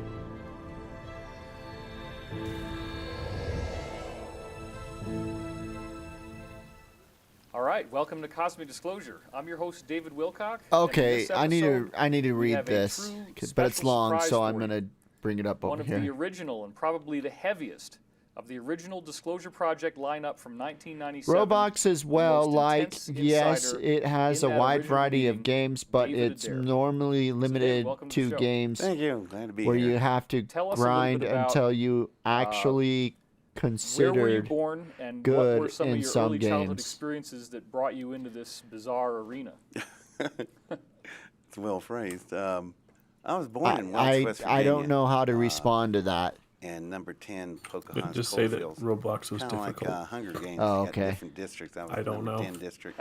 Yeah, And, I wasn't sure too. She explained it very well, Very but I don't relative. know where she was About 3 going with miles that. from where I was born is Well, I think Coalwood. what you do is you just And that's where buy Homer Hickman of buy October some Sky was Robux born. and you get a new outfit. And he and I both Oh. agreed And that's how there you must play been something in the Roblox. water in that place. But Right? Roblox When, is I knew there was actually something difficult. different That's about what me. one of that's what Milka my mother said. told me a story. She said I was So. only 1.5 years old. Yeah. And I was Would not playing with be a my toy, experience. and of course it's a model rocket. But it got I caught honestly between the refrigerator and the wall. Just had my nieces And help she me didn't do out anything last but time flush I it. played because I I looked didn't around, know fell on what a to do broom, in the you game. know, barely walk. I didn't- Were you I playing didn't- some There, mini sweep, game or walk what? it out, pick it up, and take off. I didn't know And my anything, mother said, and they were "Dad, able Fred, to Fred, there's something show not me normal where the about that fuck am I child. supposed to You know, go. he's already got tools and recognition. He's only 1.5. Isn't your niece like 20 So something? by the time I was 7, I would go to What was the that? local library. Isn't your niece Boy, like in her that's 20s? Started reading I do have a books, niece that's in her 20s, but the 600 one that I area, was that's talking about, science, she's really like hard science, and then mathematics. And this elderly 15? librarian named Oh. Mrs. Hunt, she Yeah. was watching me. Said, "Are you reading those books?" And I didn't Roblox smart. bet. I said, "Well, there's no pictures in them." donate And some she money looked at me and she goes, via phone, PayPal, "Okay, Google let's see what you Pay. know." So she Wait, grabbed Mix the book, Mix just Attacker, what random. the I fuck think you there's doing one in on here? Get out of here. We singularities don't with want your black holes. kind. And it's just really basic theorems because around Donate 1966, some money via wasn't a whole lot on the phone. subject. Sure. Donate to me, man. What the hell are you You know, I doing read in up on it, here? I started Coming in explaining here to her and exactly dude, I don't how even have like in that many detail people it works watching with me the right mass now, and you star come into my collapsing channel telling me that. Graviton Field's event I feel horizon honored. opening. Thank you. And I'm kind of drawing pictures for her, and she's watching me. And she said, "Man, you really do read this stuff." I said, "Yeah." "Well, how many of these books have you read?" Oh, I gotta said, play Simon well, Says. What is it? She goes, "What You're are you gonna play reading now?" Simon Says? I'm going through them. Yep. And I have to do the correcting same things move they do. in the books. Oh. And she just I'm kinda still stared at me lost. and, I don't know. I couldn't tell whether she believed me or not, or just thought I was being smart. But she said, "Tell you what, would you like to get other books?" I said, "Oh God, how can I? Don't tell anyone, and I'll use resources and order them for you." And she gets stacks of them. Wow. And from other books, it'd be references to other books. So that's how I built my list. And I must have read about, 1,800 books Wow. in a few years. And that was a real basis to work from at that point. What ignited your passion the most in these 1,800 books or so that you read? Space travel, pretty much so. Although I really liked all sciences, earth science, really like earth science, but space travel and propulsion, where it could go from then, maybe 100 years from now. I just like reading what people were trying to do or thinking of doing. What was the most surprising mistake that you found in the books? Their math. The math was off. Oh Yeah, shit! I died. right away. And there was a good reason for it. I just Bad about ran off the democracy. feed. They were just Honestly, going on data that was have coming no off the idea satellites on what to and stream. probes and other research Stream material. We didn't have big whatever you computers then. want. Stream yourself And trying to I could think of a rework the game to math, stream. Extend it out and find where the errors are. Stream the And menu. they really couldn't. Yeah, stream the menu. Do whatever you got to do. Stream whatever. Just when you're looking for a game, you start streaming when you're on your How main did you start menu. to apply this And you just knowledge? start Obviously, you're not streaming just gonna and- read books. You're going to want to do something. and figure how out did you what start to games to apply that? watch together. That's a good how you question. figure out what you want to There's play. There's a step that we can do, scientific method. You'll look at theoretical stuff, and then you move on to apply. Me, I just purchased So what does that mean in terms? It means that for a studying propulsion, guide, so I started and I building also rockets. purchased You this start off game, by so I'm just solid already propellant, excited to just which, go home and I play made my this own game. Solid rocket fuel, just like Homer Hickman did. There were the Estes kits didn't come out till later, Right. but they were just too slow and too primitive. I mean, 4,000 years of China with gunpowder. So I jumped to the cryogenic. Well, fluid. just start There's streaming hydrogen, and go oxygen, from we got there, some and just pick where you want to go from there. Cryogenic fluids Oh let their shit, temperatures I'm running around fucked. 325 degrees Fahrenheit below zero. When you detonate Oh something, my that gosh. uses a lot of BTUs. So you get thrust, and now you can start working on all kinds of math tables with that kind of stuff. Finally. But it was all If I went too leading to fast, something then it I didn't wasn't count aware my of at the Simon time. Says. There are only two type of rocket engines was today. awful. Dude, I'm Solid fuel and stuck. liquid fuel. Right. We I'm don't use stuck. anything I'm else. stuck in an area. Bing. I'm Big one that I actually built, stuck. Pithlum. I am she was fucking neither stuck. one. So I need you to say do a Pithlum? support What's ticket. that? I'm fucking stuck. Pithlum is the name of my I'm rocket. logging out. I was This is working on it. I bullshit. hadn't named it yet. My You mother can't came fly? in. No, I I'm just had a stuck. strange I'm dream stuck in a rock. This ought to be good. I'm She had some stuck. Interesting dreams. I'm logging Yeah, out and I right said, now. "Well, I what's the dream?" think So I'm just walking legitimately away from my stuck. back to her, and I'm working on the bench. Fuck. She I am said, stuck. I saw Oh my these gosh. giant bleachers out in the desert. Okay. Grandstands, and there was a This is railroad track bullshit. between them. Big railroad locomotives, several of them were pushing this giant rocket laying sideways on a like a sled, and it stopped. And there was a gantry built way up to meet the door. You open the door to step out. Yep, and I'm just- stuck. You didn't have any hair on top, but the hair on the side was white. I'm going. That's about all I heard for a few minutes. I didn't have any hair. Yep, I'm That's not stuck. good. Just open a However, ticket and it'll unstick you, take you to your she or said you hearth. got- you said Oh, you can't hearth because you're Dressed dead. everybody. So how do I Come open up a out, said, ticket? Let's see this thing. Just to exit. Let's hang not on. talk. Let's just Hang do on. this. Exit game? Get back in. Support. The locomotives push it about Ex- a mile or two away from Exit the stands. exit and game. They come back, and then the thing just turns on. The sled motors turn on. It takes off across the desert. hold floor, on. Goes up the side of Okay. a mountain. Because I'm seriously And then stuck. she said, I guess the main engines come on and just, your welder, how bright it is. She goes, it's way brighter than that. It was like the sun. And she said, we never saw you leave. We just had the explosion, it was gone, and the only thing left trailing in the vapors was like a rainbow. And I went, my God, she described an electromagnetic fusion engine in our atmosphere perfectly. And my mom didn't know that. So I just, that's interesting. And she goes, oh, one other thing. There was a name painted on the side of it. Really? What is it? Okay. She said, here, I wrote it down for you. I woke up spelling Pitholem. It looks like pit hole, but with that M on it, it becomes Pithlum. So anyhow. All right, hit exit and then Support click came from. support, Joe. Why did you leave the game? Because Oh, Joe. Log back in now. I will. I'm logging in. There's no guide for this. Well, there probably is. I'm in this selection area. Enter the game. So I'm gonna enter in my tune. Okay.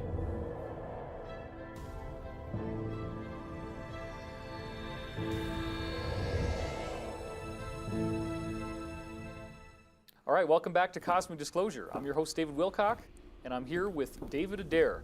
So Okay. why Press don't we next start it. from the beginning, because you have Okay. a very significant Now story press here. support. Yeah, Through that well, story. Okay. Now scroll down to where a it chain says of Stuck events Character that Service. occurred while this going on. My And mother click on it. was Scroll down to a where? nurse. Where it says And she- Stuck Character Service, Joe. 1966, and she was in charge of coronary care unit. You were And looking my mother right ran at the it. third shift from 11 to 7. You're gonna have no. Scroll And she down, had to Joe. sit- elderly patient, 95 years old. His name is Irving. And the wife, Arizona, was there. And they had a son named Curtis that would come in about 3 o'clock in the morning to see him. Go. Their last name is LeMay. So this is Curtis LeMay's parents. Right. My mother You're was welcome. the CC technician. Thank you. And since she is in charge of third shift, Curtis LeMay has to go through my mother to see his parents. So they became friends. And he would show up like 3 in the morning because he's like paparazzi back in those years. I mean, By the way, ding. you know, former joint head of the Joint Chiefs. The designer of character needs to be B-52, offline founder during of the SAC, move, Strategic which Air may Command. take several Guy had a little bit of minutes. power. We'll send a message to your So, email. Oh my gosh, He so I got need to to know my log mother, out. and they just talk. You know, personable guy. And he asked my mother, Kick your what's your your family like? character Well, I got offline. a husband and 3 sons. I am. And then I And guess she goes, "Is that the you 2 have sons, only until about a I year get an apart? It's pretty email much normal." saying that I get She goes, unstuck. that younger one, he's a Oh, little now I bit can different." pass you up. And Curtis says, how so? I Flying all told these you, rockets like, out in the cow I fields. told you And they're really fast. yes, They're big. yesterday And that he you were asked, going "Well, to how probably tall?" She do goes, "Oh, that. they're about twice my height." He goes, damn, that's Oh, big. I know. And he's Okay. always writing stuff down. And that got Zoljan. Curtis' attention. He goes, But they "Yeah, don't. stuff written They in the don't know book." that. Yeah, They, he's got this the big viewers notebook, don't about know 93 that. pages of it. Mm. Could you bring that? Let me see it one night. So she brought it one night. I go to bed to get up, go to school. I'll just play on I our didn't even other know it was gone. She silver, comes or back my 7 other in the morning, Put character. it back down. I never even knew it was missing. Oh, wow. So Curtis looks at it. He starts flipping through it, and he's a pretty smart guy himself. And he's going, man. He turned around to mother and said, you don't have a copier, do you? All right, Milk. Love you. And he copied about a third of it. Have a good one. He copied the whole thing. But he copied about a Have a third good of it, night. and he took it to about an hour and a half away from home to Battelle Memorial. That's a big think tank. What was in the Yeah, it books was nice that meeting you caught his too, eye? Milk. Were you just taking notes from these 1,800 Milka? books in the library that you'd read? No, to do what I was wanting to do, I'd have to make everything new from scratch. So I extrapolated the information as base point, and then I started my own math, and I went into electromagnetic fusion containment. And For space travel. yeah, for containment of a sun, electromagnetic fields. So Curtis took those pages he copied to Battelle Memorial, and he asked them, is that just chicken scratch or something important? And their immediate reaction was, who is this? Where is this person that's writing this? And some kid launching rockets out in cow fields. And they go, my God. So LeMay asked, is it real? He said, yeah, we'd like to meet him. And that's when things started with LeMay. So LeMay and his people started to think that you might actually have developed a way to contain electromagnetic fusion. Now, was that not being done at the time? And what's the payoff if that works? There were some people working on some stuff, Los Alamoses. But what LeMay saw was that, according to Battelle, I was on the right track. And I was definitely closing in on it. And they just were kind of flabbergasted that I wasn't at some institution or agency working with, whatever. And to LeMay, his brain was going in something else. So what he smelt was a coup here that he could pull. And that is, he would fund me for everything I need, and he would end up with something that he was dearly looking for, which was a speed. He was looking for enormous speed, because he had a term that I've never heard before. 71 is called first strike. Right. So I just thought, well, you know, you're a kid. You're 15 years old, and somebody's willing to give you everything that you need. Come on, you're going to jump on it. You're not going to say, no, I don't think so. Right. So, and there's been some critics that says, you know, you couldn't pull this off in a garage by yourself. You're absolutely right. I needed everybody. And this guy, with his power and his background, although he was civilian, it does not matter in his power. He had the entire Iron Triad working for him, which is the commercial and the military industrial complex. So we had people working with us. We'd sub parts out that we need and machines and stuff. So I had people like National Livermore Laboratories I had Los Alamoses, Oak Ridge, Tennessee, Battelle Memorial. List just goes on and on. And LeMay was very shrewd. We would break things up into small units and send them out, farm them out. So when a person's working on a device for us, not really sure what it is. It might be some kind of propulsion thing, or this might be regulating the flow. You couldn't put it together unless you had all the parts. And that was very smart of him. So when everything came back to our building, our assembly lab, I put everything together. And there was a lot of personnel. Hundreds of people working. So it took us 26 and a half months. I'd go to school, get off the bus in the afternoon, and all these people at this big garage lab that I had. And I had asked LeMay to get everybody out of their uniforms and wear blue jeans and plaid shirts. They blend in with the locals, because I'm trying to live a normal life here. And he said, "Oh man, that's perfect. That's like covert." And I went, "What's covert?" He said, "Never mind, just keep on going." And I wouldn't try not to talk about much at school, but the kids knew there was something going on with me. So what did LeMay tell you the goal was of what you were doing for him? What he wanted was, he said, "I want the same thing you want, David." And I said, "Oh, you want an electromagnetic fusion containment power plant?" He goes, "Yeah, that's what I want." Well, let's see what we can do to get it. And he knew for me to test my fields, the best thing to test it in is a rocket body, which is exactly what he wanted. So Colonel Arthur Bailey Williams was the XO for General LeMay. And he was there on site every day. I never saw LeMay. It was just Colonel Williams. And once we got I'm dragging a pot, Joe. done, we were ready. It was completed What? after 26 months. Yeah. And now we're ready to put it in a rope. truck and take it to Wright-Patterson Air Force Base. And so we arrived there. Pandas like to eat, I you do know. remember this. When we pulled in, there was a C-141 Starlifter. If you ever seen them things, they are huge. Enormous. And there was this ring of heavily armed Air Force people around the plane. And they told me to drive over to it, and I was afraid to pull up to it because I thought, something's going on. I don't want to mess up with it. And then I realized that was for me. That was for my. And I remember just standing there on this apron, big concrete area, and a big C-141 sitting there, and all these military people, weapons, and a lot of security people everywhere. And I thought, my God, this is all for me. About to have a heart attack. So we get the thing rolled up onto the plane, and off to White Sands, New Mexico we go. So we're gonna launch this thing. And when we get there, we prep it, and then that's when more characters started showing up in the story. It's a long way to explain it, but I had become friends with Warner von Braun by then. And people go, "Well, how's that possible?" I won science awards. Oh man, by the time I was 16, I had won probably over 100 scientific awards. Wow. And some of the trophies were taller than I was. And you have dignitaries hanging medals around your neck.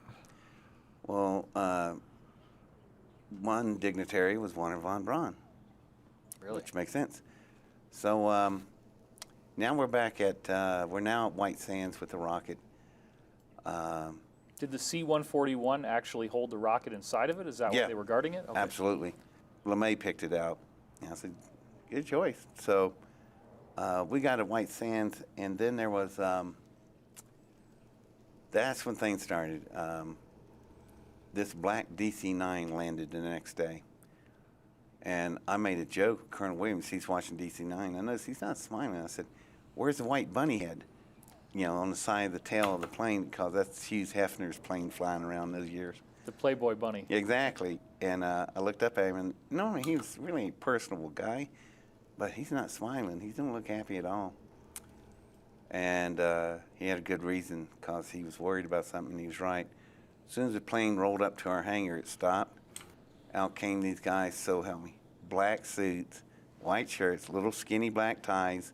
Get closer to them, funny looking triangle watch. And I didn't know. Triangle watch. Yeah, it's kind of a triangle-shaped watch. And So they're agents.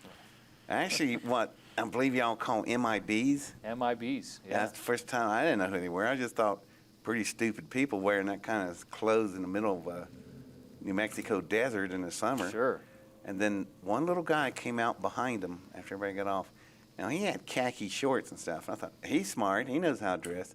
And I'm looking at Colonel Williams, and he's not saying a word. And I asked him, what's wrong, Colonel Williams? He goes, we're in serious trouble. He goes, well, who's the guy in khaki? And then he got closer, and I recognized him from a photo that Von Braun showed me. He came in through Operation Paperclip. His name is Rudolph, Arthur Rudolph. He is the chief architect of the F-1 Saturn V moon rocket engines of Apollo. Oh, Joe. But he's also a full Did you get unstuck? Gestapo. Or did you just walk into the same spot? Same And spot. he had killed. You walked right back into it? Yeah. Tens of thousands No, of Joe. deaths I didn't get at unstuck. people at Metal Works, Oh. Keenan Monday, where they build the V-2 rockets. And Von Braun told me if he'd ever show up at anything I'm doing, you're gonna in say. such trouble. Because this Wow. guy will take command. So at least I knew who he was. And I could tell Colonel Williams knew who he was, and Colonel wasn't happy. So he come walking over to me. And I went, hi, my name's David. What's your name? He wouldn't answer. Oh, he said, he just said, I'm just a guy that goes around looking at hardware for the military. I understand you got a different kind of rockets here. I said, yeah. Want to see it? And he said, sure. So I take him over to it, and he gets on the opposite side of me. The rocket's between us. And he said, can you open it up and let me see? I said, sure. So I take a big block of metal in my hand and run it down the hall, and the panel lifts up and slides over. And he's looking at my hand and that block of metal. What is that? And I go, it's called a dissimilar metal lock. I went, it's old. It's World War II technology. You don't have one of these? He I'm got going to mad on that go, one. since And, that's doing I this, guess I'm going to he go ahead insulted me. and But he get didn't, some apparently more didn't know anything food. about it. He said, So I'll pretty be back. advanced. More food? Okay. Old stuff. Yeah. It's not advanced. So he I'll sticks be his head back. down into the engine area. Okay. I thought this would be a good time to say something to him. So I lean over and I was saying to his ear while he's looking down, I said, this engine has about 1 million times the power of the F-1 Saturn V moon rocket engines, Dr. Rudolph. Man, Which he made. Oh, man, he raised up. I've never seen anybody get that red before. I mean, he looked like a barber pole. And he looked at me and goes, who are you? And I go, I'm just a kid that launches rockets in cow fields over here in Ohio. And then things just went south from there. He took over completely. He took over the launch. He had me reprogram the off-the-shelf navigation to an area about 456 miles, if I remember right, northwest of us. Anyway, he dropped it in a place called Groom Lake, Nevada. And I guess y'all call it today Area 51. Right. I never heard of Area 51 in 1971. Just Groom Lake, all I knew. So what happened when you got it to Groom Lake?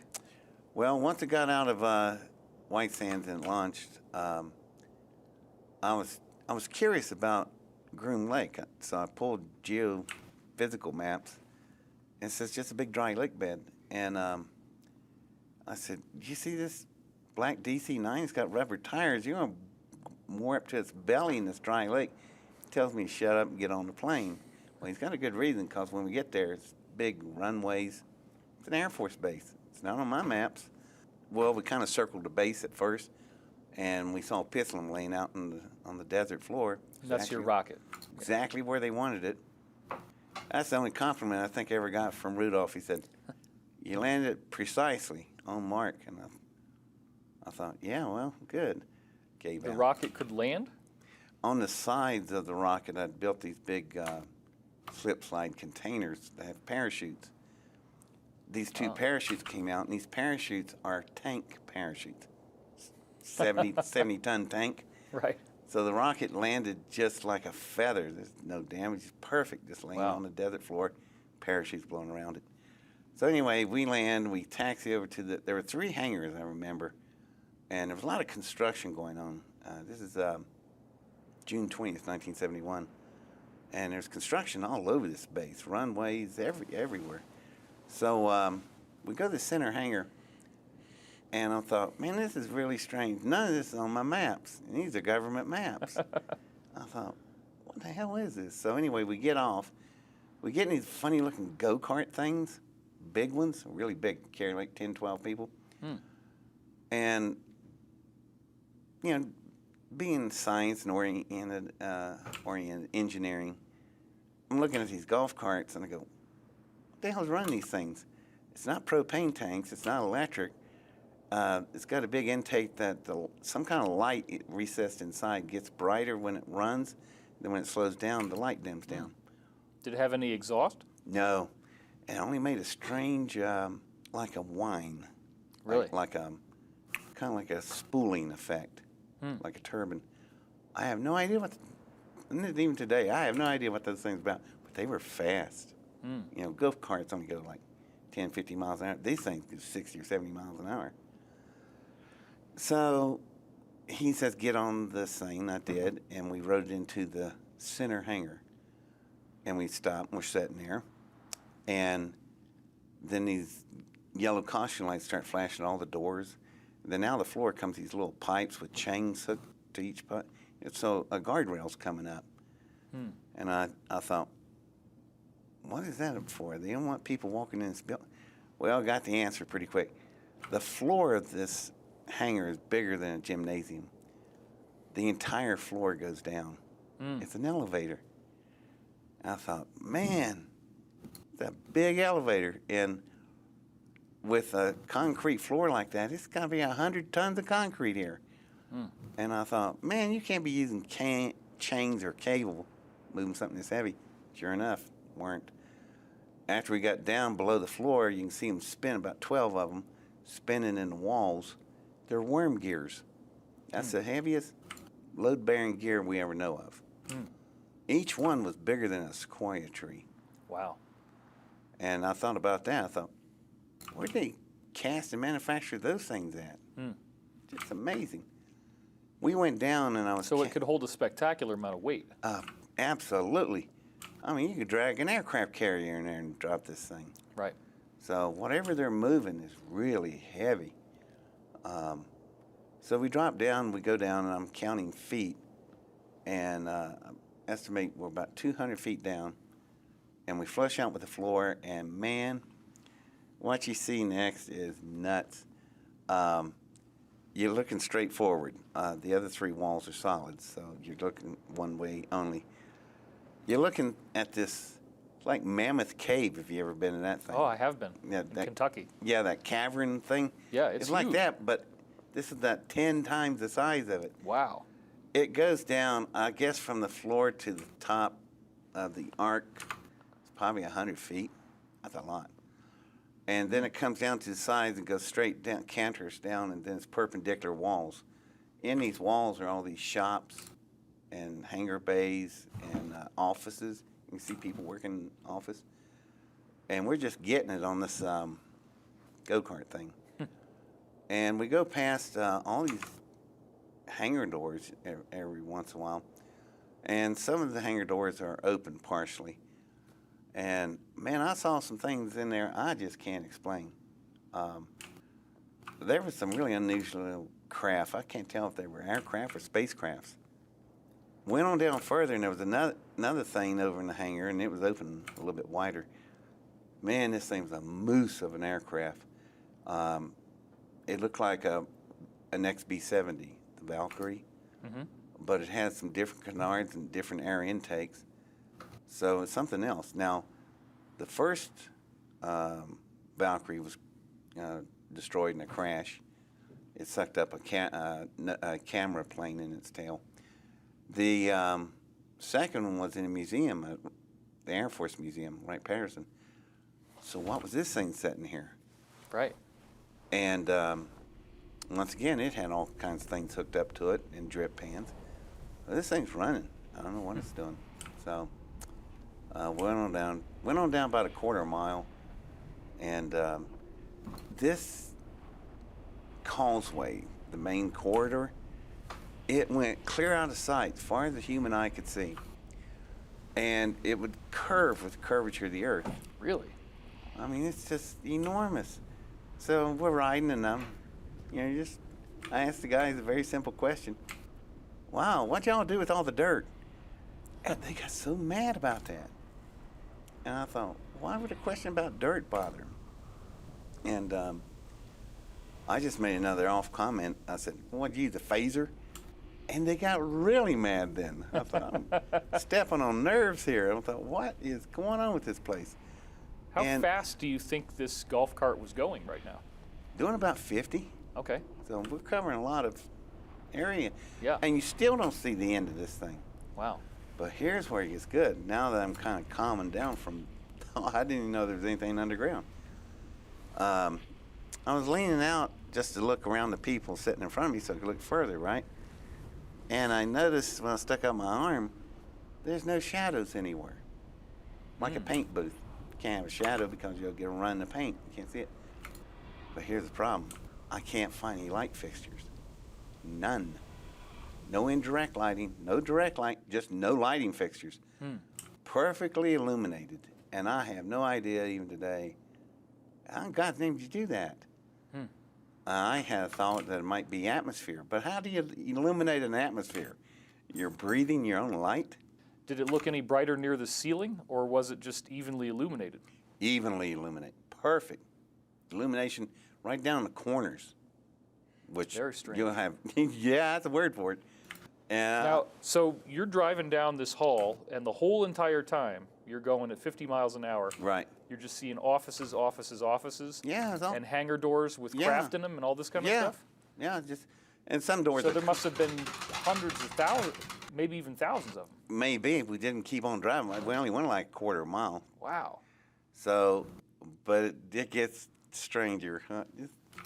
If things aren't weird enough, no shadows, perfect illumination, a gigantic cavern I didn't even know was there, all these hangar bays, Well, and most of them were closed tight, so God knows what was behind them. Right.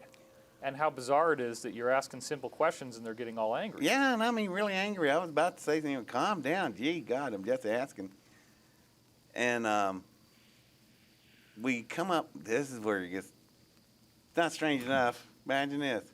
We pull up on the left-hand side, there's this iris, like a camera, Right.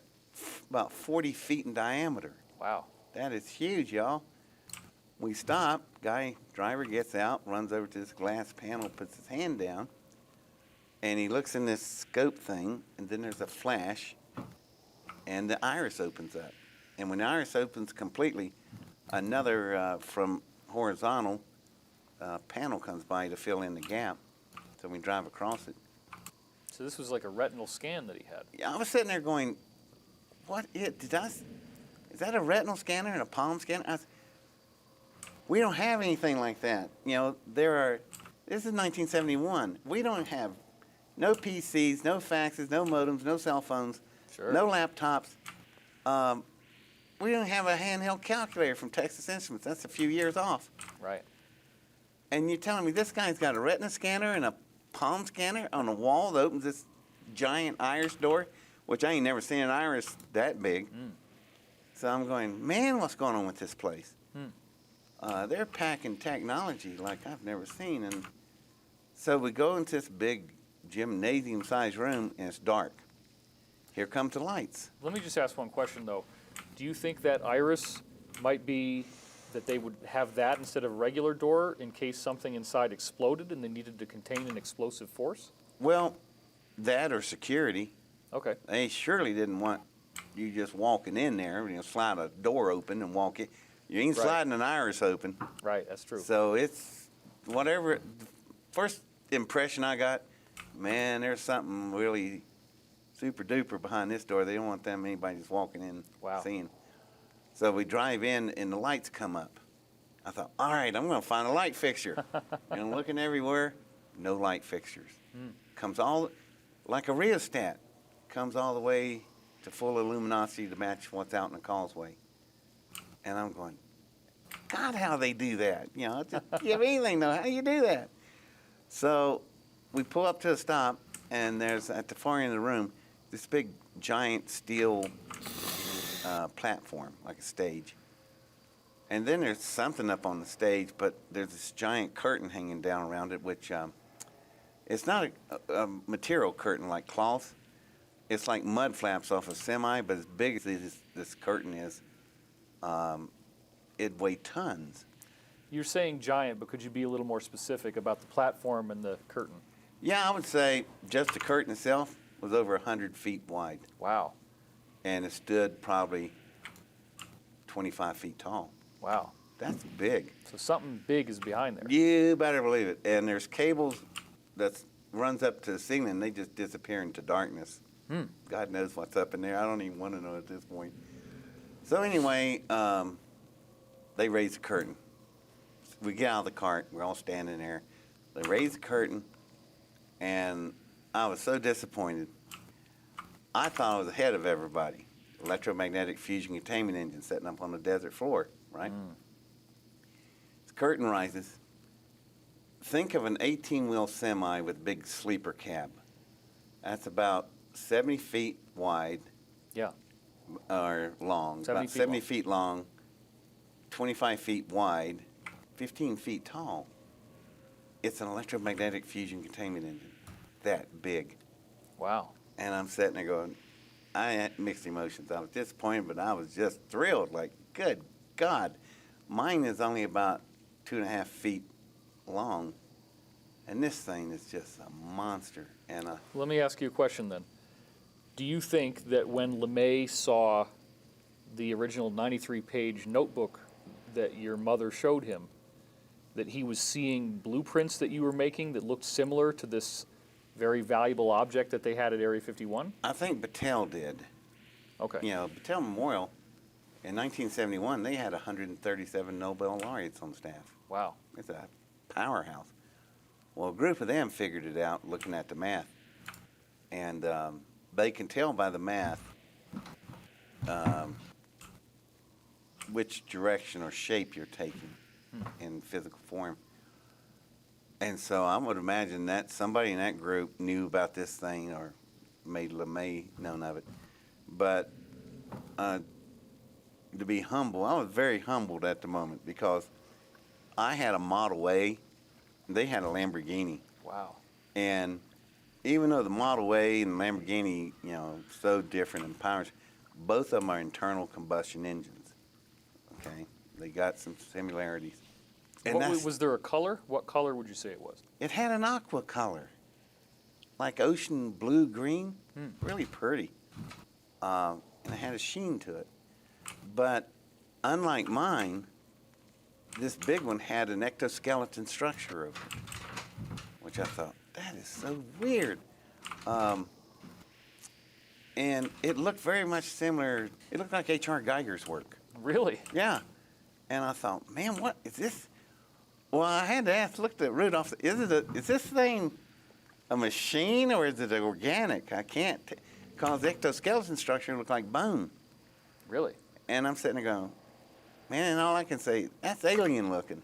Okay, if you say it looked like bone and it was an exoskeleton, would it be something that had a regular matrix structure like chicken wire, or did it have certain areas that were thicker, certain areas that were thinner? Were there dendrites? Well, you know how bones start off thicker at the spinal column, like a breast cage. Oh, And yeah. it's breast caging all around. It's really protected well.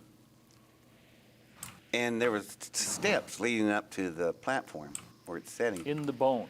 No, we're back at the platform. Oh, okay.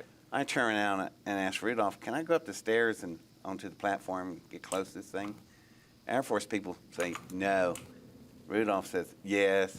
And he's obviously in charge because they just got quiet.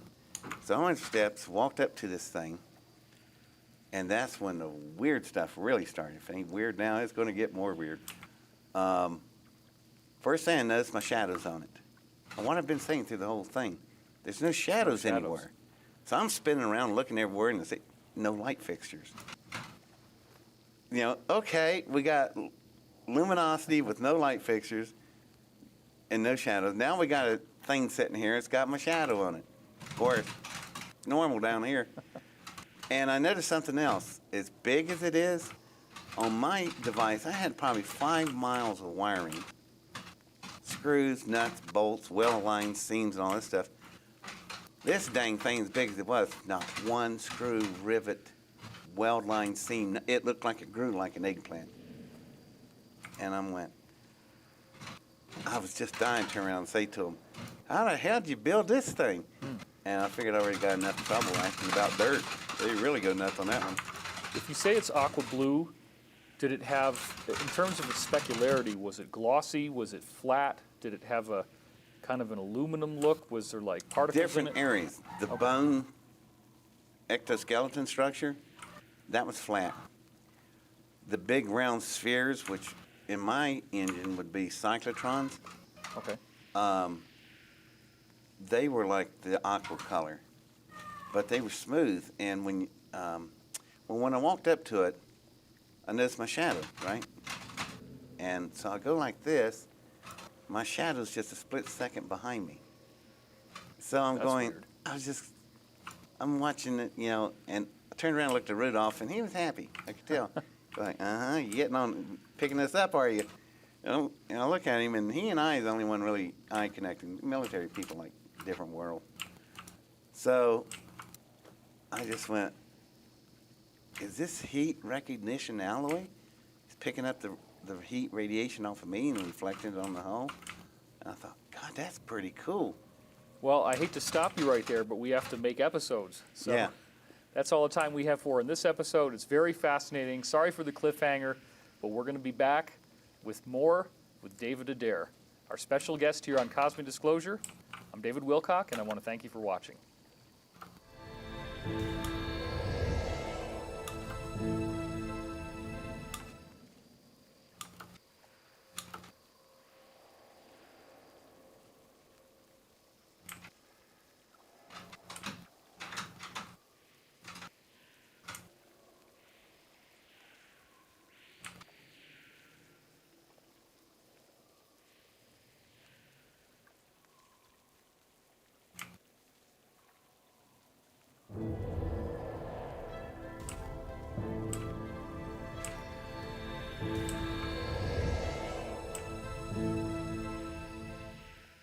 All right, welcome back to Cosmic Disclosure. I'm your host, David Wilcock, and in this episode, we'll bring you another round with our special guest, David Adair, a man who actually was able to walk around in Area 51. David, thanks for being back. So glad to be here. You're describing this thing that looks like you've just rolled into the scene of a horror movie. You got Could be. some alien creature, if you will, with bones around it, and it's gigantic.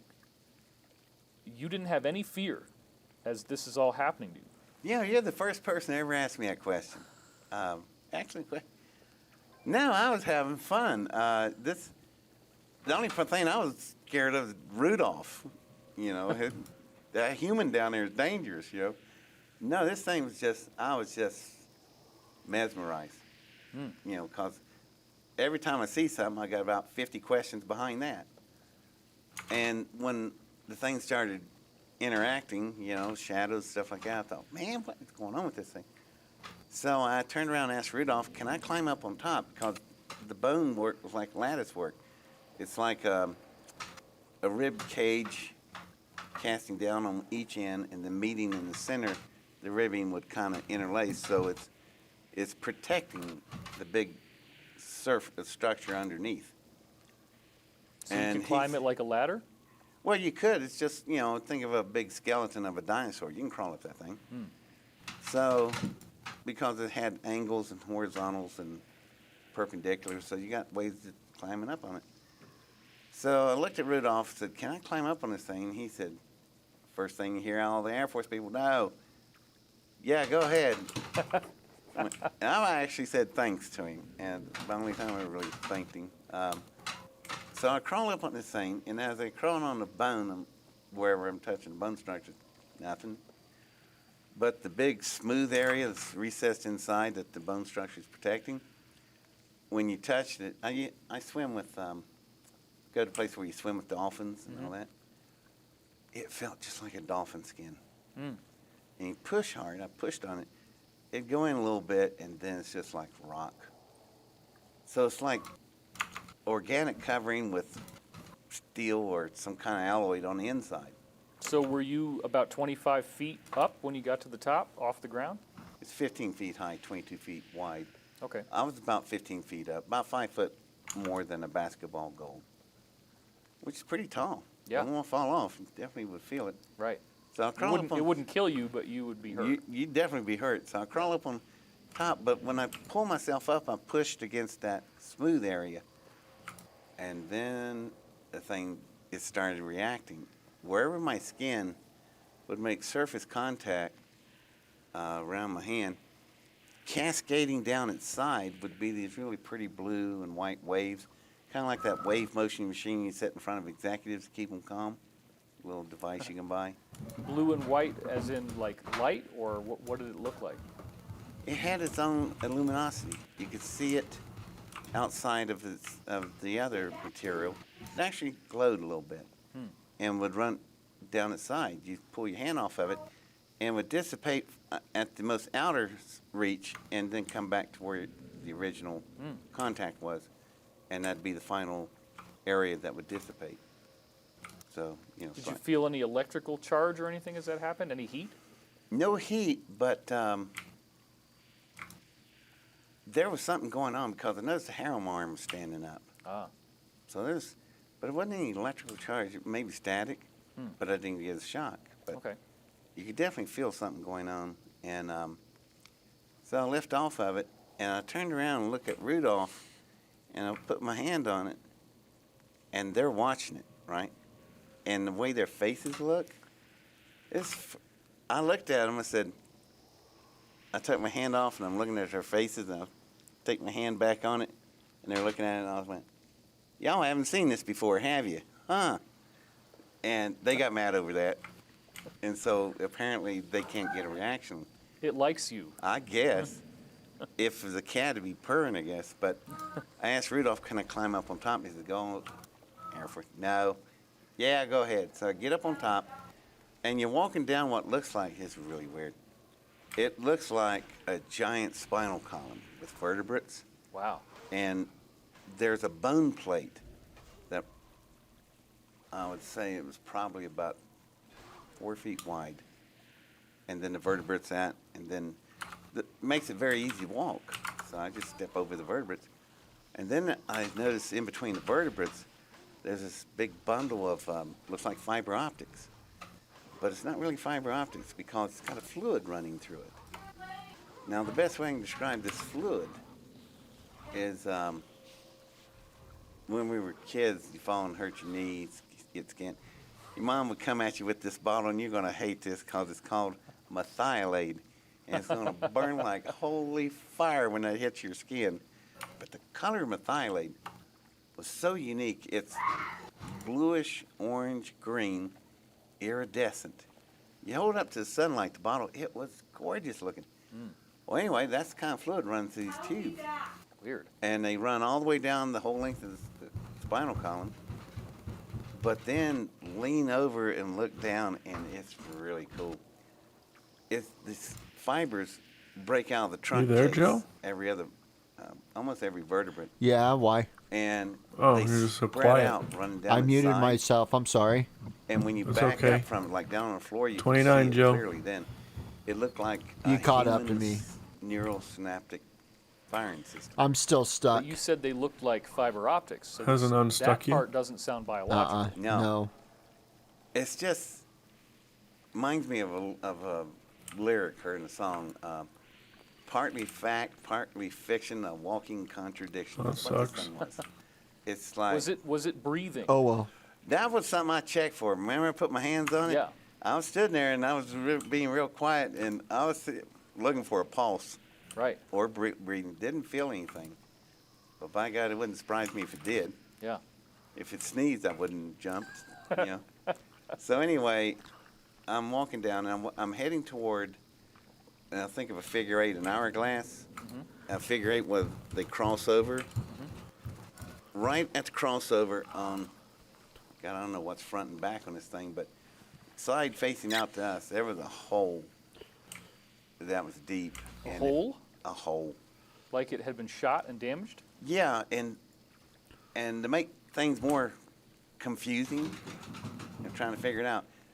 Something machine-like, where you'd blow a hole in it, the metal would be really sharp, shards and hanging around the blast area. It'd be really sharp.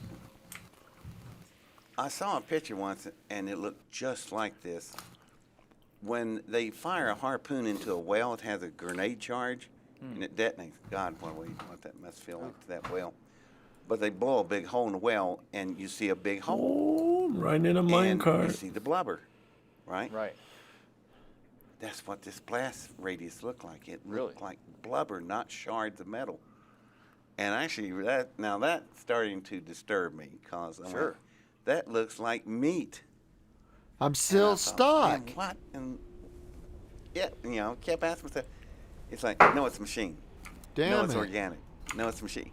It's like you go back and forth as you see things. So I lean over the side and look down the hole, and ask Rudolph, "Can I take a look inside the hole?" Are there any lights or controls or visible? No, it's dark in there. Okay. Which I don't know why I even want to go down in there. It's kind of nuts to think about it. Why you want to crawl in a dark hole? No kidding. Especially, this is already like a scene from a horror movie, right? Like Well, I this thing's figure at this point it doesn't matter. I'm gone anyhow. So I asked Rudolph, "Can I go inside this hole?" Boy, the Air Force people went from no to definitely not to Rudolph said, "Quiet. Yeah, go ahead." And so I stepped down, and I'm expecting it to be mushy, give way, but it doesn't. Did it smell like anything? There's another good question. There was an overall scent to the thing. I know this is going to really sound strange. It smelled like baked goods. Really?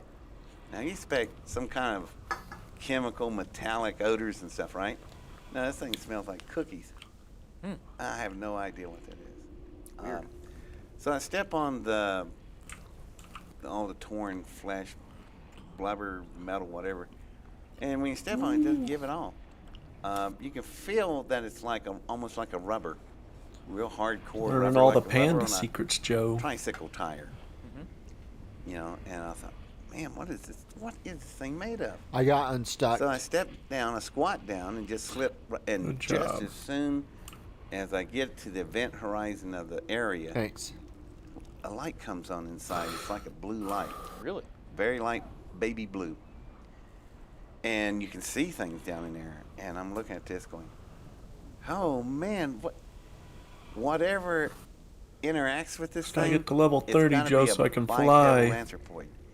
Because the floor has a platform that drops off. There's a Know chair. what I mean? Yeah. Our chairs we're sitting in, and you see our feet are here. Oh, you're That almost means there. We have legs and knees bent. So whoever Yep, I'm really is close. fooling with this thing is built like me and you.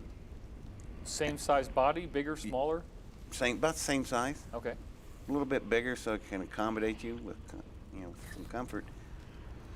So I slide on down in there, and this is where it's really interesting. Apparently, this is a power plant that would be inside a spacecraft, or what it's got to be. Blast came through the hull of the craft, came into the side of the engine, blew its way into this area, and what I think this area is a diagnostic center. It's where maintenance people or crew members would sit down in this chair. There's no chair there because you can see some outlines, remnants of a chair, but the blast came through, die, through Joe. the wall, I won't. through the chair, taking it out, into this wall, About how big is this room that you're in right now? about the area between me and you, Oh, so it's pretty small. like a cockpit. Okay. So, but this wall over here on the right, you're sitting down, there's like an observation window, which I thought was the coolest thing, because if it's running, that means you can see the plasma flow in this thing. That'd be so cool. How cool would that be? But the blast went through the wall, and next thing you encounter would be the electromagnetic shielding, the fields. Well, whatever blast through there, it either the field stopped it, or they both stopped at contact. Because as soon as this made contact, simply because that kind of blast occurred and the rest of it's intact, you would have to shut down in a picosecond, about a trillionth of a second. Otherwise, the engine would have been vaporized by the heat that's inside the plasma Go field. get him, champ. Inside the electromagnetic fields, nothing would survive. So it shuts down real fail-safe. That's how you shut it down in emergency. So if somebody was shooting at this thing, they knew exactly where to hit. Wow. I mean, within an inch. They knew exactly where to hit this thing to shut it down and still keep it intact. Did you look for a control surface with the seat? Yes, I did. Matter of fact, I sat down what was left of the chair, and right in front of me are these two big pods, about the size of a volleyball if you cut it in half. You will never And they find got a better indentations, and it's where your digits go. However, it wouldn't be like that. The only way you get your hands into it, you got to put these two fingers together. So that's what you got. And then you set it down, and you'll sink down till the top of your hands are even with the surface of the pods. Are you saying that there was more width in the area where your two fingers go together? Yeah, just enough for you to sink down into it to where the top of your fingers are now flush with the pod. Okay, okay. So it's obviously that's what you're supposed to do. Well, now this is interesting, David, because this sounds very, very similar to what Arnold Schwarzenegger puts his hand into at the end of Total Recall. And I'm wondering if they might have borrowed that from you, because you might have done this testimony before they made that movie. I remember seeing Except that. it's these two fingers in Total Recall that he does, not these. But it's very similar sounding. Yeah, well, this is how I did it. And Okay. Yeah, but if I remember recall right, next thing didn't happen. I sat down, I finally get my hands settled in, and no sooner than I get them all settled, I thought, well, this is cool, it fits. These interlocking rings came up like, I saw a Batman movie with Batmobile and its shield. You go chink, chink, chink, chink, chink, you know, it's covered. Well, that's what it did, except it was faster than a Batmobile. It just went, you know, ding, ding, ding, ding, and it was all the way up to your knuckles.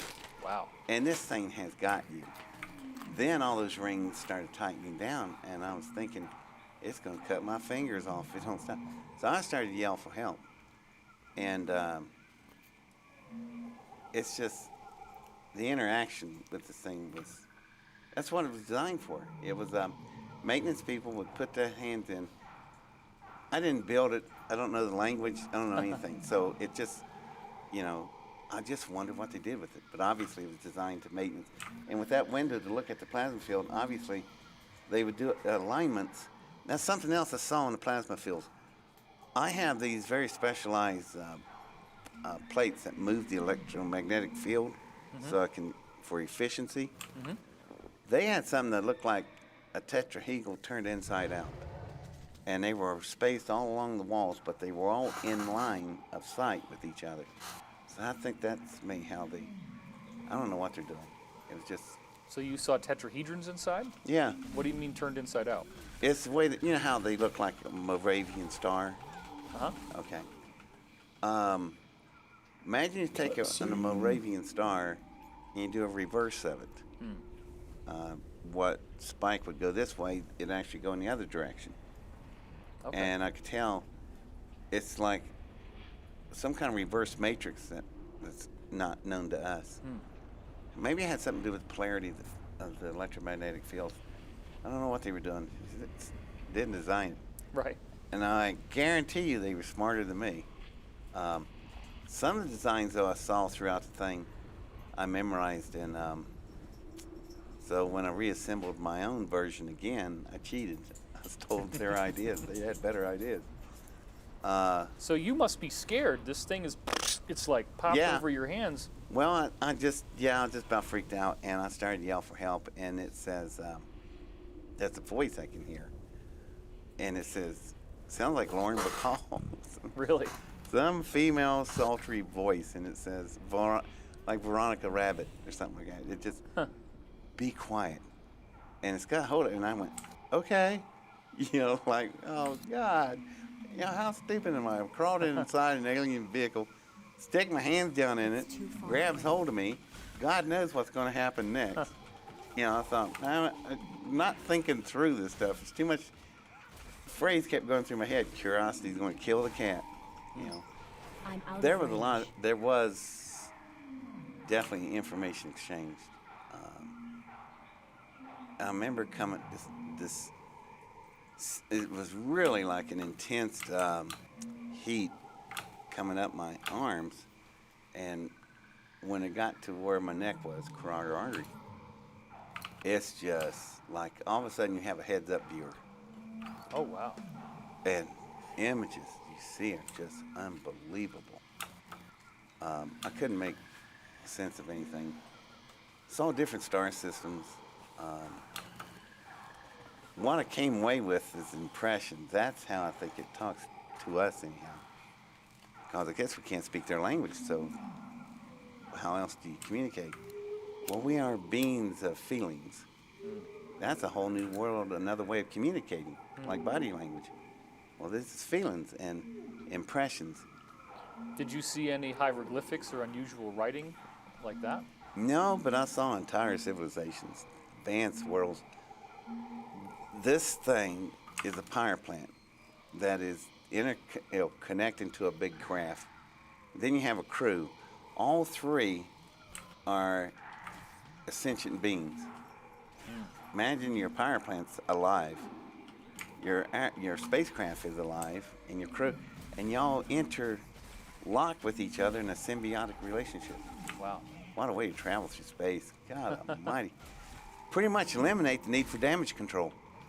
Think about it. I need Get to some target trouble, something get hit or first. something. I need a target. I don't You're the have a captain target. sitting in the bridge. You don't need somebody to tell you where the prank. You know where we've been hit. Because you Right. feel it. You're Wow. aware of it. You know, if somebody blew a hole in your side, you would know it. And even if you didn't have visuals, you could tell where the enemy is anywhere around you. Right. I need to get Man, closer. wouldn't the Navy like to get all of that? So anyway, I thought, what felt like maybe hours. I'm sure I was there just a few minutes. Because people downstairs didn't even I need a target. seem to be, alerted I was long. Either been in there too long. So I come out, and as soon as I got to the opening, the light goes back down. Just like shuts off. Some kind of, sensory. I'm curious, though, were you able to see in these I need visions to target something first. what these people originally looked like, or anything about their civilization, what the buildings were Yeah, like? there was a few things that stuck in my head. Apparently, this symbiotic society, Uh-huh. it's old, man. It's not thousands of years. It's not million years.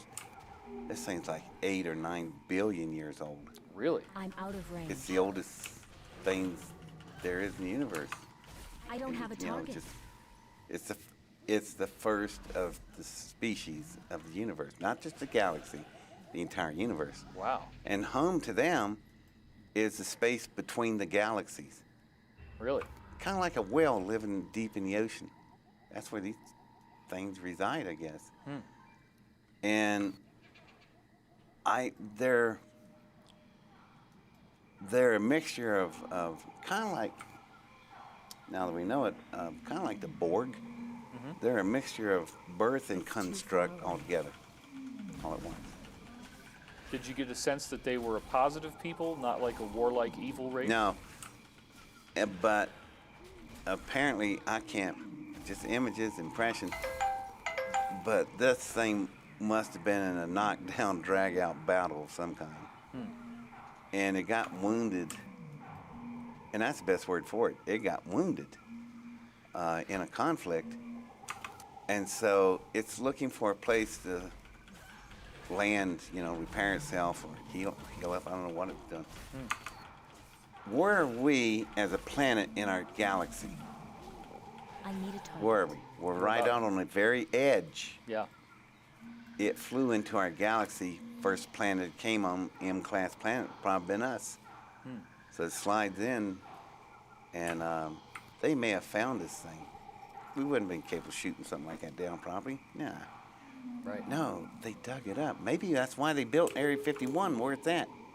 Because they hit a treasure trove, which means the spacecraft is somewhere, and it's big. So that, if you're going to follow that matrix, that means the crew's somewhere around. Do you think that a reactor like this could power, I would need have to enough target energy something density first. to power an entire city like Los Angeles? Oh. Not I just don't have city, a it could target. power an entire planet.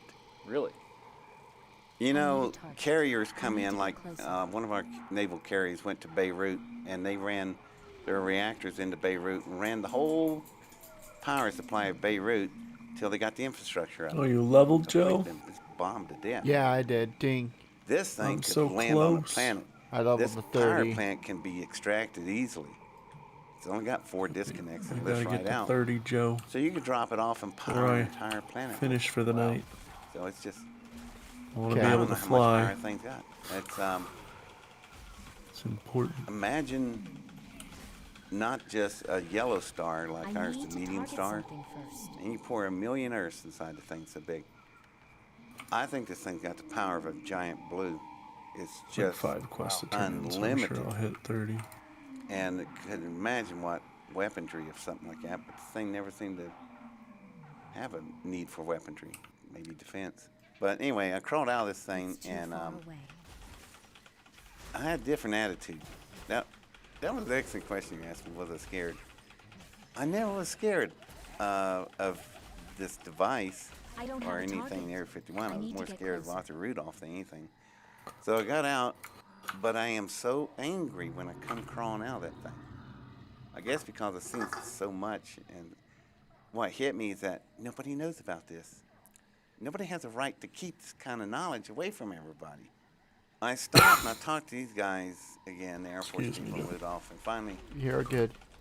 they asked me something, and It would they sounded like wanted a to say, laugh. Did I learn anything in there that I could tell them how this Well, functions? just me I choking. need to And that was the target last straw. something first. I choke all the time, I just man, yelled down to so 'em, you're good. Look, this Clear thing my is throat. not I ours. usually try to be It's not polite theirs, and the mute Soviets. myself, As a matter of fact, it's but not from I neighborhood, is don't it, do guys? that.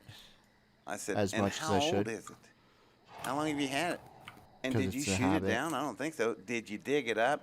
Boy, now they're bristling, and they are furious, and I don't care anymore at this point. And because I told them, nobody, I mean nobody, no president, no head of state, has a right to withhold this kind of knowledge from the entire human race. You said this out loud as you're standing up there Oh on that yeah, platform? yeah, good place to. In the middle of Area 51. Yeah, it's a good place. I hadn't thought of it till you said that. I guess I was stump preaching. Man, look at the stump you're standing on. But I don't know. I just had this. I'm normally I don't very have a easy target. going and everything, but boy, at that moment, I am just I'm out furious. of range. And I'm saying things that I thought, David, did you just say that to them? Yeah, and I'm pissed off. Well, they're angry. And they tell me, get off the damn thing. And so I'm coming down, and when I put my hand back on the smooth area, on the inners of this thing, as soon as my skin hit it, cascading 20 or 30 I need a feet target. down the side of this thing, There we go. way longer than the blue and white. Now it's Ding, ding, red, ding. orange flames Nice. going down halfway down this thing's body, wherever my contact is. I pulled it back, slapped it on again. There. I need to go to And as bed I'm too. I marveling can't. at what's I happening, can't complete this right now. It starts retracting back down, and then turns back to blue and white It's too complicated. because I'm coming down. This thing is not heat sensitive recognition alloy. This thing is feelings have a target. recognition. This thing feels me. It knows when I'm easy going and when I'm really pissed off. It's how in the hell does it do that? It's interacting. Well, anyway, we come down off of the engine. All they tell me is get on the cart. I need to get closer. Get in the back. Just real curt.